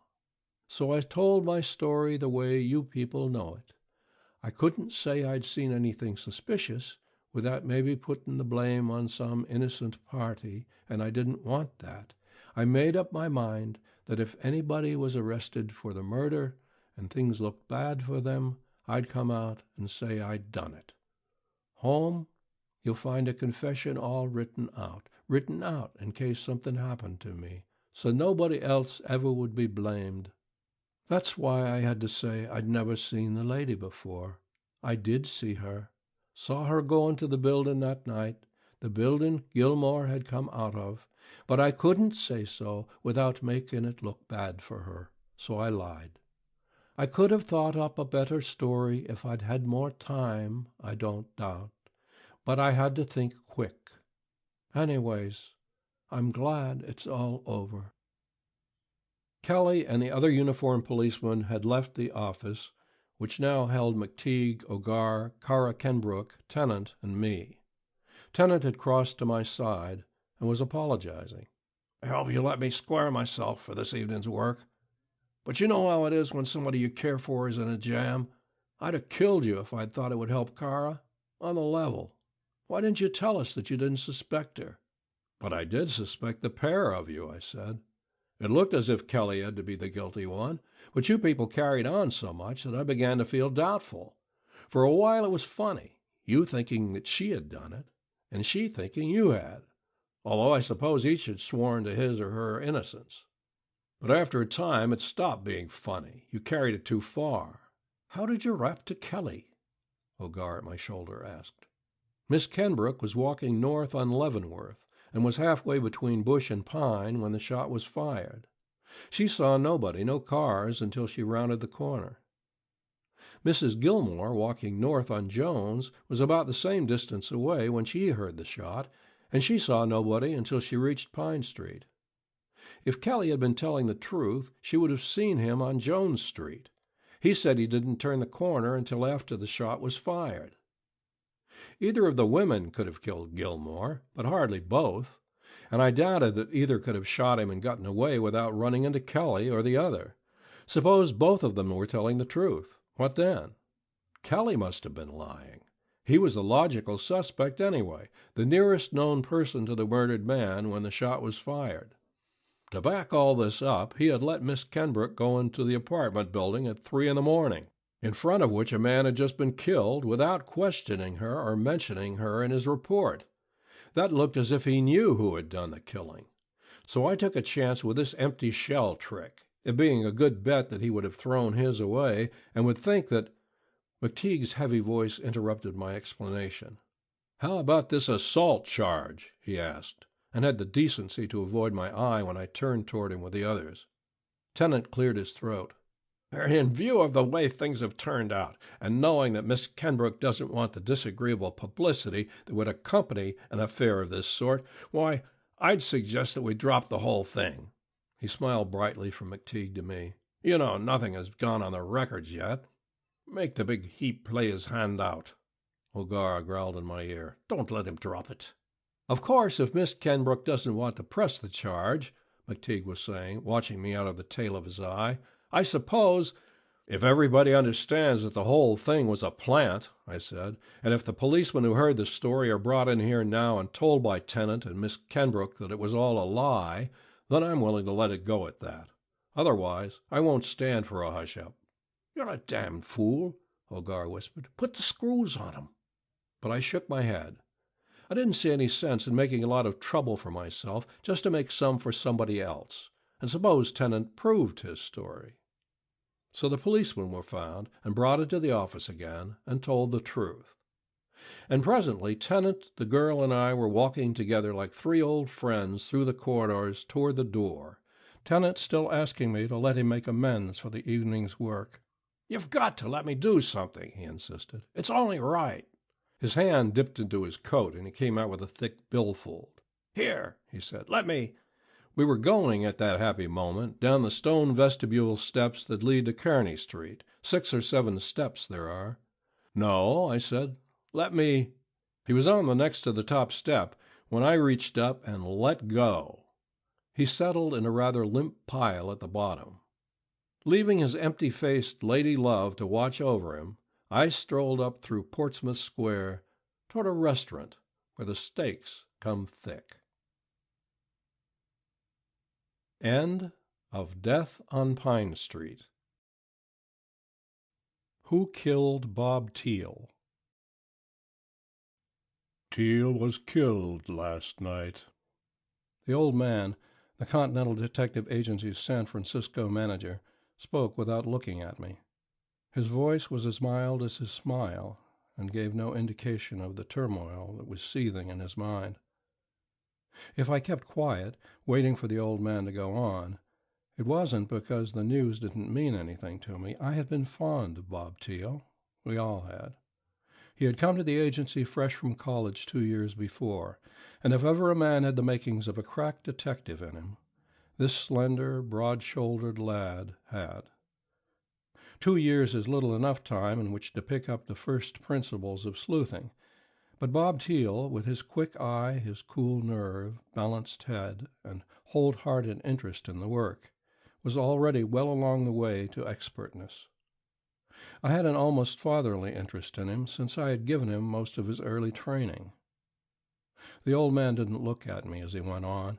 He was talking to the open window at his elbow. He was shot with a .32, twice, through the heart. He was shot behind a row of signboards on the vacant lot on the northwest corner of Hyde and Eddy Streets at about 10 last night. His body was found by a patrolman a little after 11. The gun was found about 15 feet away. I have seen him, and I have gone over the ground myself. The rain last night wiped out any leads the ground may have held, but from the condition of Teal's clothing and the position in which he was found, I would say that there was no struggle, and that he was shot where he was found, and not carried there afterward. He was lying behind the signboards, about 30 feet from the sidewalk, and his hands were empty. The gun was held close enough to him to singe the breast of his coat. Apparently, no one saw or heard the shooting. The rain and wind would have kept pedestrians off the street, and would have deadened the reports of a .32, which are not especially loud anyway. The old man's pencil began to tap the desk, its gentle clicking setting my nerves on edge. Presently it stopped, and the old man went on. Teal was shadowing a Herbert Whitaker, had been shadowing him for 3 days. Whitaker is one of the partners in the firm Ogburn and Whitaker, Farm Development Engineers. They have options on a large area of land in several of the new irrigation districts. Ogburn handles the sales end, while Whitaker looks after the rest of the business, including the bookkeeping. Last week, Ogburn discovered that his partner had been making false entries. The books show certain payments made on the land, and Ogburn learned that these payments had not been made. He estimates that the amount of Whitaker's thefts may be anywhere from $150,000 to $250,000. He came in to see me 3 days ago and told me all this, and wanted to have Whitaker shadowed in an endeavor to learn what he has done with the stolen money. Their firm is still a partnership, and a partner cannot be prosecuted for stealing from the partnership, of course. Thus Ogburn could not have his partner arrested, but he hoped to find the money and then recover it through civil action. Also, he was afraid that Whitaker might disappear. I sent Teal out to shadow Whitaker, who supposedly didn't know his partner suspected him. Now I am sending you out to find Whitaker. I am determined to find him and convict him if I have to let all regular business go and put every man I have on this job for a year. You can get Teal's reports from the clerks. Keep in touch with me." All that, from the old man, was more than an ordinary man's oath written in blood. In the clerical office I got the 2 reports Bob had turned in. There was none for the last day, of course, as he would not have written that until he had quit work for the night. The first of these 2 reports had already been copied and a copy sent to Ogburn. A typist was working on the other now. In his reports, Bob had described Whitaker as a man of about 37, with brown hair and eyes, a nervous manner, a smooth-shaven, medium-complexioned face, and rather small feet. He was about 5 feet 8 inches tall, weighed about 150 pounds, and dressed fashionably, though quietly. He lived with his wife in an apartment on Gough Street. They had no children. Ogburn had given Bob the description of Mrs. Whitaker, a short, plump, blonde woman of something less than 30. Those who remember this affair will know that the city, the detective agency, and the people involved all had names different from the ones I have given them. But they will also know that I have kept the facts true. Names of some sort are essential to clearness, and when the use of the real names might cause embarrassment or pain even, pseudonyms are the most satisfactory alternative. In shadowing Whitaker, Bob had learned nothing that seemed to be of any value in finding the stolen money. Whitaker had gone about his usual business, apparently, and Bob had seen him do nothing downright suspicious. But Whitaker had seemed very nervous, had often stopped to look around, obviously suspecting that he was being shadowed without being sure of it. On several occasions, Bob had had to drop him to avoid being recognized. On one of these occasions, while waiting in the vicinity of Whitaker's residence for him to return, Bob had seen Mrs. Whitaker, or a woman who fit the description Ogburn had given, leave in a taxicab. Bob had not tried to follow her, but he had made a memorandum of the taxi's license number. These 2 reports read and practically memorized, I left the agency and went down to Ogburn and Whitaker's suite in the Packard building. A stenographer ushered me into a tastefully furnished office, where Ogburn sat at a desk signing mail. He offered me a chair. I introduced myself to him, a medium-sized man of perhaps 35, with sleek brown hair and the cleft chin that is associated in my mind with orators, lawyers, and salesmen.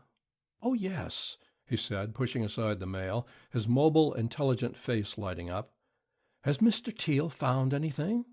"Mr. Teal was shot and killed last night." He looked at me blankly for a moment out of wide brown eyes, and then repeated, "Killed?" "Yes," I replied, and told him what little I knew about it. "You don't think—" He began when I had finished, and then stopped. "You don't think Herb would have done that?" "What do you think?" "I don't think Herb would commit murder. He's been jumpy the last few days, and I was beginning to think he suspected I had discovered his thefts. But I don't believe he would have gone that far, even if he knew Mr. Teal was following him. I honestly don't." "Suppose," I suggested, "that sometime yesterday Teal found out where he had put the stolen money, and then Whitaker learned that Teal knew it. Don't you think that under those circumstances Whitaker might have killed him?" "Perhaps," he said slowly, "but I'd hate to think so. In a moment of panic, Herb might— but I really don't think he would." "When did you see him last?" "Yesterday." We were here in the office together most of the day. He left for home a few minutes before 6, but I talked with him over the phone later. He called me up at home a little after 7 and said that he was coming down to see me, wanted to tell me something. I thought he was going to confess his dishonesty and that maybe we would be able to straighten out this miserable affair. But he didn't show up. Changed his mind, I suppose. His wife called up at about 10. She wanted him to bring something from downtown when he went home, but of course he wasn't here. I stayed in all evening waiting for him, but he didn't. He stuttered, stopped talking, and his face drained white. "My God, I'm wiped out," he said faintly, as if the thought of his own position had just come to him. "Herb gone, money gone, 3 years' work gone for nothing, and I'm legally responsible for every cent he stole. God!" He looked at me with eyes that pleaded for a contradiction, but I couldn't do anything except assure him that everything possible would be done to find both Whitaker and the money. I left him, trying frantically to get his attorney on the telephone. From Ogburn's office, I went up to Whitaker's apartment. As I turned the corner below into Gough Street, I saw a big, hulking man going up the apartment house steps and recognized him as George Dean.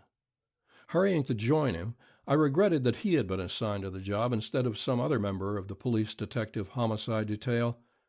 Dean isn't a bad sort, but he isn't so satisfactory to work with as some of the others. That is, you can never be sure that he isn't holding out some important detail so that George Dean would shine as the clever sleuth in the end. Working with a man of that sort, you're bound to fall into the same habit, which doesn't make for teamwork. I arrived in the vestibule as Dean pressed Whitaker's bell button. "Hello," I said. "You in on this?" "Uh-huh. What do you know?" "Nothing. I just got it." The front door clicked open, and we went together up to the Whitakers' apartment on the 3rd floor. A plump blonde woman in a light blue house dress opened the apartment door. She was rather pretty in a thick-featured, stolid way. "Mrs. Whitaker?" Dean inquired. "Yes." "Is Mr. Whitaker in?" "No. He went to Los Angeles this morning," she said, and her face was truthful. "Know where we can get in touch with him there?" "Perhaps at the Ambassador, but I think he'll be back by tomorrow or the next day." Dean showed her his badge.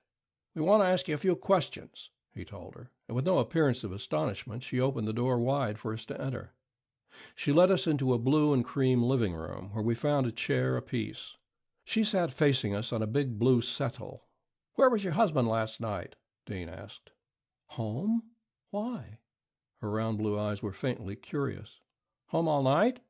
"Yes, it was a rotten, rainy night. Why?" She looked from Dean to me. Dean's glance met mine, and I nodded in answer to the question that I read there. "Mrs. Whitaker," he said bluntly, "I have a warrant for your husband's arrest." "A warrant? For what?" "Murder." "Murder?" It was a stifled scream. "Exactly, and last night." But I told you he was—" "And Ogburn told me," I interrupted, leaning forward, "that you called up his apartment last night, asking if your husband was there." She looked at me blankly for a dozen seconds, and then she laughed, the clear laugh of one who has been the victim of some slight joke. "You win," she said, and there was neither shame nor humiliation in either face or voice. "Now listen." The amusement had left her. "I don't know what Herb has done, or how I stand, and I oughtn't to talk until I see a lawyer. But I like to dodge all the trouble I can. If you folks will tell me what's what, on your word of honor, I'll maybe tell you what I know, if anything. What I mean is, if talking will make things any easier for me, if you can show me it will, maybe I'll talk, providing I know anything." That seemed fair enough, if a little surprising. Apparently, this plump woman who could lie with every semblance of candor and laugh when she was tripped up wasn't interested in anything much beyond her own comfort. "You tell it," Dean said to me. I shot it all out in a lump.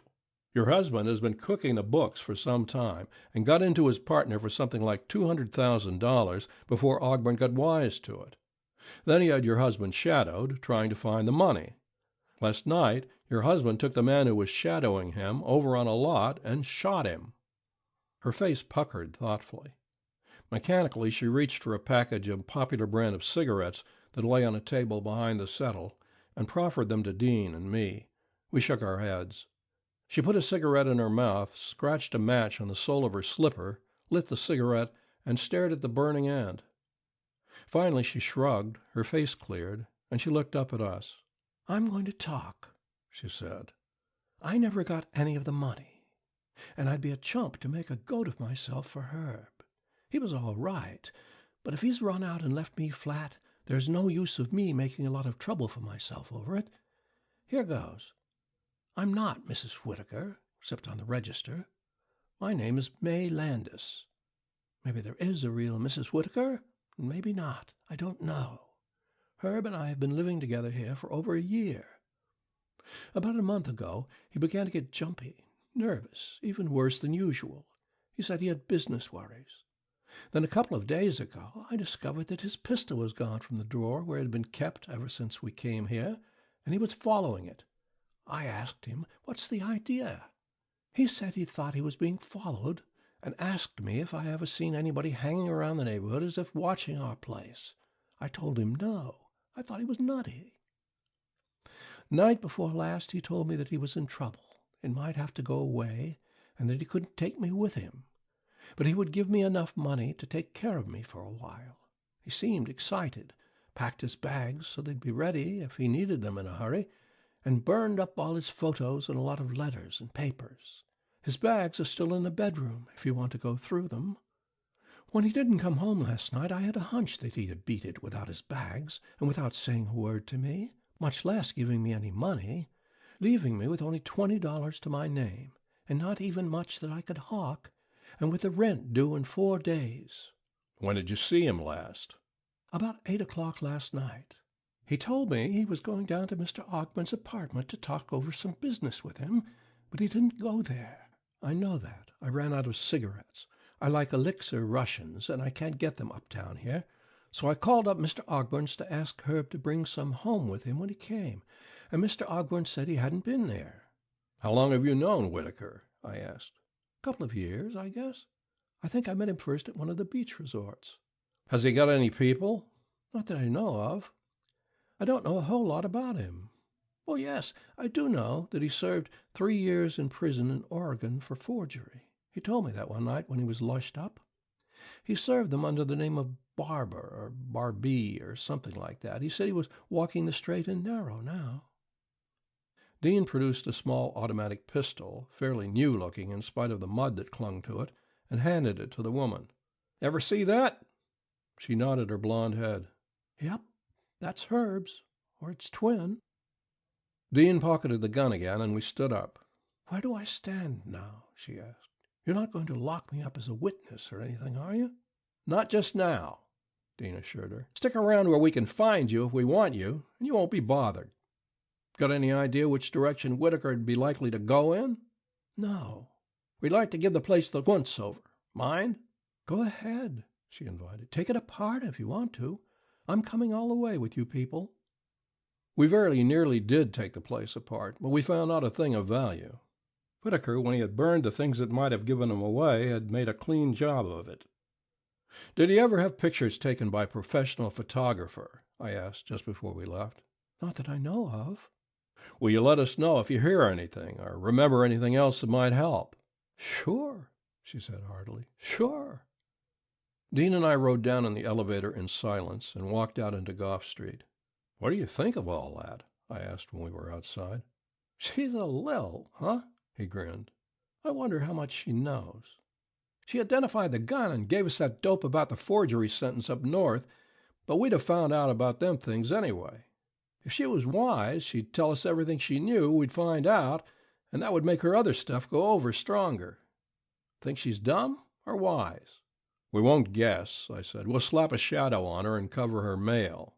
I have the number of a taxi she used a couple of days ago. We'll look that up, too.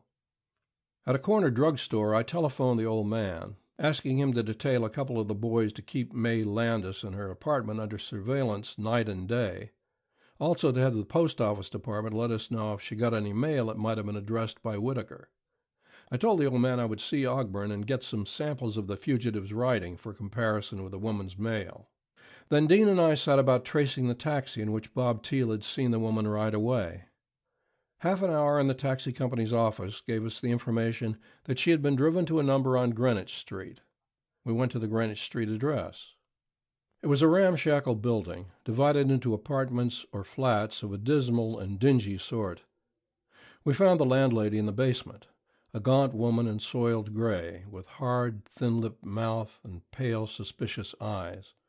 She was rocking vigorously in a creaking chair and sewing on a pair of overalls, while 3 dirty kids tussled with a mongrel puppy up and down the room.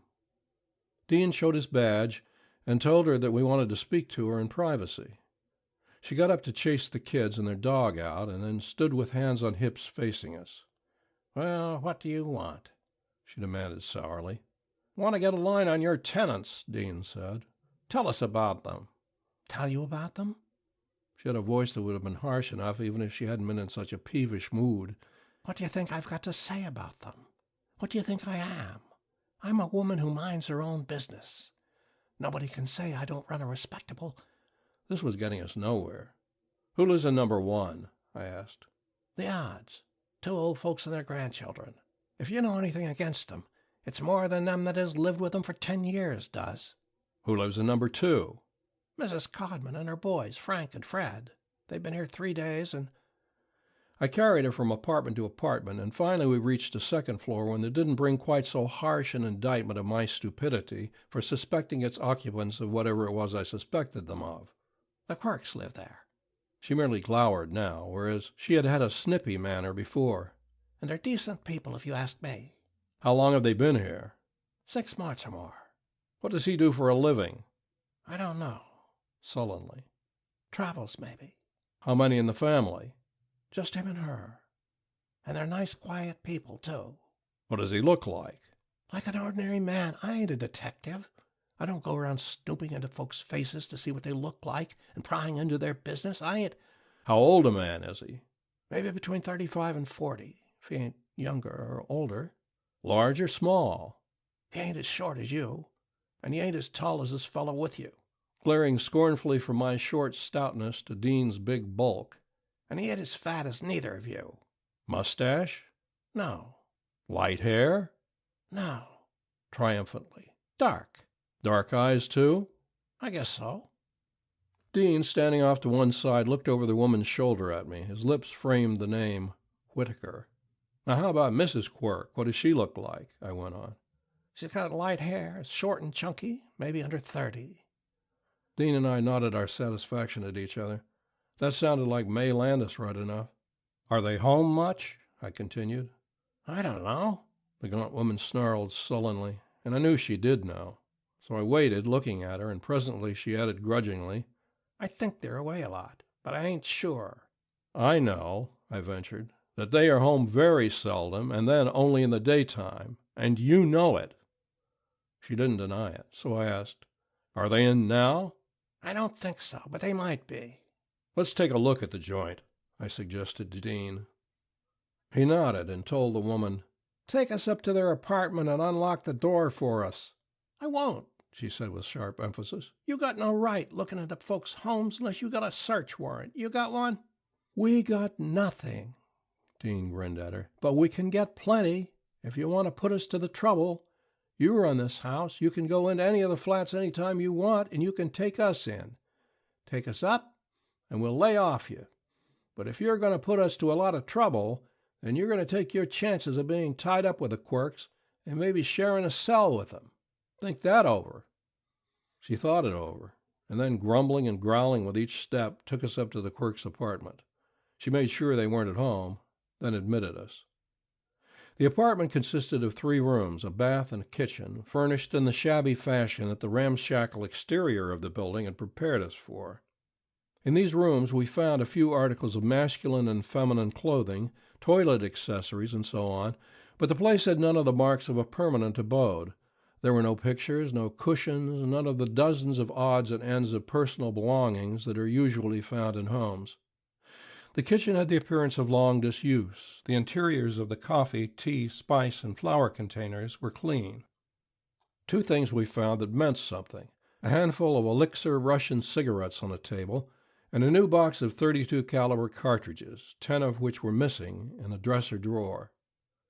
All through our searching, the landlady hovered over us, her pale eyes sharp and curious. But now we chased her out, telling her that law or no law, we were taking charge of the apartment. "This was or is a hideout for Whitaker and his woman, all right," Dean said when we were alone. "The only question is whether he intended to lay low here, or whether it was just a place where he made preparations for his getaway. I reckon that the best thing is to have the captain put a man in here night and day until we turn up, Brother Whitaker." "That's safest," I agreed, and he went to the telephone in the front room to arrange it. After Dean was through phoning, I called up the old man to see if anything new had developed. "Nothing new," he told me. "How are you coming along?" "Nicely. Maybe I'll have news for you this evening." "Did you get those specimens of Whitaker's writing from Ogburn, or shall I have someone else take care of it?" "I'll get them this evening," I promised. I wasted 10 minutes trying to reach Ogburn at his office before I looked at my watch and saw that it was after 6 o'clock. I found his residence listed in the telephone directory and called him there. "Have you anything in Whitaker's writing at home?" I asked. "I want to get a couple of samples. Would like to get them this evening, though if necessary I can wait until tomorrow." "I think I have some of his letters here. If you come over now, I'll give them to you." "Be with you in 15 minutes, I told him.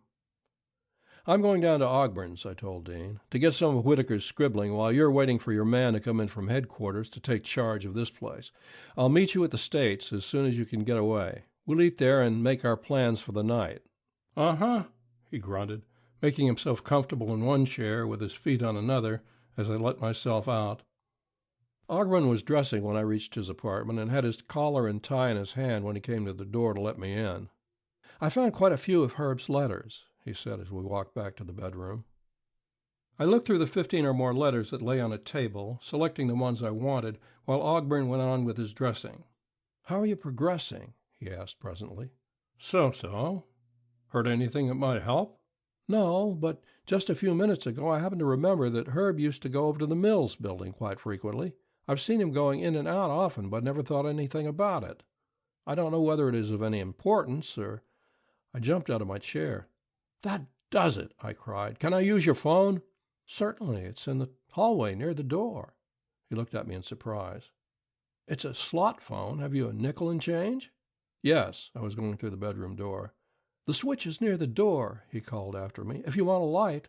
Do you think—" But I didn't stop to listen to his questions. I was making for the telephone, searching my pockets for a nickel.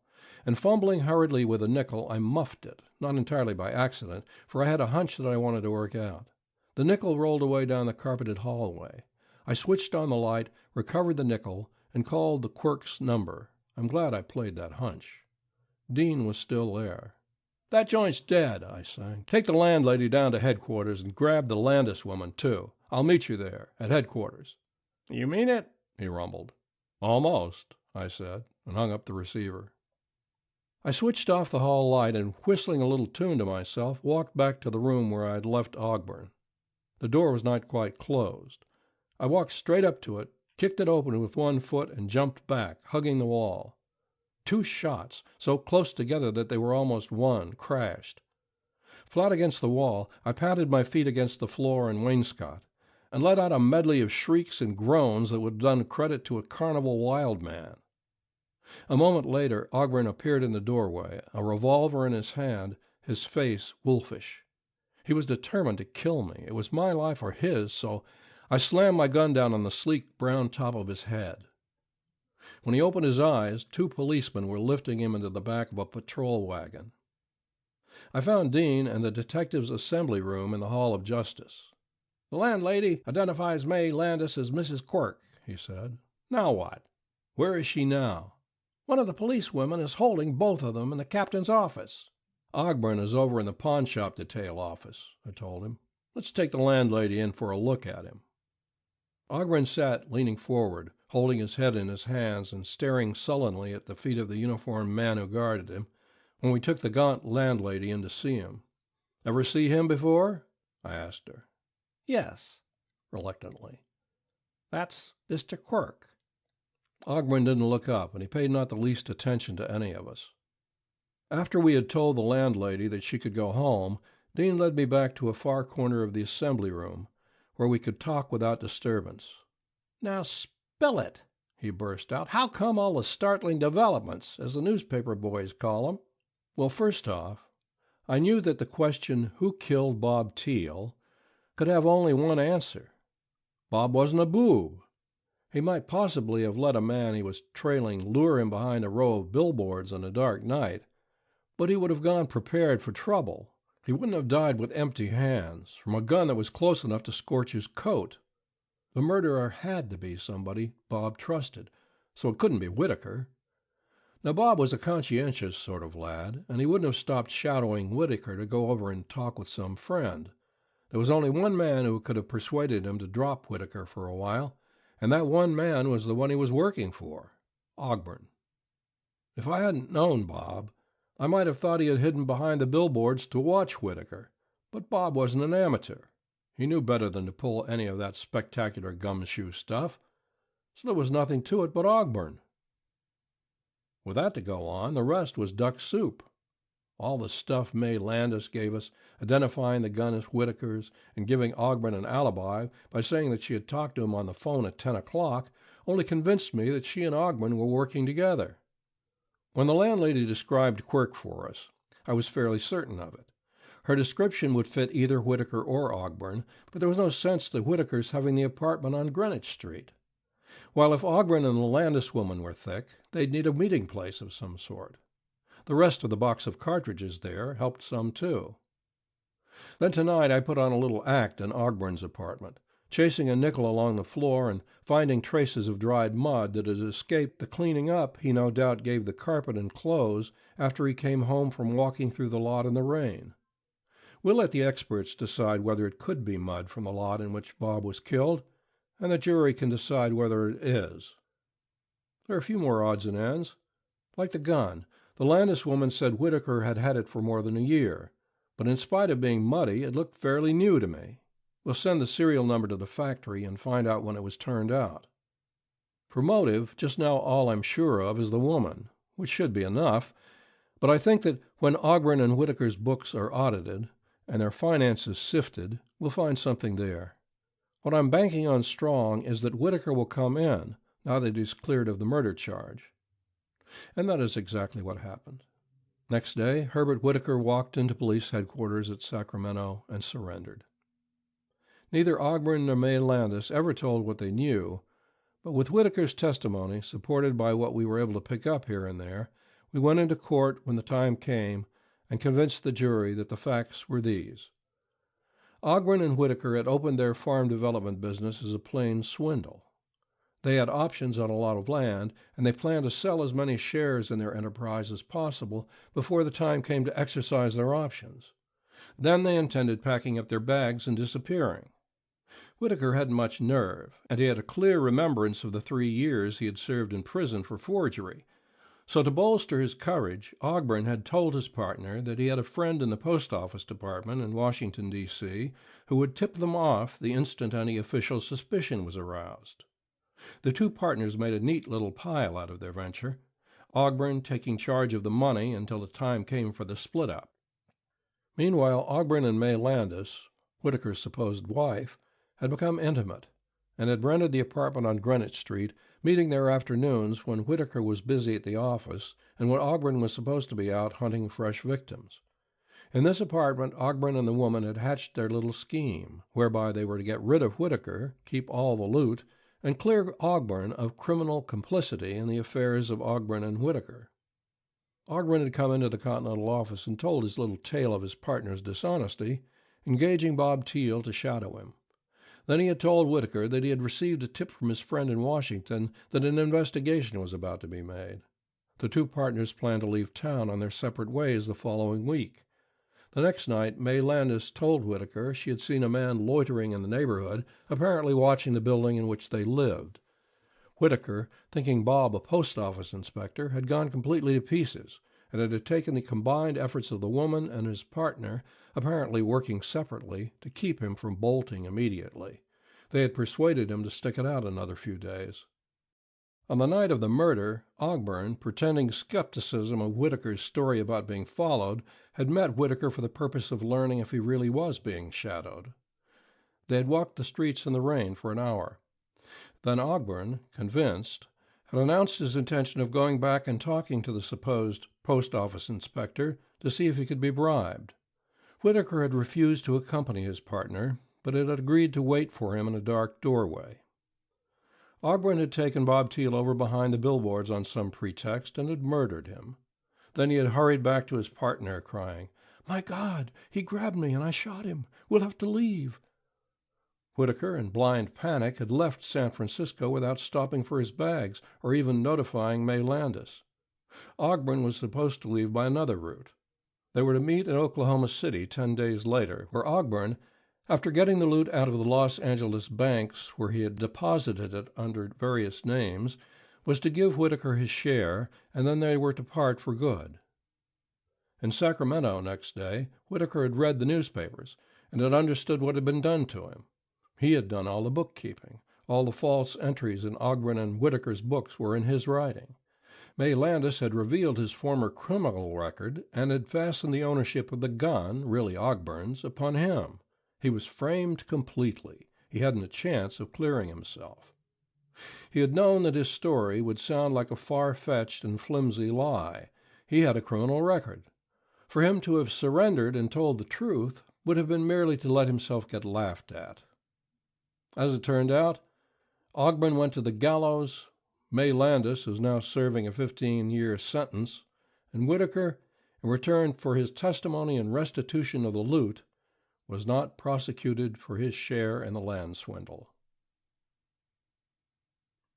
End of Who Killed Bob Teal? End of The 10th Clew and Other Continental Op Stories by Dashiell Hammett.